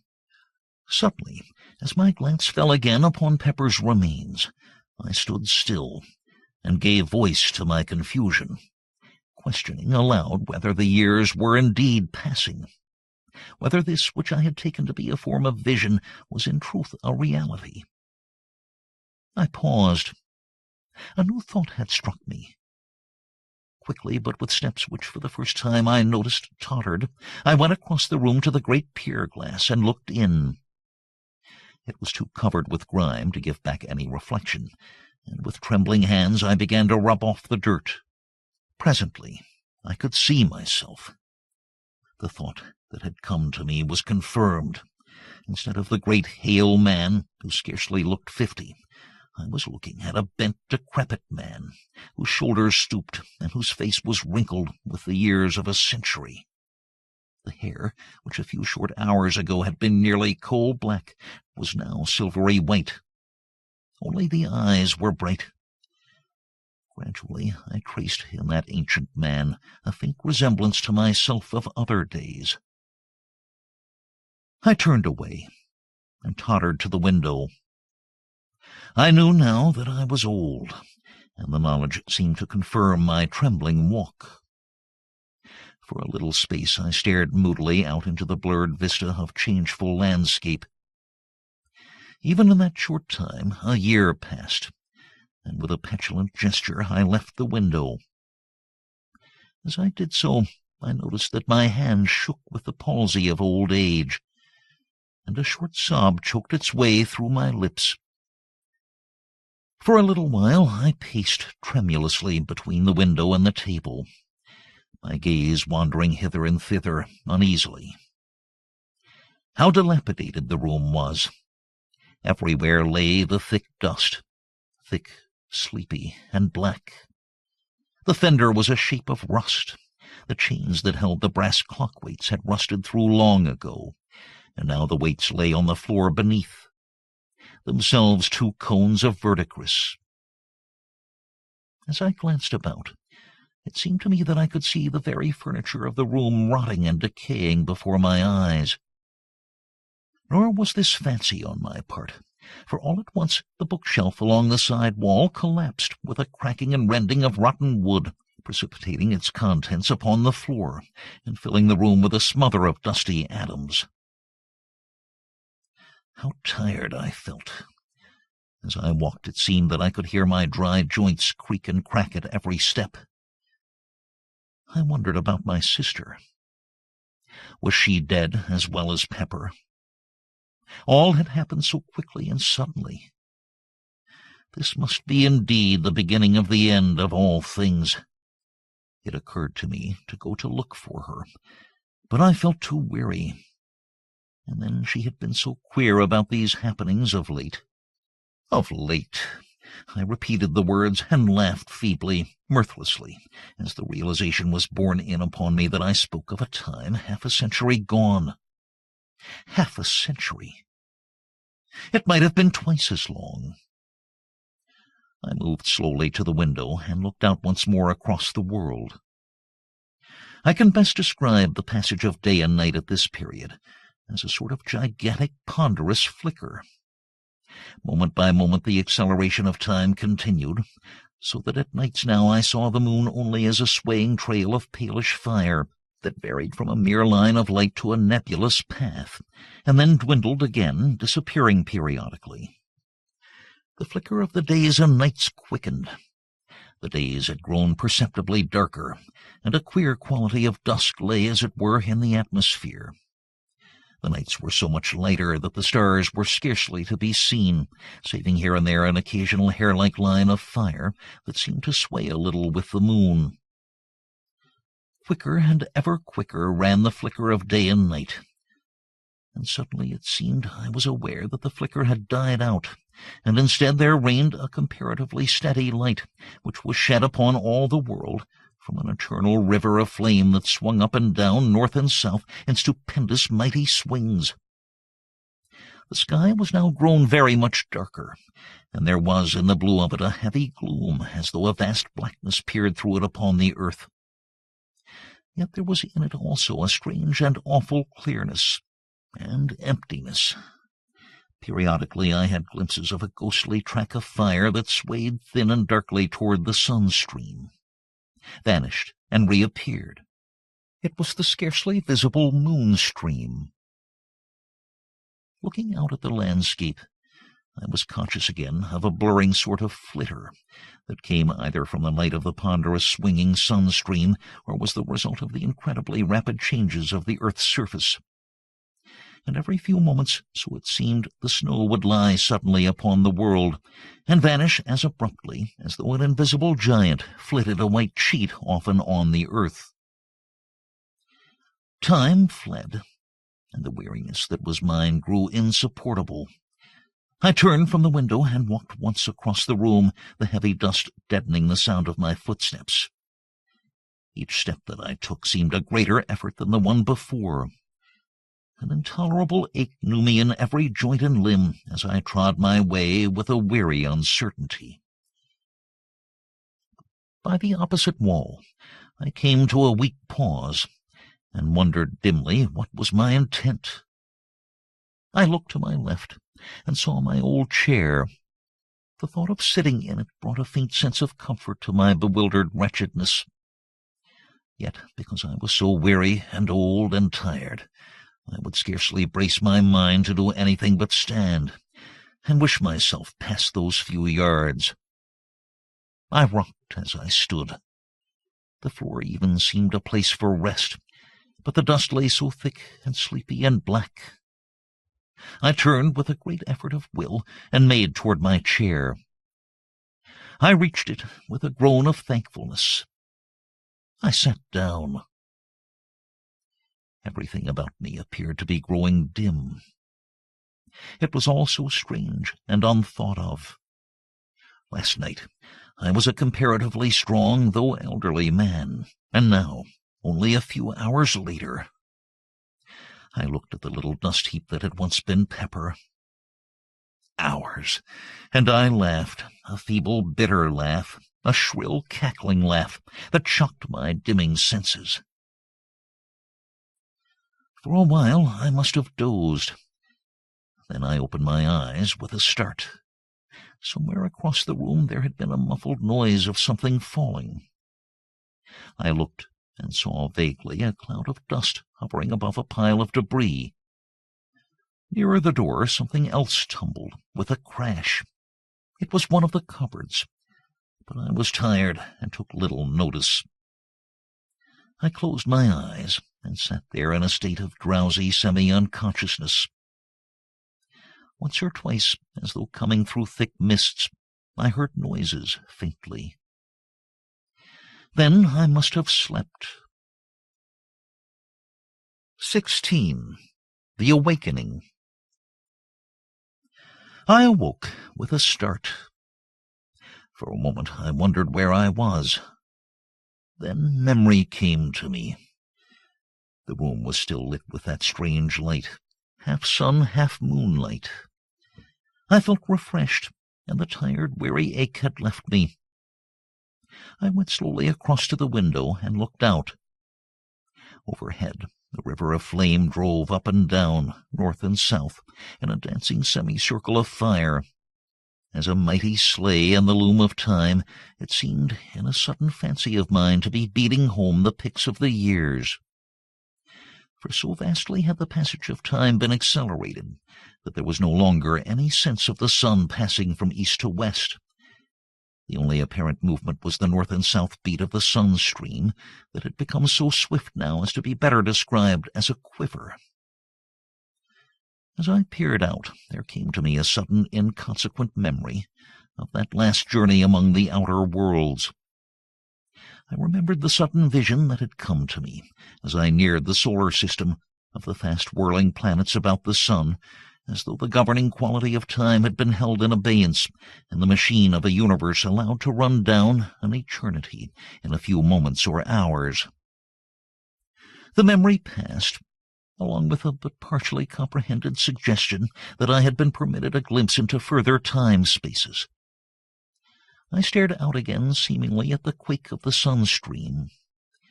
The speed seemed to increase even as I looked. Several lifetimes came and went as I watched. Suddenly it struck me with a sort of grotesque seriousness that I was still alive. I thought of Pepper, and wondered how it was that I had not followed his fate. He had reached the time of his dying and had passed, probably through sheer length of years. And here was I, alive, hundreds of thousands of centuries after my rightful period of years. For a time I mused absently. Yesterday. I stopped suddenly. Yesterday. There was no yesterday. The yesterday of which I spoke had been swallowed up in the abyss of years, ages gone. I grew dazed with much thinking. Presently I turned from the window and glanced round the room. It seemed different, strangely, utterly different. Then I knew what it was that made it appear so strange. It was bare. There was not a piece of furniture in the room, not even a solitary fitting of any sort. Gradually my amazement went as I remembered that this was but the inevitable end of that process of decay which I had witnessed commencing before my sleep. Thousands of years, millions of years.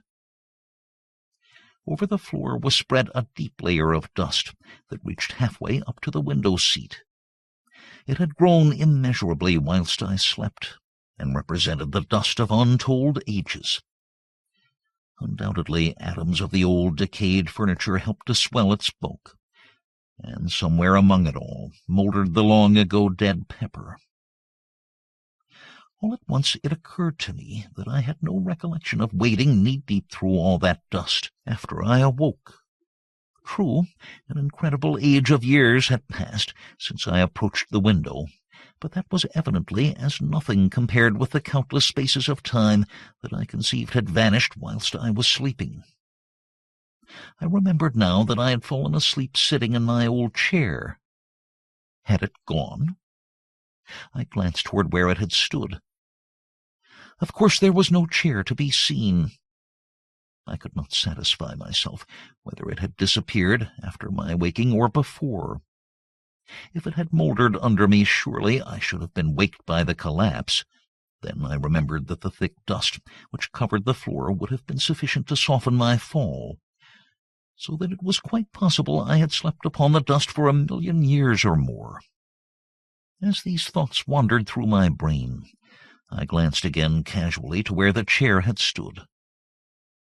Then for the first time I noticed that there were no marks in the dust of my footprints between it and the window. But then ages of years had passed since I had awaked, tens of thousands of years. My look rested thoughtfully again upon the place where once had stood my chair. Suddenly I passed from abstraction to intentness, for there, in its standing place, I made out a long undulation, rounded off with the heavy dust. Yet it was not so much hidden but that I could tell what had caused it. I knew, and shivered at the knowledge, that it was a human body, ages dead, lying there beneath the place where I had slept. It was lying on its right side, its back turned toward me. I could make out and trace each curve and outline, softened and molded as it were in the black dust. In a vague sort of way I tried to account for its presence there. Slowly I began to grow bewildered, as the thought came to me that it lay just about where I must have fallen when the chair collapsed. Gradually an idea began to form itself within my brain, a thought that shook my spirit. It seemed hideous and unsupportable, yet it grew upon me steadily until it became a conviction. The body under that coating, that shroud of dust, was neither more nor less than my own dead shell. I did not attempt to prove it. I knew it now, and wondered I had not known it all along. I was a bodiless thing. A while I stood, trying to adjust my thoughts to this new problem. In time, how many thousands of years I know not, I attained to some degree of quietude, sufficient to enable me to pay attention to what was transpiring around me.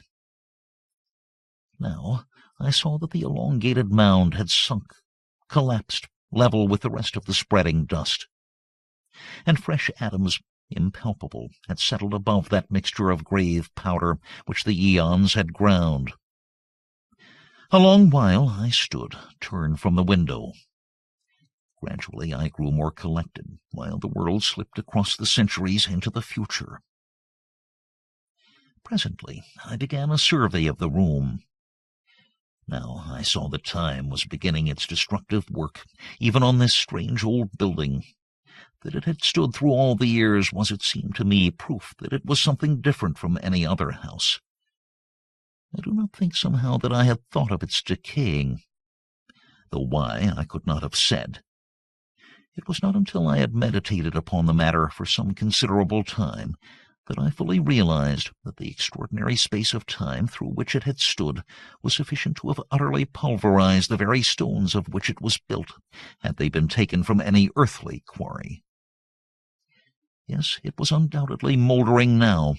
All the plaster had gone from the walls, even as the woodwork of the room had gone many ages before.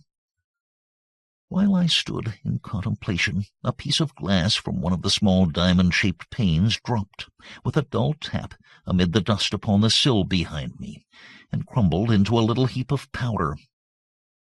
As I turned from contemplating it, I saw light between a couple of the stones that formed the outer wall. Evidently, the mortar was falling away. After a while I turned once more to the window and peered out. I discovered now that the speed of time had become enormous. The lateral quiver of the sun stream had grown so swift as to cause the dancing semicircle of flame to merge into and disappear in a sheet of fire that covered half the southern sky from east to west. From the sky I glanced down to the gardens. They were just a blur of a palish, dirty green. I had a feeling that they stood higher than in the old days, a feeling that they were nearer my window, as though they had risen bodily. Yet they were still a long way below me, for the rock over the mouth of the pit on which this house stands arches up to a great height. It was later that I noticed a change in the constant color of the gardens. The pale, dirty green was growing ever paler and paler toward white. At last, after a great space, they became grayish-white, and stayed thus for a very long time. Finally, however, the grayness began to fade, even as had the green, into a dead white. And this remained constant and unchanged. And by this I knew that at last snow lay upon all the northern world. And so, by millions of years, time winged onward through eternity, to the end of which in the old earth days I had thought remotely and in hazily speculative fashion. And now it was approaching in a manner of which none had ever dreamed. I recollect that about this time I began to have a lively, though morbid, curiosity as to what would happen when the end came. But I seemed strangely without imaginings. All this while, the steady process of decay was continuing. The few remaining pieces of glass had long ago vanished, and every now and then a soft thud and a little cloud of rising dust would tell of some fragment of fallen mortar or stone. I looked up again to the fiery sheet that quaked in the heavens above me and far down into the southern sky. As I looked, the impression was borne in upon me that it had lost some of its first brilliancy, that it was duller, deeper-hued. I glanced down once more to the blurred white of the worldscape. Sometimes my look returned to the burning sheet of dulling flame that was and yet hid the sun. At times I glanced behind me into the growing dusk of the great silent room, with its aeon carpet of sleeping dust, So I watched through the fleeting ages, lost in soul-wearing thoughts and wonderings, and possessed with a new weariness. 17. The slowing rotation. It might have been a million years later that I perceived, beyond possibility of doubt, that the fiery sheet that lit the world was indeed darkening. Another vast space went by, and the whole enormous flame had sunk to a deep copper color. Gradually it darkened from copper to copper red, and from this at times to a deep, heavy, purplish tint, with in it a strange loom of blood. Although the light was decreasing, I could perceive no diminishment in the apparent speed of the sun. It still spread itself in that dazzling veil of speed.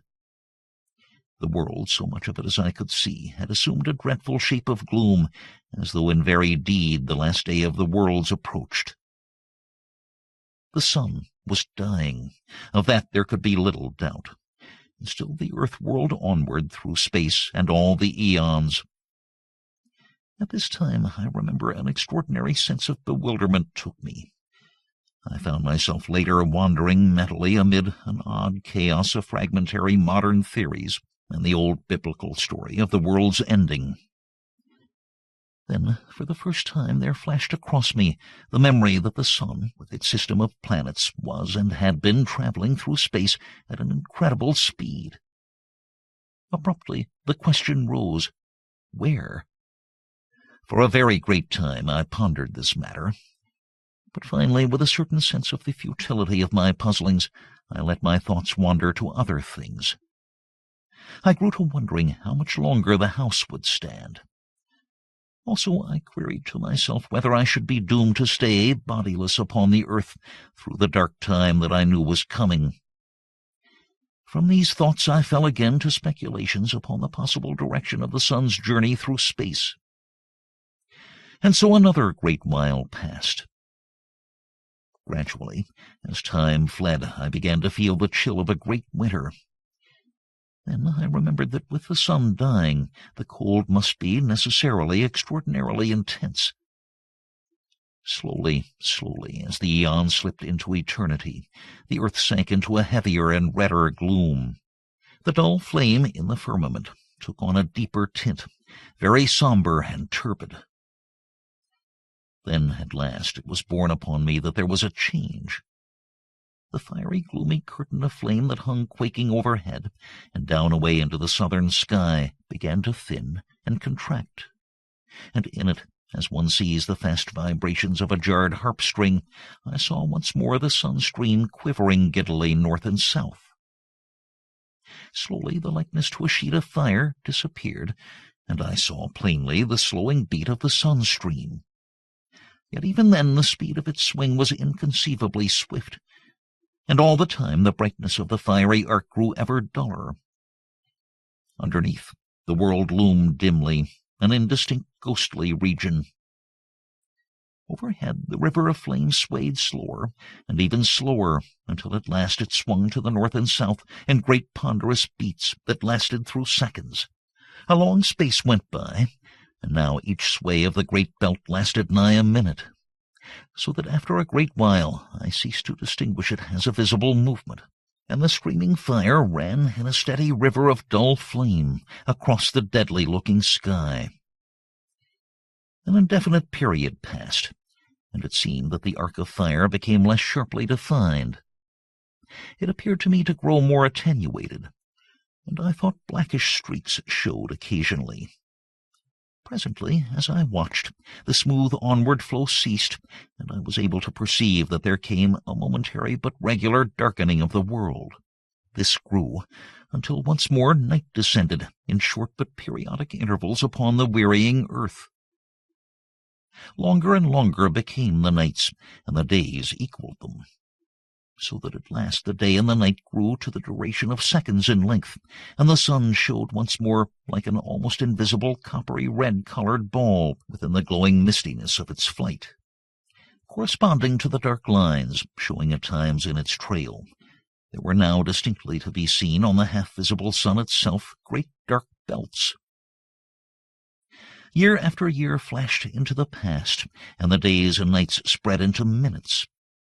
The sun had ceased to have the appearance of a tail, and now rose and set, a tremendous globe of a glowing copper-bronze hue. In parts ringed with blood-red bands, in others with the dusky ones that I have already mentioned.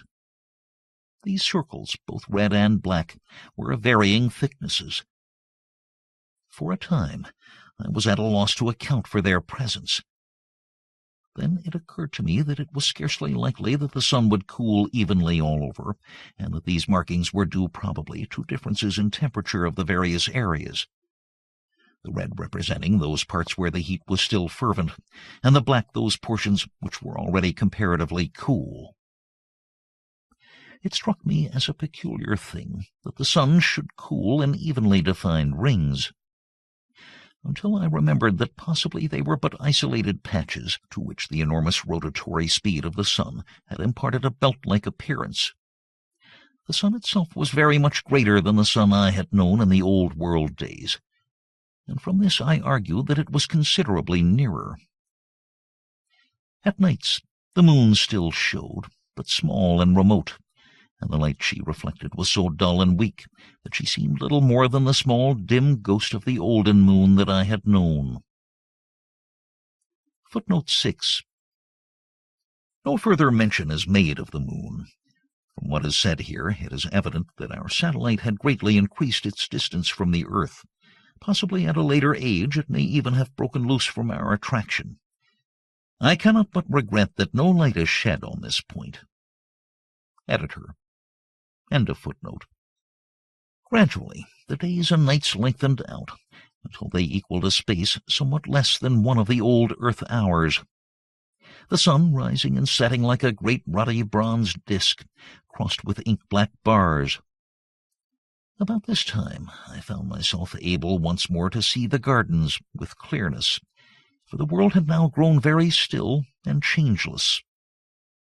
Yet I am not correct in saying gardens, for there were no gardens, nothing that I knew or recognized. In place thereof, I looked out upon a vast plain stretching away into distance. A little to my left there was a low range of hills. Everywhere there was a uniform white covering of snow, in places rising into hummocks and ridges. It was only now that I recognized how really great had been the snowfall. In places it was vastly deep, as was witnessed by a great upleaping wave-shaped hill away to my right, though it is not impossible that this was due in part to some rise in the surface of the ground. Strangely enough, the range of low hills to my left, already mentioned, was not entirely covered with the universal snow. Instead, I could see their bare, dark sides showing in several places. And everywhere and always there reigned an incredible death silence and desolation, the immutable, awful quiet of a dying world. All this time the days and nights were lengthening perceptibly. Already each day occupied maybe some 2 hours from dawn to dusk. At night I had been surprised to find that there were very few stars overhead, and these small, though of an extraordinary brightness, which I attributed to the peculiar but clear blackness of the night-time. Away to the north I could discern a nebulous sort of mistiness, not unlike in appearance a small portion of the Milky Way. It might have been an extremely remote star cluster, or the thought came to me suddenly, perhaps it was the sidereal universe that I had known, and now left far behind forever, a small dimly glowing mist of stars far in the depths of space. Still, the days and nights lengthened slowly. Each time the sun rose duller than it had set, and the dark belts increased in breadth. About this time there happened a fresh thing. The sun, earth, and sky were suddenly darkened, and apparently blotted out for a brief space. I had a sense, a certain awareness, I could learn little by sight, that the earth was enduring a very great fall of snow. Then, in an instant, the veil that had obscured everything vanished, and I looked out once more. A marvelous sight met my gaze. The hollow in which this house with its gardens stands was brimmed with snow. Footnote 7. Conceivably, frozen air. Editor. End of footnote. It leapt over the sill of my window. Everywhere it lay, a great level stretch of white, which caught and reflected gloomily the somber coppery glows of the dying sun. The world had become a shadowless plain from horizon to horizon. I glanced up at the sun. It shone with an extraordinary dull clearness. I saw it now as one who until then had seen it only through a partially obscuring medium. All about it the sky had become black, with a clear, deep blackness, frightful in its nearness, and its unmeasured deep, and its utter unfriendliness. For a great time I looked into it, newly and shaken and fearful. It was so near. Had I been a child, I might have expressed some of my sensation and distress by saying that the sky had lost its roof. Later I turned and peered about me into the room. Everywhere it was covered with a thin shroud of the all-pervading white. I could see it but dimly, by reason of the somber light that now lit the world. It appeared to cling to the ruined walls, and the thick soft dust of the years that covered the floor knee-deep was nowhere visible. The snow must have blown in through the open framework of the windows. Yet in no place had it drifted, but lay everywhere about the great old room, smooth and level. Moreover, there had been no wind these many thousand years. But there was the snow, as I have told. Footnote 8. See previous footnote. This would explain the snow within the room. Editor. End of footnote. And all the earth was silent, and there was a cold such as no living man can ever have known. The earth was now illuminated by day with a most doleful light, beyond my power to describe. It seemed as though I looked at the great plain through the medium of a bronze-tinted sea. It was evident that the earth's rotatory movement was departing steadily. The end came all at once. The night had been the longest yet, and when the dying sun showed at last above the world's edge, I had grown so wearied of the dark that I greeted it as a friend. It rose steadily until about 20 degrees above the horizon. Then it stopped suddenly, and after a strange retrograde movement, hung motionless, a great shield in the sky. Footnote 9.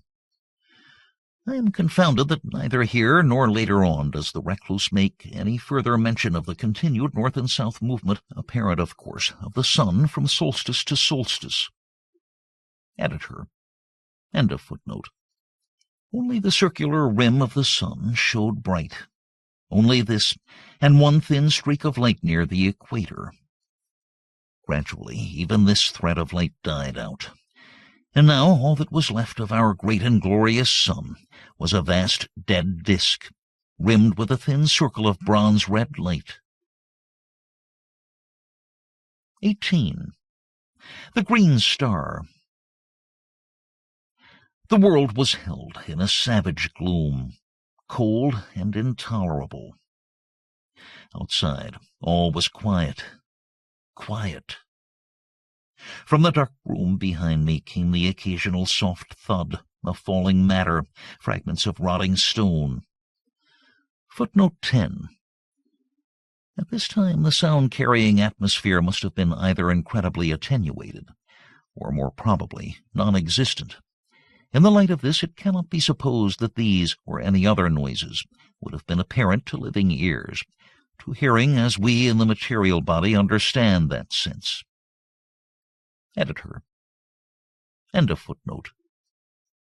So time passed, and night grasped the world, wrapping it in wrappings of impenetrable blackness. There was no night sky as we know it. Even the few straggling stars had vanished conclusively. I might have been in a shuttered room without a light for all that I could see. Only in the impalpableness of gloom opposite burnt that vast encircling hair of dull fire.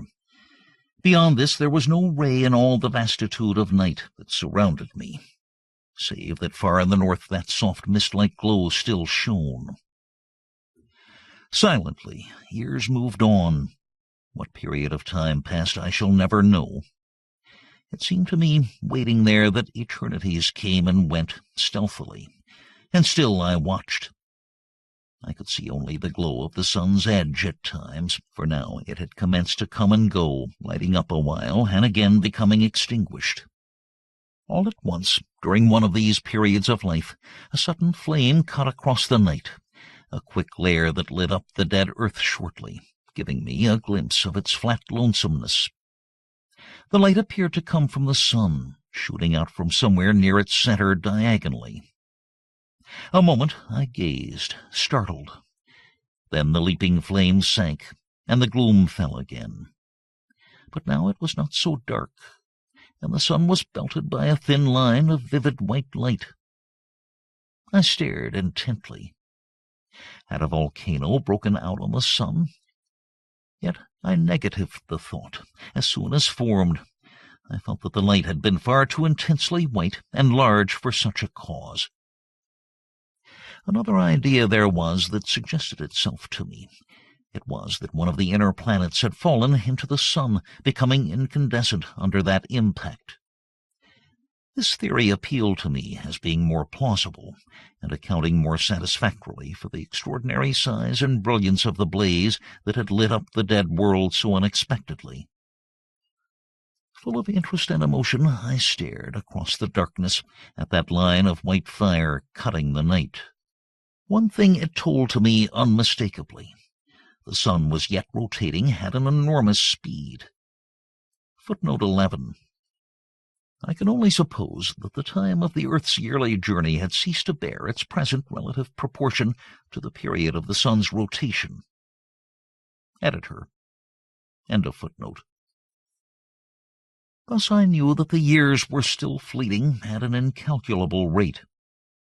Though so far as the earth was concerned, life and light and time were things belonging to a period lost in the long-gone ages. After that one burst of flame, the light had shone only as an encircling band of bright fire. Now, however, as I watched, it began slowly to sink into a ruddy tint, and later to a dark copper-red color, much as the sun had done. Presently it sank to a deeper hue, and in a still further space of time it began to fluctuate, having periods of glowing and anon dying. Thus, after a great while, it disappeared. Long before this, the smoldering edge of the sun had deadened into blackness. And so, in that supremely future time, the world, dark and intensely silent, rode on its gloomy orbit around the ponderous mass of the dead sun. My thoughts at this period can be scarcely described. At first, they were chaotic and wanting in coherence, but later, as the ages came and went, my soul seemed to imbibe the very essence of the oppressive solitude and dreariness that held the earth. With this feeling there came a wonderful clearness of thought, and I realized despairingly that the world might wander forever through that enormous night. For a while the unwholesome idea filled me with a sensation of overbearing desolation, so that I could have cried like a child. In time, however, this feeling grew almost insensibly less, and an unreasoning hope possessed me. Patiently I waited. From time to time the noise of dropping particles behind in the room came dully to my ears. Once I heard a loud crash and turned instinctively to look, forgetting for the moment the impenetrable night in which every detail was submerged. In a while my gaze sought the heavens, turning unconsciously toward the north. Yes, the nebulous glow still showed. Indeed, I could have almost imagined that it looked somewhat plainer. For a long time I kept my gaze fixed upon it, feeling in my lonely soul that its soft haze was in some way a tie with the past. Strange the trifles from which one can suck comfort. And yet, had I but known— but I shall come to that in its proper time. For a very long space I watched, without experiencing any of the desire for sleep that would so soon have visited me in the old earth days. How I should have welcomed it, if only to have passed the time away from my perplexities and thoughts. Several times the comfortless sound of some great piece of masonry falling disturbed my meditations, and once it seemed I could hear whispering in the room behind me. Yet it was utterly useless to try to see anything. Such blackness as existed scarcely can be conceived. It was palpable and hideously brutal to the sense, as though something dead pressed up against me, something soft and icily cold. Under all this, there grew up within my mind a great and overwhelming distress of uneasiness that left me but to drop me into an uncomfortable brooding. I felt that I must fight against it, and presently, hoping to distract my thoughts, I turned to the window and looked up toward the north, in search of the nebulous whiteness, which still I believed to be the far and misty glowing of the universe we had left. Even as I raised my eyes, I was thrilled with a feeling of wonder, for now the hazy light had resolved into a single great star of vivid green. As I stared, astonished, the thought flashed into my mind that the earth must be traveling toward the star, not away as I had imagined. Next, that it could not be the universe the earth had left, but possibly an outlying star belonging to some vast star cluster hidden in the enormous depths of space. With a sense of commingled awe and curiosity, I watched it, wondering what new thing was to be revealed to me. For a while, vague thoughts and speculations occupied me, during which my gaze dwelt insatiably upon that one spot of light in the otherwise pit-like darkness. Hope grew up within me, banishing the oppression of despair that had seemed to stifle me. Wherever the earth was traveling, it was at least going once more toward the realms of light. Light! One must spend an eternity wrapped in soundless night to understand the full horror of being without it. Slowly but surely the star grew upon my vision, until in time it shone as brightly as had the planet Jupiter in the old earth days. With increased size, its color became more impressive, reminding me of a huge emerald, scintillating rays of fire across the world. Years fled away in silence, and the green star grew into a great splash of flame in the sky. A little later, I saw a thing that filled me with amazement. It was the ghostly outline of a vast crescent in the night, a gigantic new moon seeming to be growing out of the surrounding gloom. Utterly bemused, I stared at it. It appeared to be quite close comparatively, and I puzzled to understand how the earth had come so near to it without my having seen it before. The light thrown by the star grew stronger, and presently I was aware that it was possible to see the earthscape again, though indistinctly. A while I stared, trying to make out whether I could distinguish any detail of the world's surface, but I found the light insufficient. In a little I gave up the attempt, and glanced once more toward the star. Even in the short space that my attention had been diverted, it had increased considerably, and seemed now to my bewildered sight about a quarter of the size of the full moon. The light it threw was extraordinarily powerful, yet its color was so abominably unfamiliar that such of the world as I could see showed unreal, more as though I looked out upon a landscape of shadow than aught else. All this time the great crescent was increasing in brightness, and began now to shine with a perceptible shade of green. Steadily the star increased in size and brilliancy, until it showed fully as large as half a full moon, and as it grew greater and brighter, so did the vast crescent throw out more and more light, though of an ever-deepening hue of green. Under the combined blaze of their radiances, the wilderness that stretched before me became steadily more visible. Soon I seemed able to stare across the whole world, which now appeared beneath the strange light, terrible in its cold and awful flat dreariness. It was a little later that my attention was drawn to the fact that the great star of green flame was slowly sinking out of the north toward the east. At first I could scarcely believe that I saw aright, but soon there could be no doubt that it was so. Gradually it sank, and as it fell the vast crescent of glowing green began to dwindle and dwindle, until it became a mere arc of light against the livid-colored sky. Later it vanished, disappearing in the selfsame spot from which I had seen it slowly emerge. By this time the star had come to within some 30 degrees of the hidden horizon. In size, it could now have rivaled the moon at its full, though even yet I could not distinguish its disk.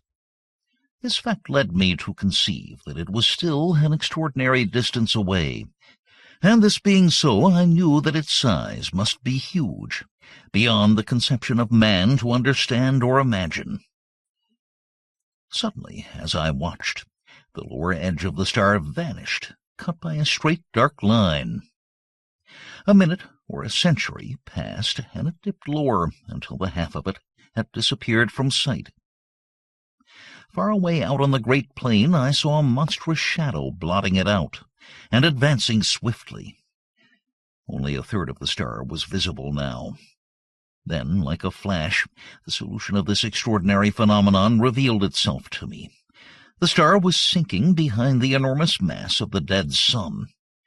Or rather, the sun, obedient to its attraction, was rising toward it, with the earth following in its trail. Footnote 12. A careful reading of the manuscript suggests that either the sun is traveling on an orbit of great eccentricity, or else that it was approaching the green star on a lessening orbit, and at this moment I conceive it to be finally torn directly from its oblique course by the gravitational pull of the immense star. Editor. End of footnote. As these thoughts expanded in my mind, the star vanished, being completely hidden by the tremendous bulk of the sun. Over the earth there fell once more the brooding night. With the darkness came an intolerable feeling of loneliness and dread. For the first time I thought of the pit and its inmates. After that, there rose in my memory the still more terrible thing that had haunted the shores of the Sea of Sleep and lurked in the shadows of this old building. Where were they, I wondered, and shivered with miserable thoughts. For a time, fear held me, and I prayed, wildly and incoherently, for some ray of light with which to dispel the cold blackness that enveloped the world. How long I waited, it is impossible to say, certainly for a very great period. Then, all at once, I saw a loom of light shine out ahead. Gradually it became more distinct. Suddenly a ray of vivid green flashed across the darkness. At the same moment I saw a thin line of livid flame far in the night. An instant it seemed, and it had grown into a great cloud of fire, beneath which the world lay bathed in a blaze of emerald-green light. Steadily it grew, until presently the whole of the green star had come into sight again. But now it could be scarcely called a star, for it had increased to vast proportions, being incomparably greater than the sun had been in the olden time. Then, as I stared, I became aware that I could see the edge of the lifeless sun glowing like a great crescent moon. Slowly its lighted surface broadened out to me until half of its diameter was visible, and the star began to drop away on my right. Time passed, and the earth moved on, slowly traversing the tremendous face of the dead sun. Footnote 13. It will be noticed here that the earth was slowly traversing the tremendous face of the dead sun. No explanation is given of this, and we must conclude either that the speed of time had slowed, or else that the earth was actually progressing on its orbit at a rate slow when measured by existing standards.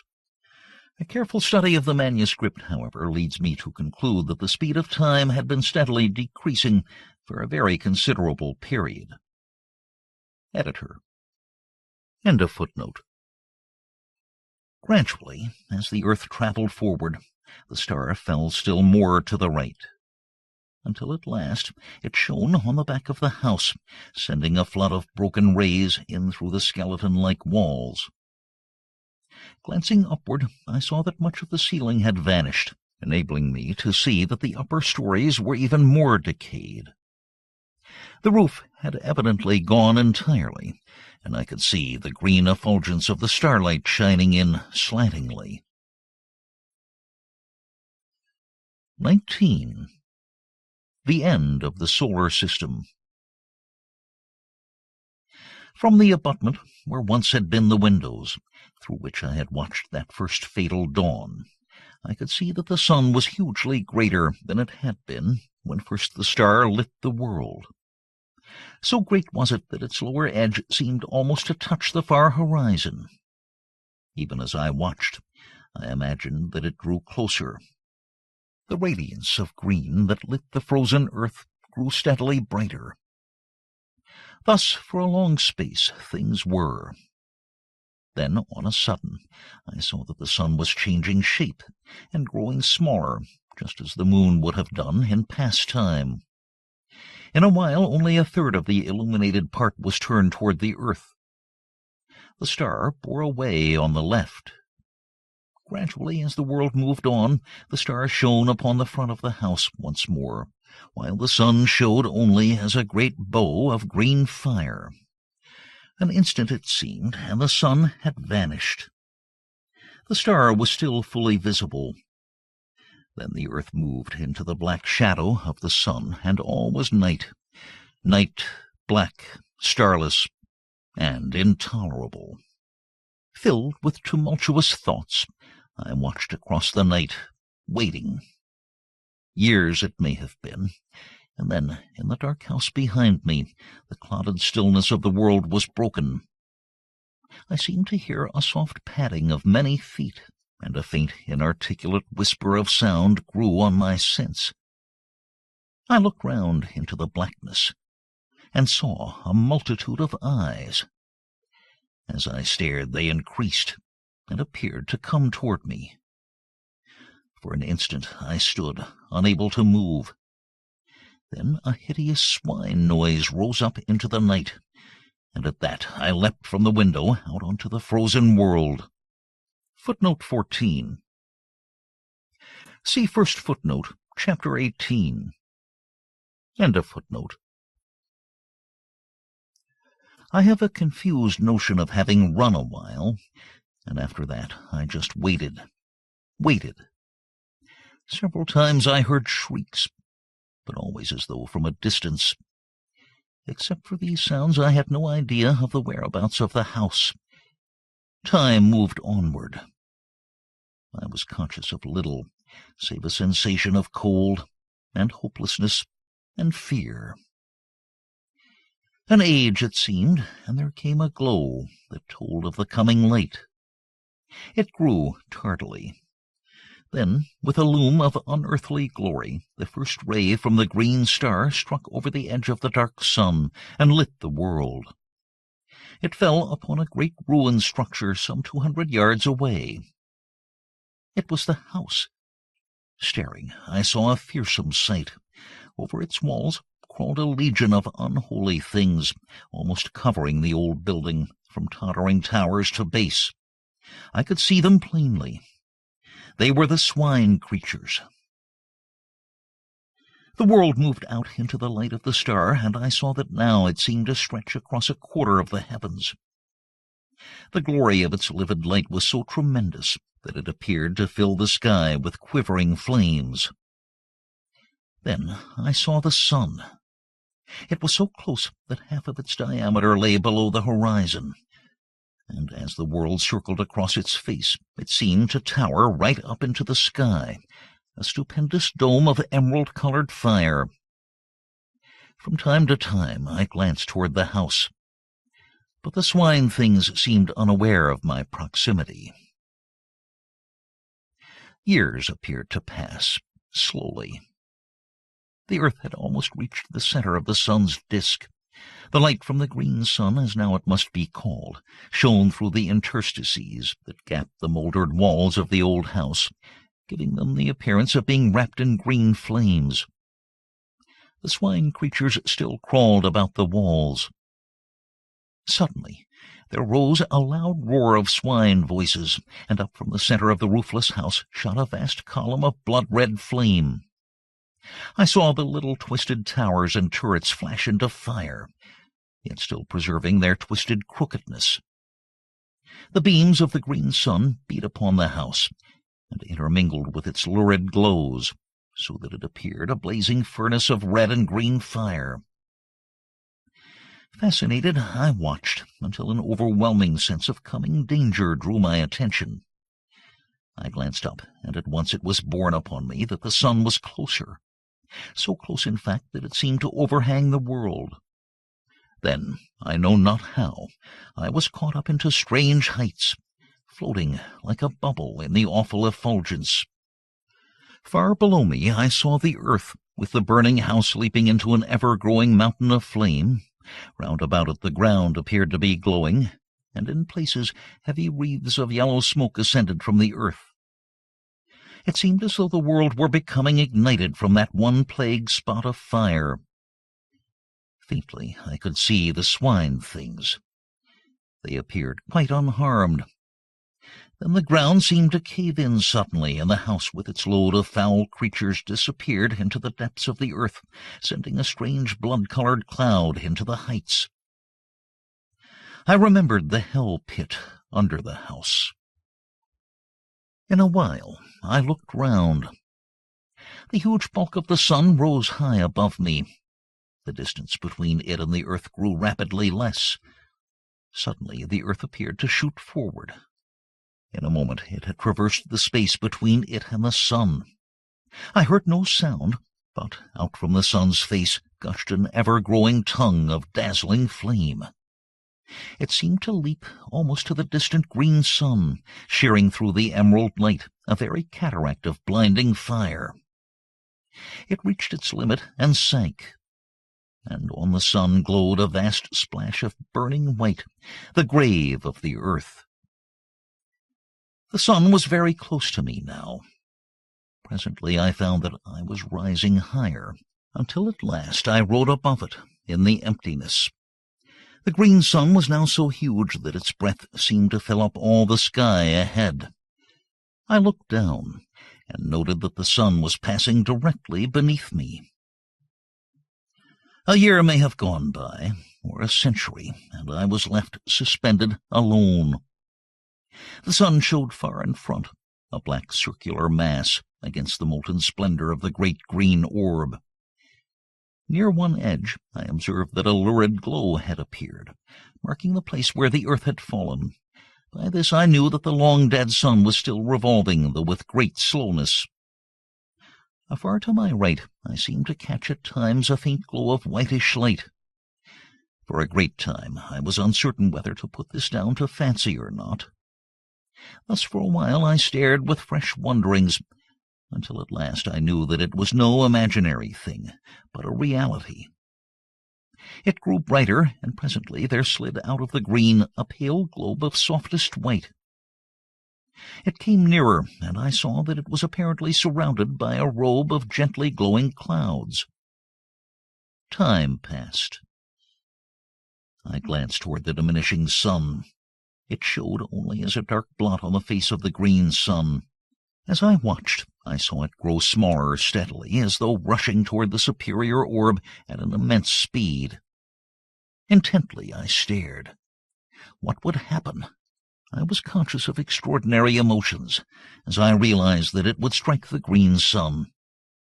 It grew no bigger than a pea, and I looked with my whole soul to witness the final end of our system.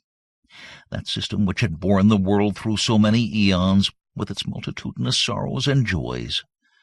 And now, suddenly something crossed my vision, cutting from sight all vestige of the spectacle I watched with such sole interest.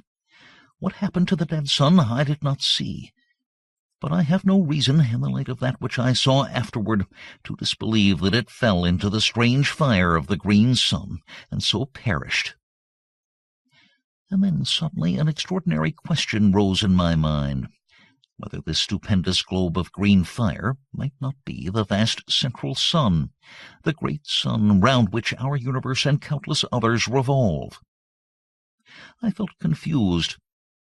I thought of the probable end of the dead sun, and another suggestion came dumbly. Do the dead stars make the green sun their grave? The idea appealed to me with no sense of grotesqueness, but rather as something both possible and probable. 20. The Celestial Globes. For a while, many thoughts crowded my mind, so that I was unable to do aught save stare blindly before me. I seemed whelmed in a sea of doubt and wonder, and sorrowful remembrance. It was later that I came out of my bewilderment. I looked about dazedly. Thus I saw so extraordinary a sight that for a while I could scarcely believe I was not still wrapped in the visionary tumult of my own thoughts.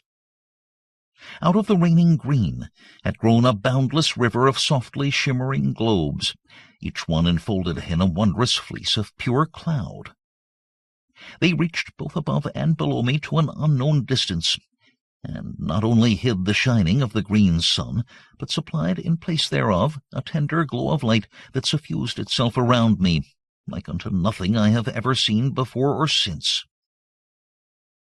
In a little I noticed that there was about these spheres a sort of transparency, almost as though they were formed of clouded crystal, within which burned a radiance, gentle and subdued. They moved on past me continually, floating onward at no great speed, but rather as though they had eternity before them. A great while I watched, and could perceive no end to them. At times I seemed to distinguish faces amid the cloudiness, but strangely indistinct, as though partly real and partly formed of the mistiness through which they showed. For a long time I waited passively, with a sense of growing content.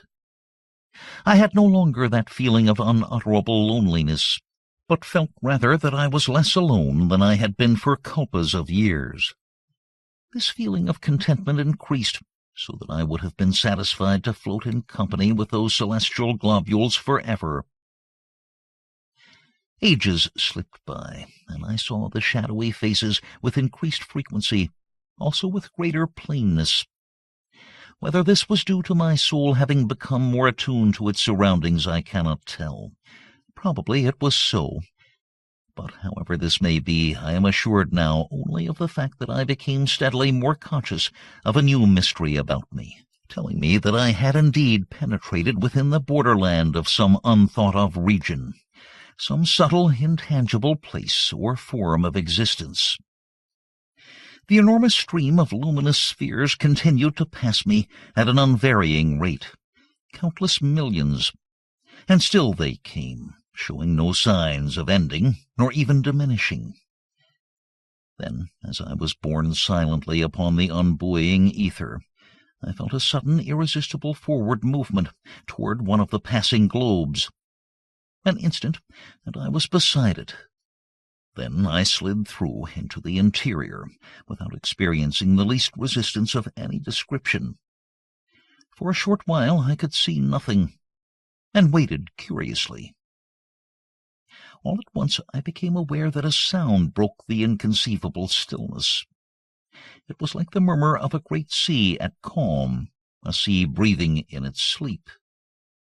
Gradually the mist that obscured my sight began to thin away, and so in time my vision dwelt once again upon the silent surface of the sea of sleep. For a little I gazed, and could scarcely believe I saw aright. I glanced round. There was the great globe of pale fire, swimming as I had seen it before, a short distance above the dim horizon. To my left, far across the sea, I discovered presently a faint line, as of thin haze, which I guessed to be the shore, where my love and I had met during those wonderful periods of soul-wandering that had been granted to me in the old earth days. A troubled memory came to me of the formless thing that had haunted the shores of the Sea of Sleep. the guardian of that silent, echoless place. These and other details I remembered, and knew without doubt that I was looking out upon that same sea. With the assurance I was filled with an overwhelming feeling of surprise and joy and shaken expectancy, conceiving it possible that I was about to see my love again. Intently I gazed around, but could catch no sight of her. At that, for a little, I felt hopeless. Fervently I prayed, and ever peered anxiously. How still was the sea! Down, far beneath me, I could see the many trails of changeful fire that had drawn my attention formerly. Vaguely I wondered what caused them. Also, I remembered that I had intended to ask my dear one about them, as well as many other matters, and I had been forced to leave her before the half that I had wished to say was said. My thoughts came back with a leap. I was conscious that something had touched me. I turned quickly. God, thou wert indeed gracious. It was she. She looked up into my eyes with an eager longing, and I looked down to her with all my soul. I should like to have held her, but the glorious purity of her face kept me afar. Then, out of the winding mist, she put her dear arms. Her whisper came to me, soft as the rustle of a passing cloud. "Dearest," she said. That was all. But I had heard, and in a moment I held her to me as I prayed, forever.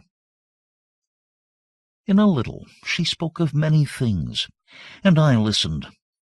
Willingly would I have done so through all the ages that are to come. At times I whispered back, and my whispers brought to her spirit face once more an indescribably delicate tint, the bloom of love.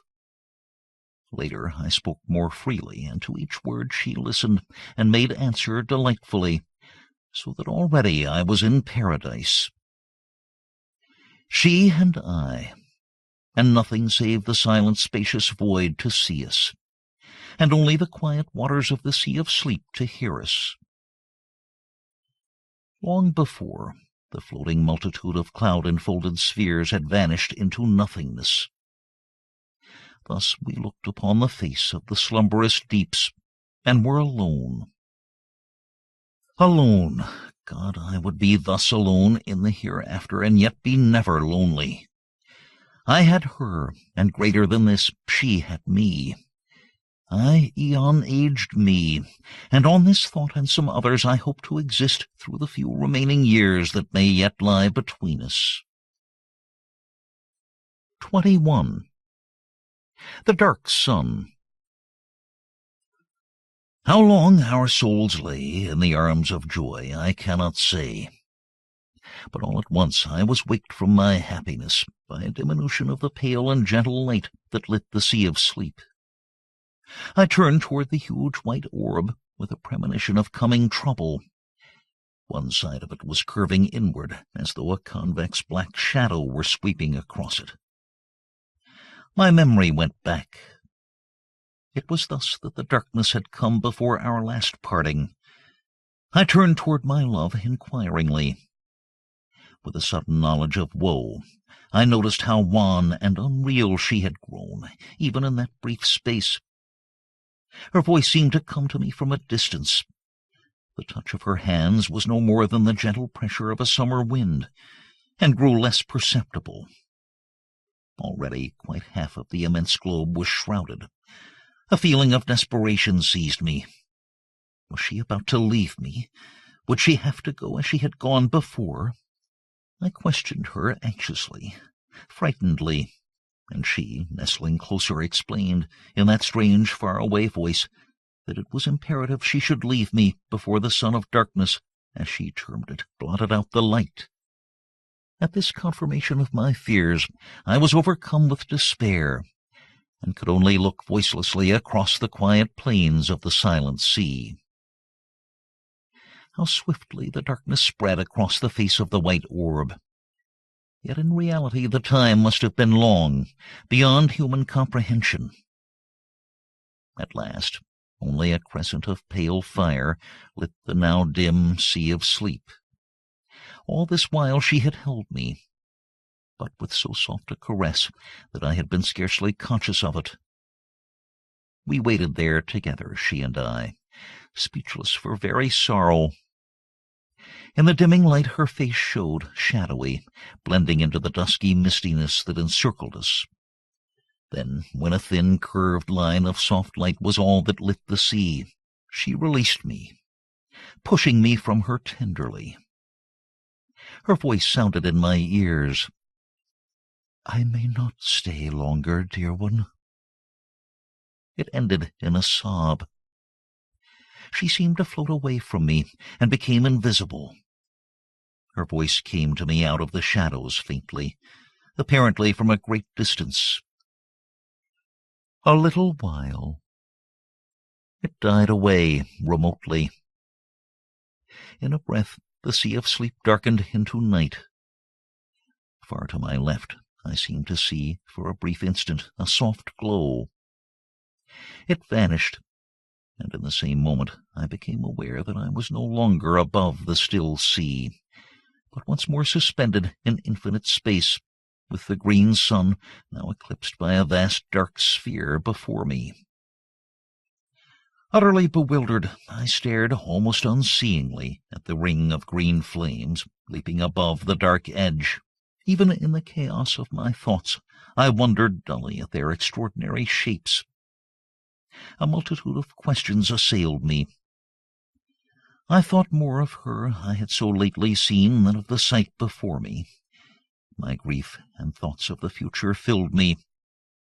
Was I doomed to be separated from her always?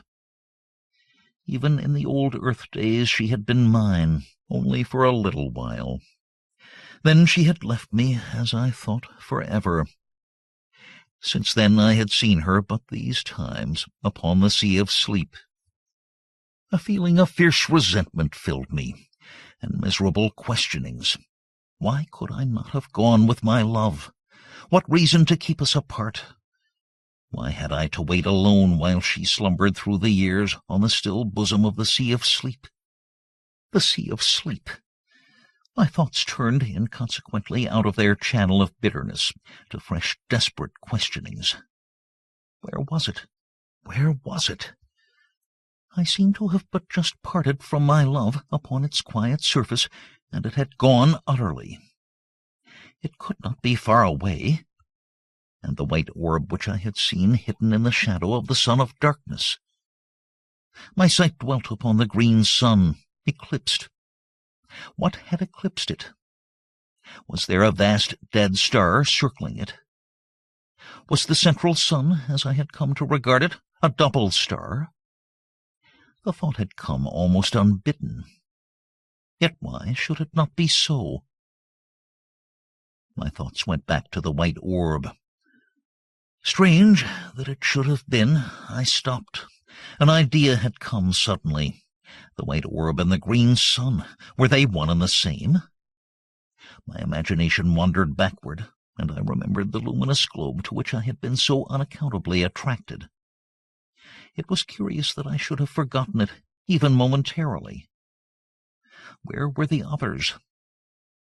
I reverted again to the globe I had entered. I thought for a time, and matters became clearer. I conceived that by entering that impalpable globule I had passed at once into some further, and until then invisible dimension. There the green sun was still visible, but as a stupendous sphere of pale white light, almost as though its ghost showed, and not its material part. A long time I mused on the subject. I remembered how on entering the sphere I had immediately lost all sight of the others. For a still further period I continued to revolve the different details in my mind. In a while my thoughts turned to other things. I came more into the present, and began to look about me seeingly. For the first time I perceived that innumerable rays of a subtle violet hue pierced the strange semi-darkness in all directions. They radiated from the fiery rim of the green sun. They seemed to grow upon my vision, so that in a little I saw that they were countless, The night was filled with them, spreading outward from the green sun fan-wise. I concluded that I was unable to see them by reason of the sun's glory being cut off by the eclipse. They reached right out into space and vanished. Gradually, as I looked, I became aware that fine points of intensely brilliant light traversed the rays. Many of them seemed to travel from the green sun into distance. Others came out of the void toward the sun, but one and all each kept strictly to the ray in which it traveled.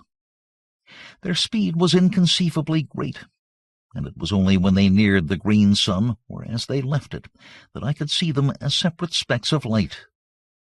Further from the sun they became thin lines of vivid fire within the violet.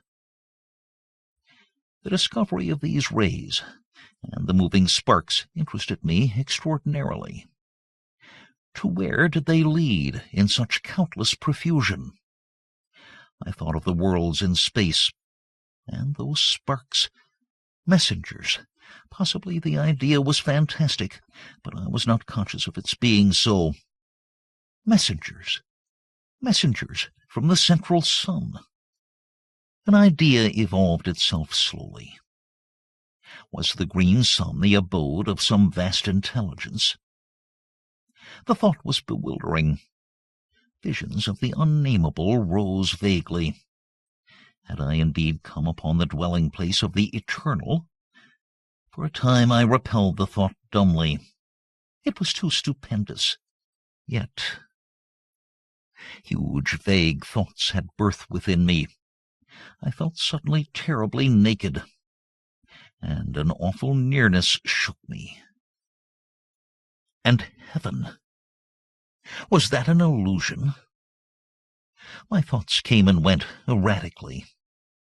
The sea of sleep, and she. Heaven.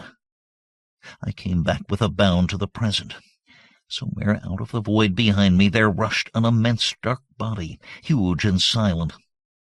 It was a dead star, hurling onward to the burying place of the stars.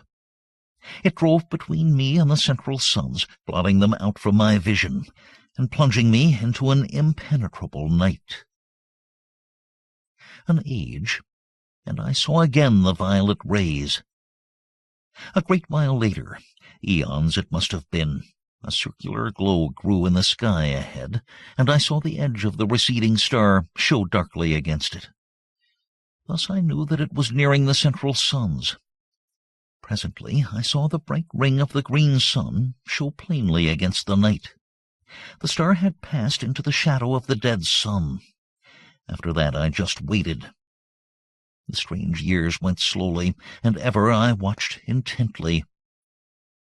The thing I had expected came at last, suddenly, awfully. A vast flare of dazzling light, a streaming burst of white flame across the dark void. For an indefinite while it soared outward, a gigantic mushroom of fire. It ceased to grow. Then, as time went by, it began to sink backward slowly.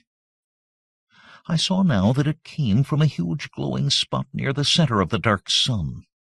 Mighty flames still soared outward from this. Yet, spite of its size, the grave of the star was no more than the shining of Jupiter upon the face of an ocean when compared with the inconceivable mass of the dead sun. I may remark here once more that no words will ever convey to the imagination the enormous bulk of the two central suns. 22. The Dark Nebula. Years melted into the past, centuries, eons. The light of the incandescent star sank to a furious red. It was later that I saw the Dark Nebula, at first an impalpable cloud, away to my right. It grew steadily to a clot of blackness in the night. How long I watched, it is impossible to say, for time as we count it was a thing of the past. It came closer, a shapeless monstrosity of darkness, tremendous. It seemed to slip across the night sleepily, a very hell fog. Slowly it slid nearer and passed into the void between me and the central suns. It was as though a curtain had been drawn before my vision. A strange tremor of fear took me, and a fresh sense of wonder. The green twilight that had reigned for so many millions of years had now given place to impenetrable gloom. Motionless, I peered about me. A century fled, and it seemed to me that I detected occasional dull glows of red passing me at intervals. Earnestly I gazed, and presently seemed to see circular masses that showed muddily red within the clouded blackness. They appeared to be growing out of the nebulous murk. A while, and they became plainer to my accustomed vision.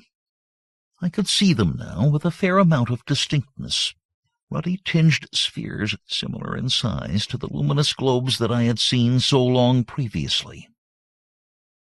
They floated past me continually. Gradually, a peculiar uneasiness seized me.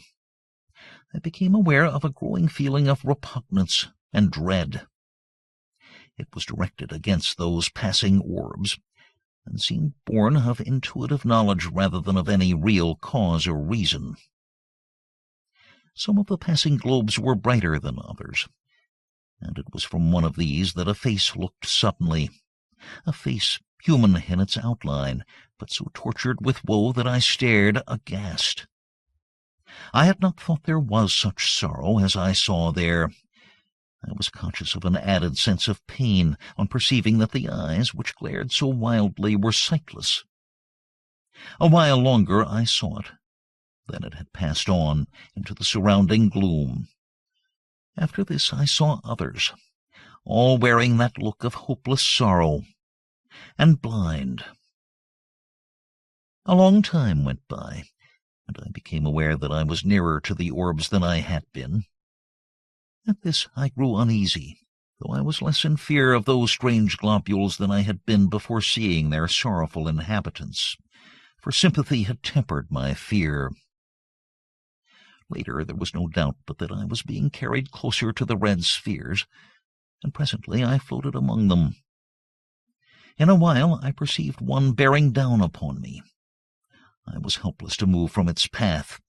In a minute it seemed it was upon me, and I was submerged in a deep red mist. This cleared, and I stared confusedly across the immense breadth of the plain of silence. It appeared just as I had first seen it. I was moving forward steadily across its surface. Away ahead shone the vast blood-red ring that lit the place. Footnote 15. Without doubt the flame-edged mass of the dead central sun, seen from another dimension. Editor. End of footnote. All around was spread the extraordinary desolation of stillness that had so impressed me during my previous wanderings across its starkness. Presently I saw, rising up into the ruddy gloom, the distant peaks of the mighty amphitheater of mountains, where untold ages before I had been shown my first glimpse of the terrors that underlie many things, and where, vast and silent, watched by 1,000 mute gods, stands the replica of this house of mysteries, this house that I had seen swallowed up in that hell-fire ere the earth had kissed the sun and vanished forever. Though I could see the crests of the mountain amphitheater, yet it was a great while before their lower portions became visible. Possibly this was due to the strange ruddy haze that seemed to cling to the surface of the plain. However, be this as it may, I saw them at last. In a still further space of time, I had come so close to the mountains that they appeared to overhang me. Presently I saw the great rift open before me, and I drifted into it, without volition on my part. Later I came out upon the breadth of the enormous arena. There, at an apparent distance of some 5 miles, stood the house, huge, monstrous, and silent, lying in the very center of that stupendous amphitheater. So far as I could see, it had not altered in any way, but looked as though it were only yesterday that I had seen it. Around, the grim, dark mountains frowned down upon me from their lofty silences. Far to my right, away up among inaccessible peaks, loomed the enormous bulk of the great beast god. Higher, I saw the hideous form of the dread goddess, rising up through the red gloom, thousands of fathoms above me. To the left I made out the monstrous eyeless thing, grey and inscrutable. Further off, reclining on its lofty ledge, the livid ghoul shape showed, a splash of sinister color among the dark mountains. Slowly I moved out across the great arena, floating. As I went, I made out the dim forms of many of the other lurking horrors that peopled those supreme heights. Gradually I neared the house, and my thoughts flashed back across the abyss of years. I remembered the dread spectre of the place. A short while passed, and I saw that I was being wafted directly toward the enormous mass of that silent building. About this time I became aware, in an indifferent sort of way, of a growing sense of numbness that robbed me of the fear which I should otherwise have felt on approaching that awesome pile. As it was, I viewed it calmly, much as a man views calamity through the haze of his tobacco smoke. In a little while I had come so close to the house as to be able to distinguish many of the details about it. The longer I looked, the more was I confirmed in my long-ago impressions of its entire similitude to this strange house. Save in its enormous size, I could find nothing unlike. Suddenly, as I stared, a great feeling of amazement filled me. I had come opposite to that part where the outer door leading into the study is situated. There, lying right across the threshold, lay a great length of coping stone, identical save in size and color with the piece I had dislodged in my fight with the pit creatures. I floated nearer, and my astonishment increased as I noted that the door was broken partly from its hinges, precisely in the manner that my study door had been forced inward by the assaults of the Swine-Things. The sight started a train of thoughts, and I began to trace dimly that the attack on this house might have a far deeper significance than I had hitherto imagined.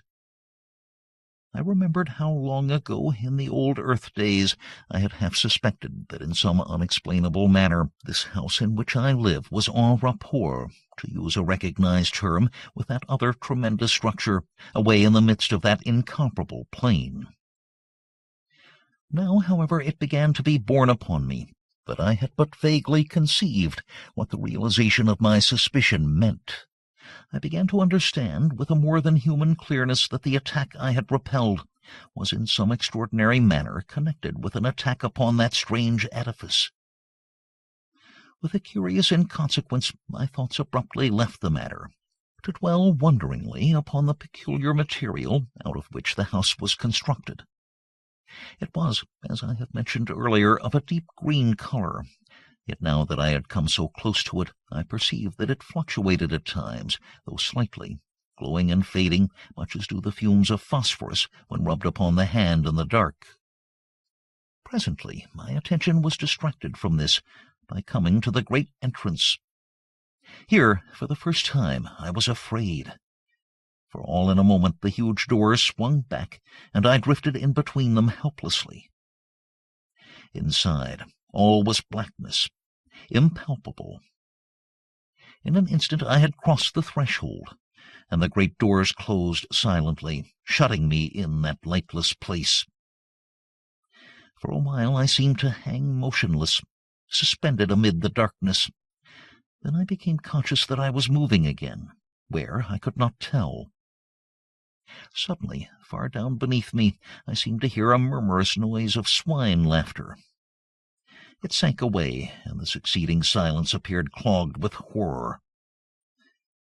Then a door opened somewhere ahead. A white haze of light filtered through, and I floated slowly into a room that seemed strangely familiar. All at once there came a bewildering screaming noise that deafened me. I saw a blurred vista of visions flaming before my sight. My senses were dazed through the space of an eternal moment. Then my power of seeing came back to me. The dizzy, hazy feeling passed, and I saw clearly. 23. Pepper. I was seated in my chair, back again in this old study. My glance wandered round the room. For a minute it had a strange quivery appearance, unreal and unsubstantial. This disappeared, and I saw that nothing was altered in any way. I looked toward the end window. The blind was up. I rose to my feet shakily. As I did so, a slight noise in the direction of the door attracted my attention. I glanced toward it. For a short instant, it appeared to me that it was being closed gently. I stared and saw that I must have been mistaken. It seemed closely shut. With a succession of efforts, I trod my way to the window and looked out. The sun was just rising, lighting up the tangled wilderness of gardens. For perhaps a minute I stood and stared. I passed my hand confusedly across my forehead. Presently, amid the chaos of my senses, a sudden thought came to me. I turned quickly and called to Pepper. There was no answer, and I stumbled across the room in a quick access of fear. As I went, I tried to frame his name, but my lips were numb. I reached the table and stooped down to him with a catching at my heart. He was lying in the shadow of the table, and I had not been able to see him distinctly from the window. Now, as I stooped, I took my breath shortly. There was no Pepper. Instead, I was reaching toward an elongated little heap of gray, ash-like dust.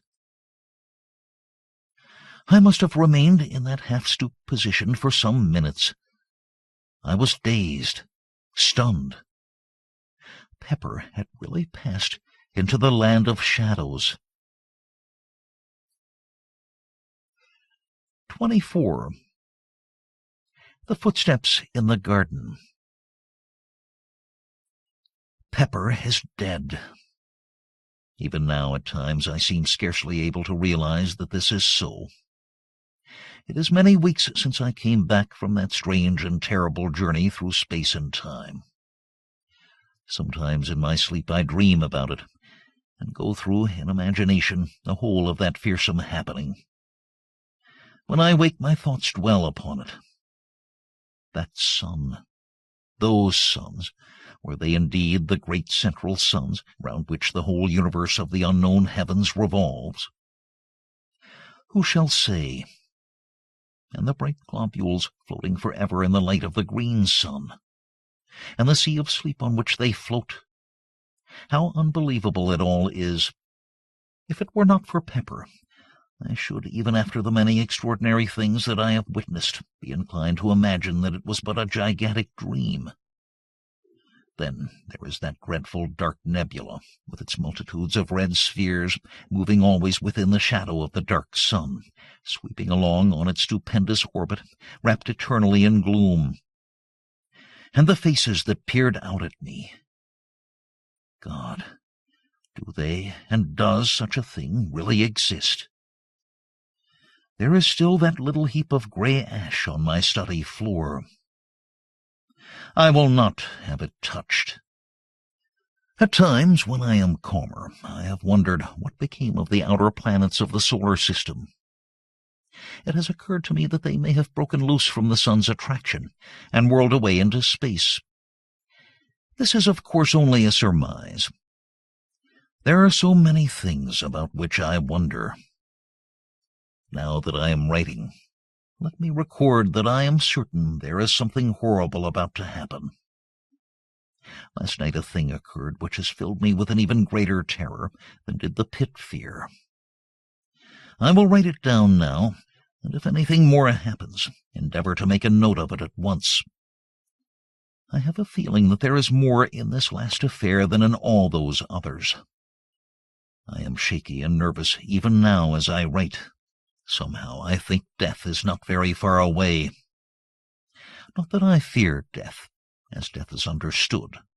Yet there is that in the air which bids me fear, an intangible cold horror. I felt it last night. It was thus. Last night I was sitting here in my study, writing. The door leading into the garden was half open. At times the metallic rattle of a dog's chain sounded faintly. It belongs to the dog I have bought since Pepper's death. I will not have him in the house, not after Pepper.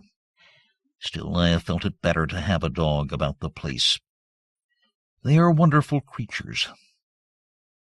I was much engrossed in my work, and the time passed quickly.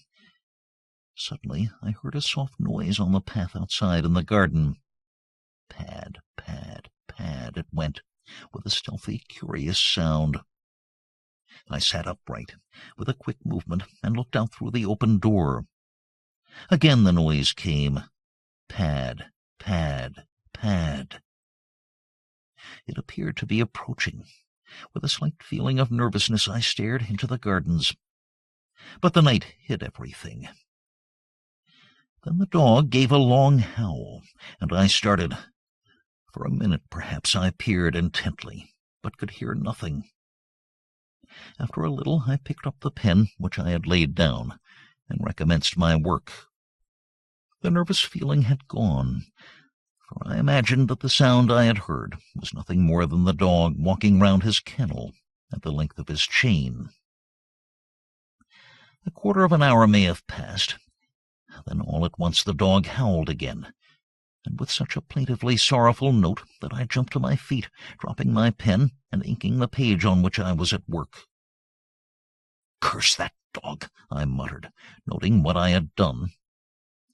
Then, even as I said the words, there sounded again that queer pad, pad, pad. It was horribly close, almost by the door, I thought. I knew now that it could not be the dog. His chain would not allow him to come so near. The dog's growl came again, and I noted subconsciously the taint of fear in it.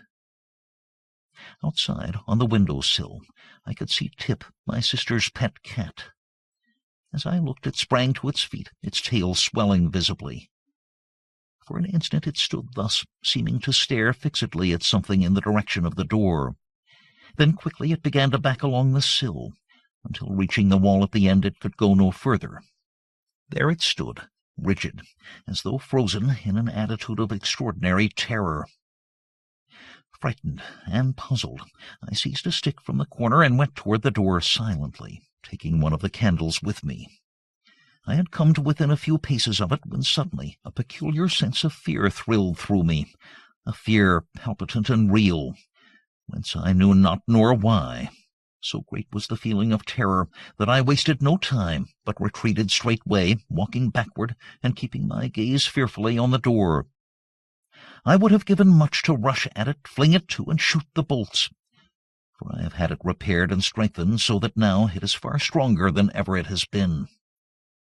Like Tip, I continued my almost unconscious progress backward until the wall brought me up. At that I started nervously and glanced round apprehensively. As I did so, my eyes dwelt momentarily on the rack of firearms, and I took a step toward them, but stopped with a curious feeling that they would be needless. Outside, in the gardens, the dog moaned strangely. Suddenly, from the cat, there came a fierce long screech. I glanced jerkily in its direction. Something luminous and ghostly encircled it and grew upon my vision. It resolved into a glowing hand, transparent, with a lambent greenish flame flickering over it. The cat gave a last awful caterwaul, and I saw it smoke and blaze. My breath came with a gasp, and I leant against the wall. Over that part of the window there spread a smudge, green and fantastic. It hid the thing from me, though the glare of fire shone through dully. A stench of burning stole into the room. Pad, pad, pad. Something passed down the garden path, and a faint mouldy odor seemed to come in through the open door and mingle with the burnt smell.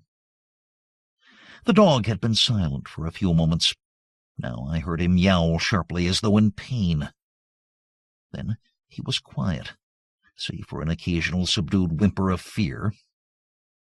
A minute went by. Then the gate on the west side of the gardens slammed distantly. After that, nothing.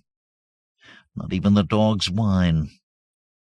I must have stood there some minutes. Then a fragment of courage stole into my heart, and I made a frightened rush at the door, dashed it to, and bolted it. After that, for a full half-hour, I sat helpless, staring before me rigidly. Slowly my life came back into me, and I made my way shakily upstairs to bed. That is all. 25. The Thing from the Arena. This morning, early, I went through the gardens, but found everything as usual. Near the door, I examined the path for footprints. Yet here again there was nothing to tell me whether or not I dreamed last night. It was only when I came to speak to the dog that I discovered tangible proof that something did happen.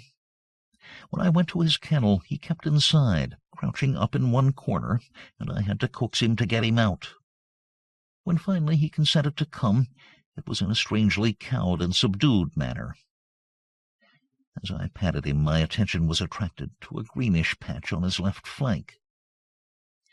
On examining it, I found that the fur and skin had been apparently burnt off, for the flesh showed raw and scorched. The shape of the mark was curious, reminding me of the imprint of a large talon or hand. I stood up, thoughtful.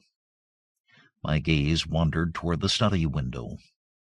The rays of the rising sun shimmered on the smoky patch in the lower corner, causing it to fluctuate from green to red, oddly. Ah, that was undoubtedly another proof. And suddenly the horrible thing I saw last night rose in my mind. I looked at the dog again. I knew the cause now of that hateful-looking wound on his side. I knew also that what I had seen last night had been a real happening. And a great discomfort filled me. Pepper, Tip, and now this poor animal. I glanced at the dog again and noticed that he was licking at his wound. Poor brute, I muttered, and bent to pat his head. At that, he got upon his feet, nosing and licking my hand wistfully. Presently I left him, having other matters to which to attend. After dinner I went to see him again. He seemed quiet and disinclined to leave his kennel. From my sister I have learnt that he has refused all food today. She appeared a little puzzled when she told me, though quite unsuspicious of anything of which to be afraid. The day has passed, uneventfully enough. After tea I went again to have a look at the dog. He seemed moody and somewhat restless, yet persisted in remaining in his kennel. Before locking up for the night, I moved his kennel out away from the wall, so that I shall be able to watch it from the small window tonight. The thought came to me to bring him into the house for the night, but consideration has decided me to let him remain out. I cannot say that the house is in any degree less to be feared than the gardens. Pepper was in the house, and yet it is now 2 o'clock. Since 8 I have watched the kennel from the small side window in my study. Yet nothing has occurred, and I am too tired to watch longer. I will go to bed. During the night I was restless. This is unusual for me, but toward morning I obtained a few hours' sleep. I rose early, and after breakfast visited the dog. He was quiet but morose, and refused to leave his kennel. I wish there was some horse doctor near here. I would have the poor brute looked to. All day he has taken no food, but has shown an evident desire for water, lapping it up greedily. I was relieved to observe this. The evening has come, and I am in my study. I intend to follow my plan of last night and watch the kennel. The door leading into the garden is bolted securely. I am consciously glad there are bars to the windows. Night. Midnight has gone. The dog has been silent up to the present. Through the side window on my left I can make out dimly the outlines of the kennel.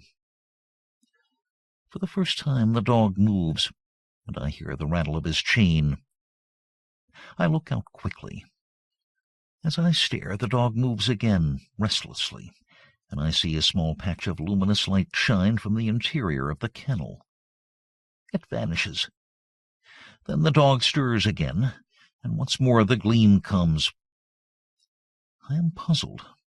The dog is quiet, and I can see the luminous thing plainly. It shows distinctly. There is something familiar about the shape of it. For a moment I wonder. Then it comes to me that it is not unlike the 4 fingers and thumb of a hand. Like a hand. And I remember the contour of that fearsome wound on the dog's side. It must be the wound I see. It is luminous at night. Why? The minutes pass. My mind is filled with this fresh thing. Suddenly I hear a sound out in the gardens. How it thrills through me. It is approaching. Pad, pad, pad. A prickly sensation traverses my spine and seems to creep across my scalp. The dog moves in his kennel and whimpers frightenedly. He must have turned round, for now I can no longer see the outline of his shining wound. Outside, the gardens are silent once more, and I listen fearfully. A minute passes, and another. Then I hear the padding sound again. It is quite close, and appears to be coming down the gravelled path. The noise is curiously measured and deliberate. It ceases outside the door, and I rise to my feet and stand motionless. From the door comes a slight sound, the latches being slowly raised. A singing noise is in my ears, and I have a sense of pressure about the head. The latch drops with a sharp click into the catch. The noise startles me afresh, jarring horribly on my tense nerves. After that I stand for a long while amid an ever-growing quietness. All at once my knees begin to tremble, and I have to sit quickly. An uncertain period of time passes, and gradually I begin to shake off the feeling of terror that has possessed me. Yet still I sit. I seem to have lost the power of movement. I am strangely tired and inclined to doze. My eyes open and close, and presently I find myself falling asleep and waking in fits and starts. It is some time later that I am sleepily aware that one of the candles is guttering. When I wake again, it has gone out, and the room is very dim under the light of the one remaining flame. The semi-darkness troubles me little. I have lost that awful sense of dread, and my only desire seems to be to sleep. Sleep. Suddenly, although there is no noise, I am awake, wide awake. I am acutely conscious of the nearness of some mystery, of some overwhelming presence. The very air seems pregnant with terror. I sit huddled and just listen intently. Still, there is no sound. Nature herself seems dead. Then the oppressive stillness is broken by a little eldritch scream of wind that sweeps round the house and dies away remotely. I let my gaze wander across the half-lighted room. By the great clock in the far corner is a dark, tall shadow. For a short instant I stare frightenedly. Then I see that it is nothing, and am momentarily relieved. In the time that follows, the thought flashes through my brain, why not leave this house of mystery and terror? Then, as though in answer, there sweeps up across my sight a vision of the wondrous sea of sleep. The sea of sleep where she and I have been allowed to meet after the years of separation and sorrow. And I know that I shall stay on here, whatever happens. Through the side window, I note the somber blackness of the night. My glance wanders away and round the room, resting on one shadowy object and another. Suddenly I turn and look at the window on my right. As I do so, I breathe quickly and bend forward, with a frightened gaze at something outside the window, but close to the bars. I am looking at a vast, misty swine face, over which fluctuates a flamboyant flame of a greenish hue. It is the thing from the arena. The quivering mouth seems to drip with a continual phosphorescent slaver. The eyes are staring straight into the room, with an inscrutable expression. Thus I sit rigidly, frozen. The thing has begun to move. It is turning slowly in my direction. Its face is coming round toward me. It sees me. Two huge, inhumanly human eyes are looking through the dimness at me. I am cold with fear. Yet even now I am keenly conscious, and note in an irrelevant way that the distant stars are blotted out by the mass of the giant face. A fresh horror has come to me. I am rising from my chair without the least intention. I am on my feet, and something is impelling me toward the door that leads out into the gardens. I wish to stop, but cannot.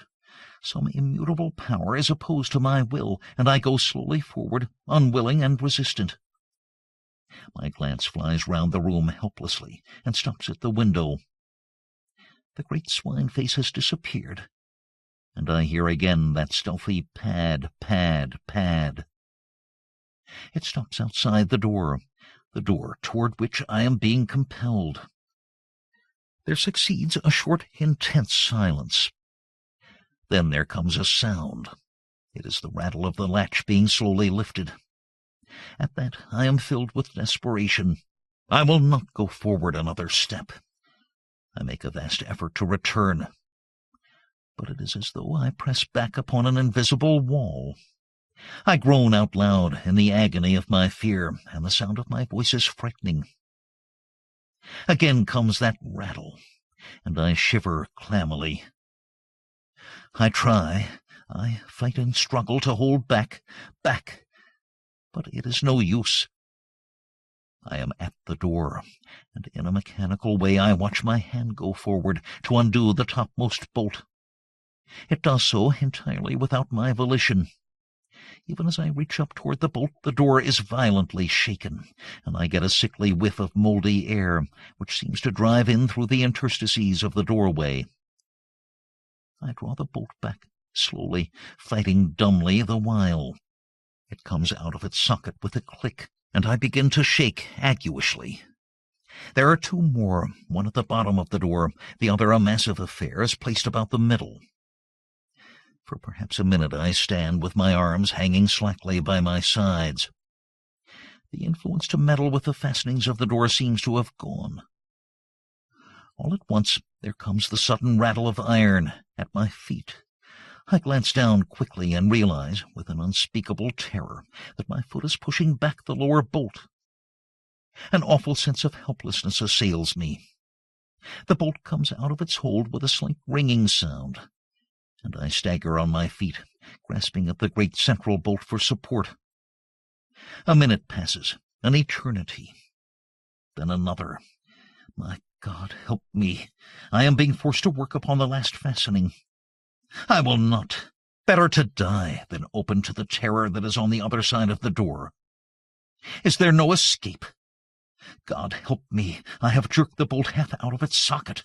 My lips emit a hoarse scream of terror. The bolt is 3 parts drawn now, and still my unconscious hands work toward my doom. Only a fraction of steel between my soul and that. Twice I scream out, in the supreme agony of my fear. Then, with a mad effort, I tear my hands away. My eyes seem blinded. A great blackness is falling upon me. Nature has come to my rescue. I feel my knees giving. There is a loud, quick thudding upon the door, and I am falling. I must have lain there at least a couple of hours. As I recover, I am aware that the other candle has burnt out, and the room is in an almost total darkness. I cannot rise to my feet, for I am cold and filled with a terrible cramp. Yet my brain is clear, and there is no longer the strain of that unholy influence. Cautiously, I get upon my knees and feel for the central bolt. I find it and push it securely back into its socket. Then the one at the bottom of the door. By this time, I am able to rise to my feet, and so manage to secure the fastening at the top. After that, I go down upon my knees again, and creep away among the furniture in the direction of the stairs. By doing this, I am safe from observation from the window. I reach the opposite door, and as I leave the study, cast one nervous glance over my shoulder toward the window. Out in the night, I seem to catch a glimpse of something impalpable. But it may be only a fancy. Then I am in the passage and on the stairs. Reaching my bedroom, I clamber into bed, all clothed as I am, and pull the bedclothes over me. There, after a while, I begin to regain a little confidence. It is impossible to sleep, but I am grateful for the added warmth of the bedclothes. Presently I try to think over the happenings of the past night, but though I cannot sleep, I find that it is useless to attempt consecutive thought. My brain seems curiously blank. Toward morning I begin to toss uneasily. I cannot rest, and after a while I get out of bed and pace the floor. The wintry dawn is beginning to creep through the windows and shows the bare discomfort of the old room. Strange that through all these years it has never occurred to me how dismal the place really is. And so a time passes. From somewhere downstairs a sound comes up to me. I go to the bedroom door and listen. It is Mary, bustling about the great old kitchen, getting the breakfast ready. I feel little interest.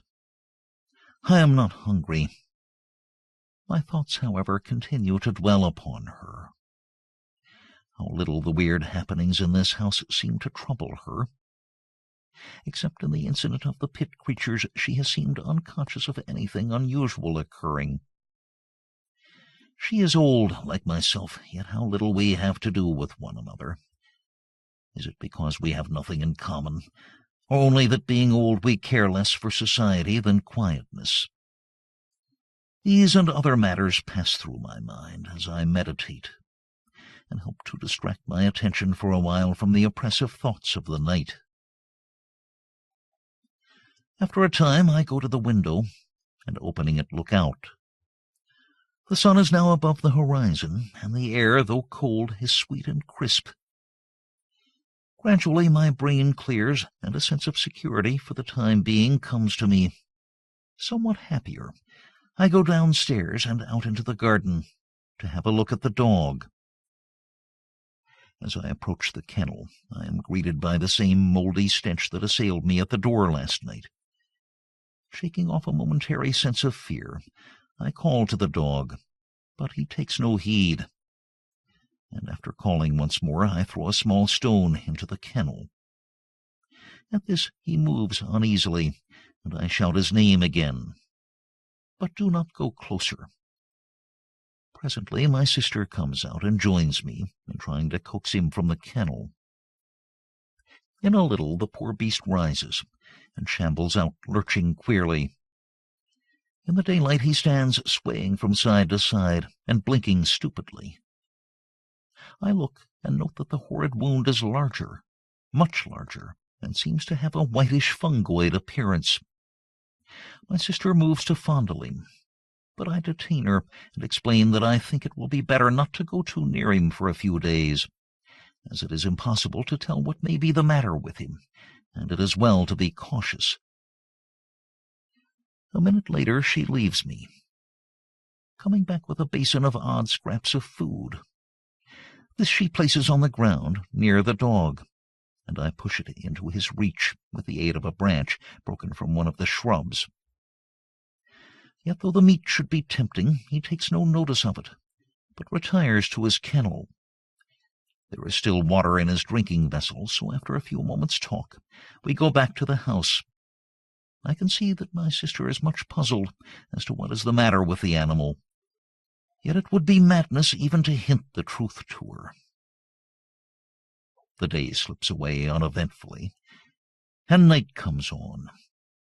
I have determined to repeat my experiment of last night. I cannot say that it is wisdom, yet my mind is made up. Still, however, I have taken precautions, for I have driven stout nails in at the back of each of the 3 bolts that secure the door, opening from the study into the gardens.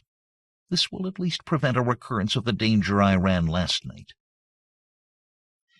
From 10 to about 2:30 I watch, but nothing occurs, and finally I stumble off to bed, where I am soon asleep. 26. The Luminous Speck. I awake suddenly. It is still dark. I turn over once or twice in my endeavors to sleep again, but I cannot sleep. My head is aching slightly, and by turns I am hot and cold. In a little I give up the attempt and stretch out my hand for the matches. I will light my candle and read a while. Perhaps I shall be able to sleep after a time. For a few moments I grope, then my hand touches the box, but as I open it I am startled to see a phosphorescent speck of fire shining amid the darkness. I put out my other hand and touch it. It is on my wrist. With a feeling of vague alarm I strike a light hurriedly and look, but can see nothing save a tiny scratch. "Fancy," I mutter, with a half-sigh of relief. Then the match burns my finger, and I drop it quickly. As I fumble for another, the thing shines out again. I know now that it is no fancy. This time I light the candle and examine the place more closely. There is a slight greenish discoloration round the scratch. I am puzzled and worried. Then a thought comes to me. I remember the morning after the thing appeared. I remember that the dog licked my hand. It was this one with the scratch on it, though I have not been even conscious of the abasement until now. A horrible fear has come to me. It creeps into my brain. The dog's wound shines at night. With a dazed feeling, I sit down on the side of the bed and try to think, but cannot.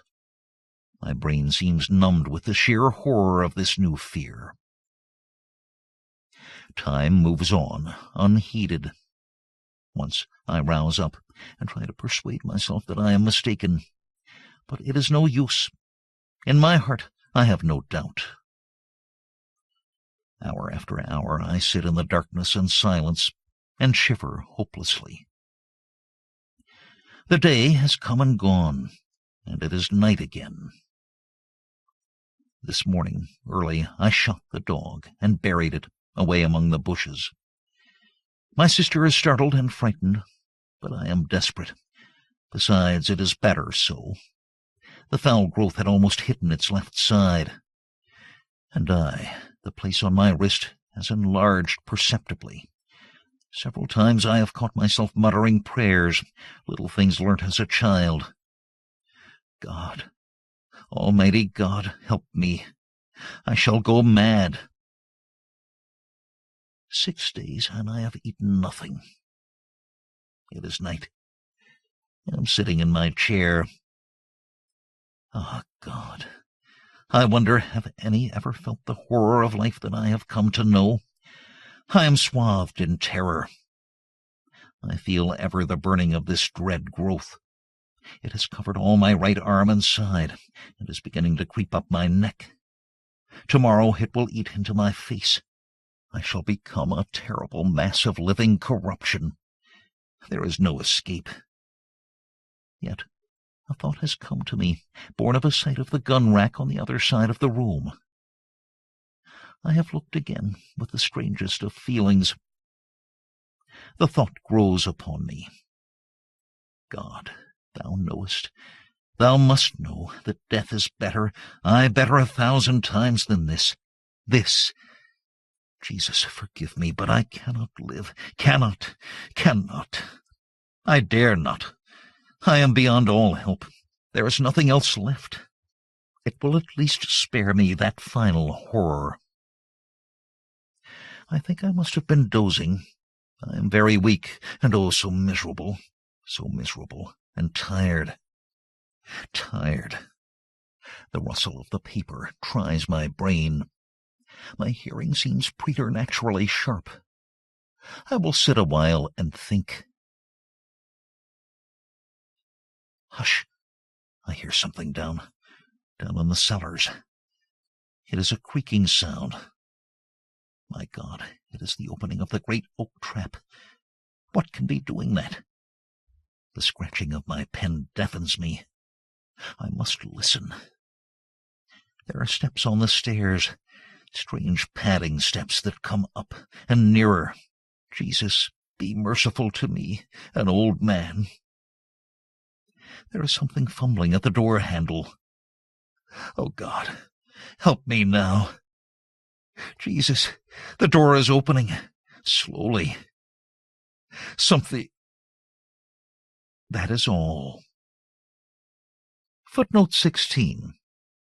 Note.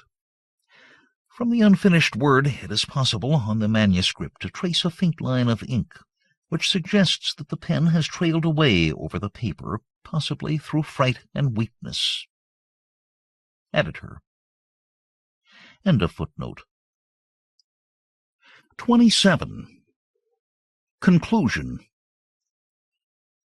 I put down the manuscript and glanced across at Tonneson. He was sitting, staring out into the dark. I waited a minute. Then I spoke. "Well," I said. He turned slowly and looked at me. His thoughts seemed to have gone out of him, into a great distance.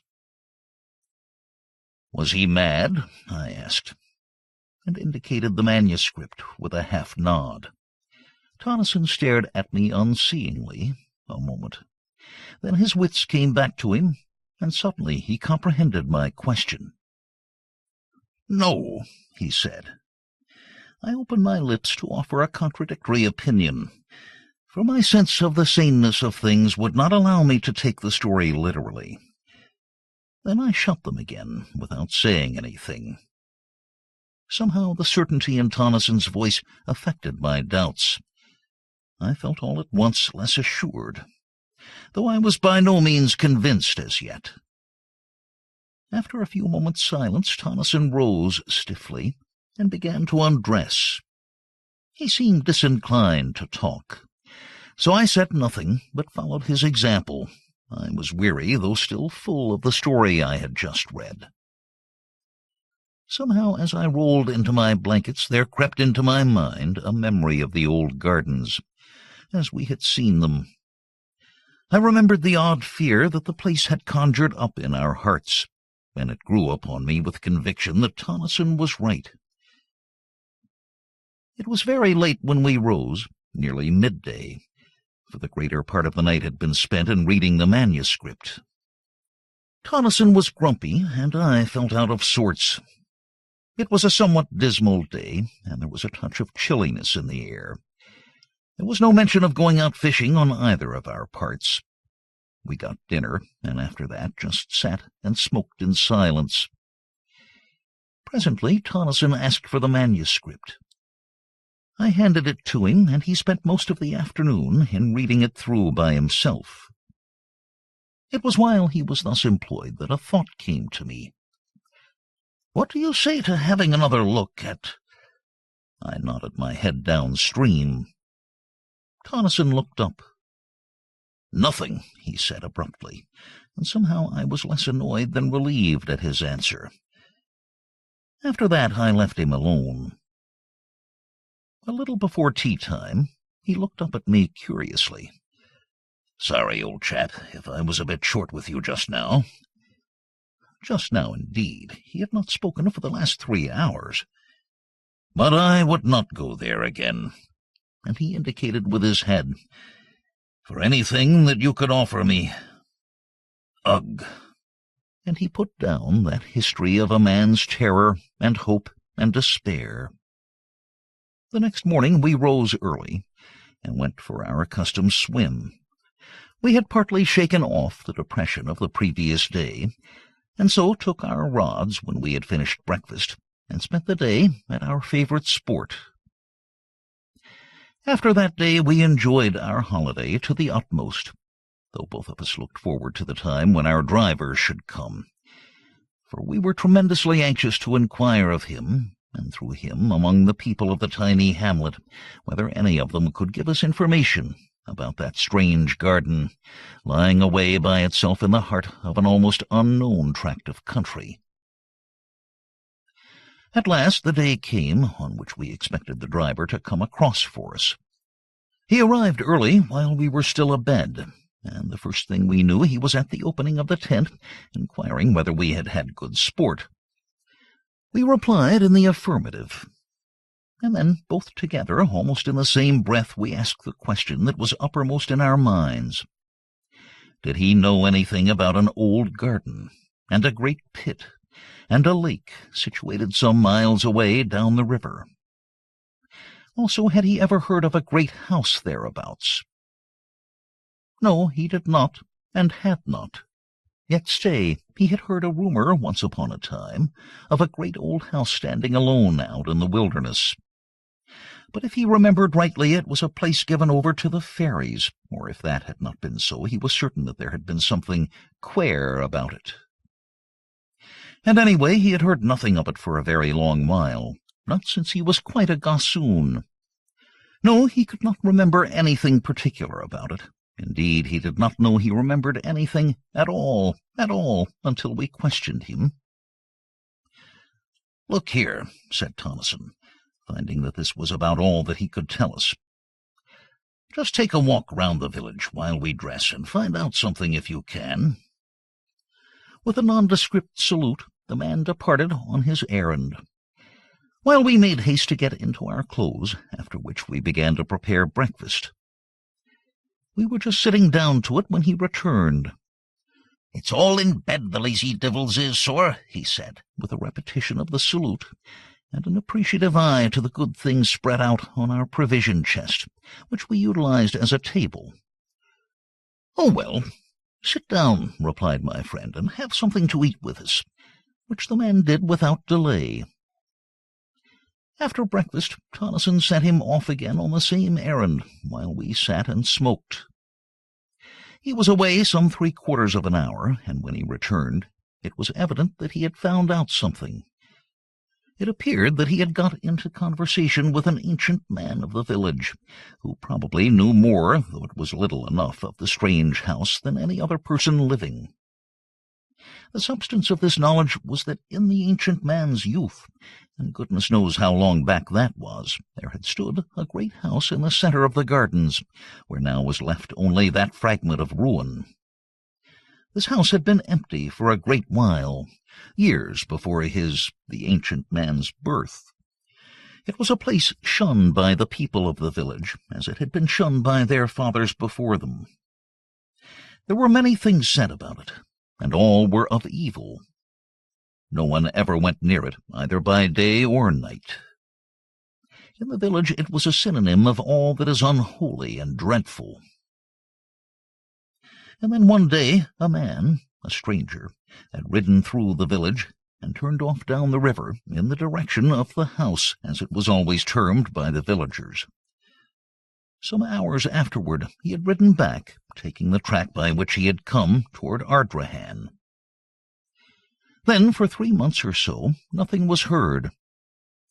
At the end of that time he reappeared, but now he was accompanied by an elderly woman and a large number of donkeys, laden with various articles.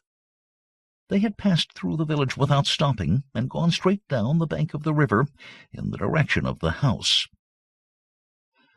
Since that time, no one, save the man whom they had chartered to bring over monthly supplies of necessaries from Ardrahan, had ever seen either of them. and him none had ever induced to talk.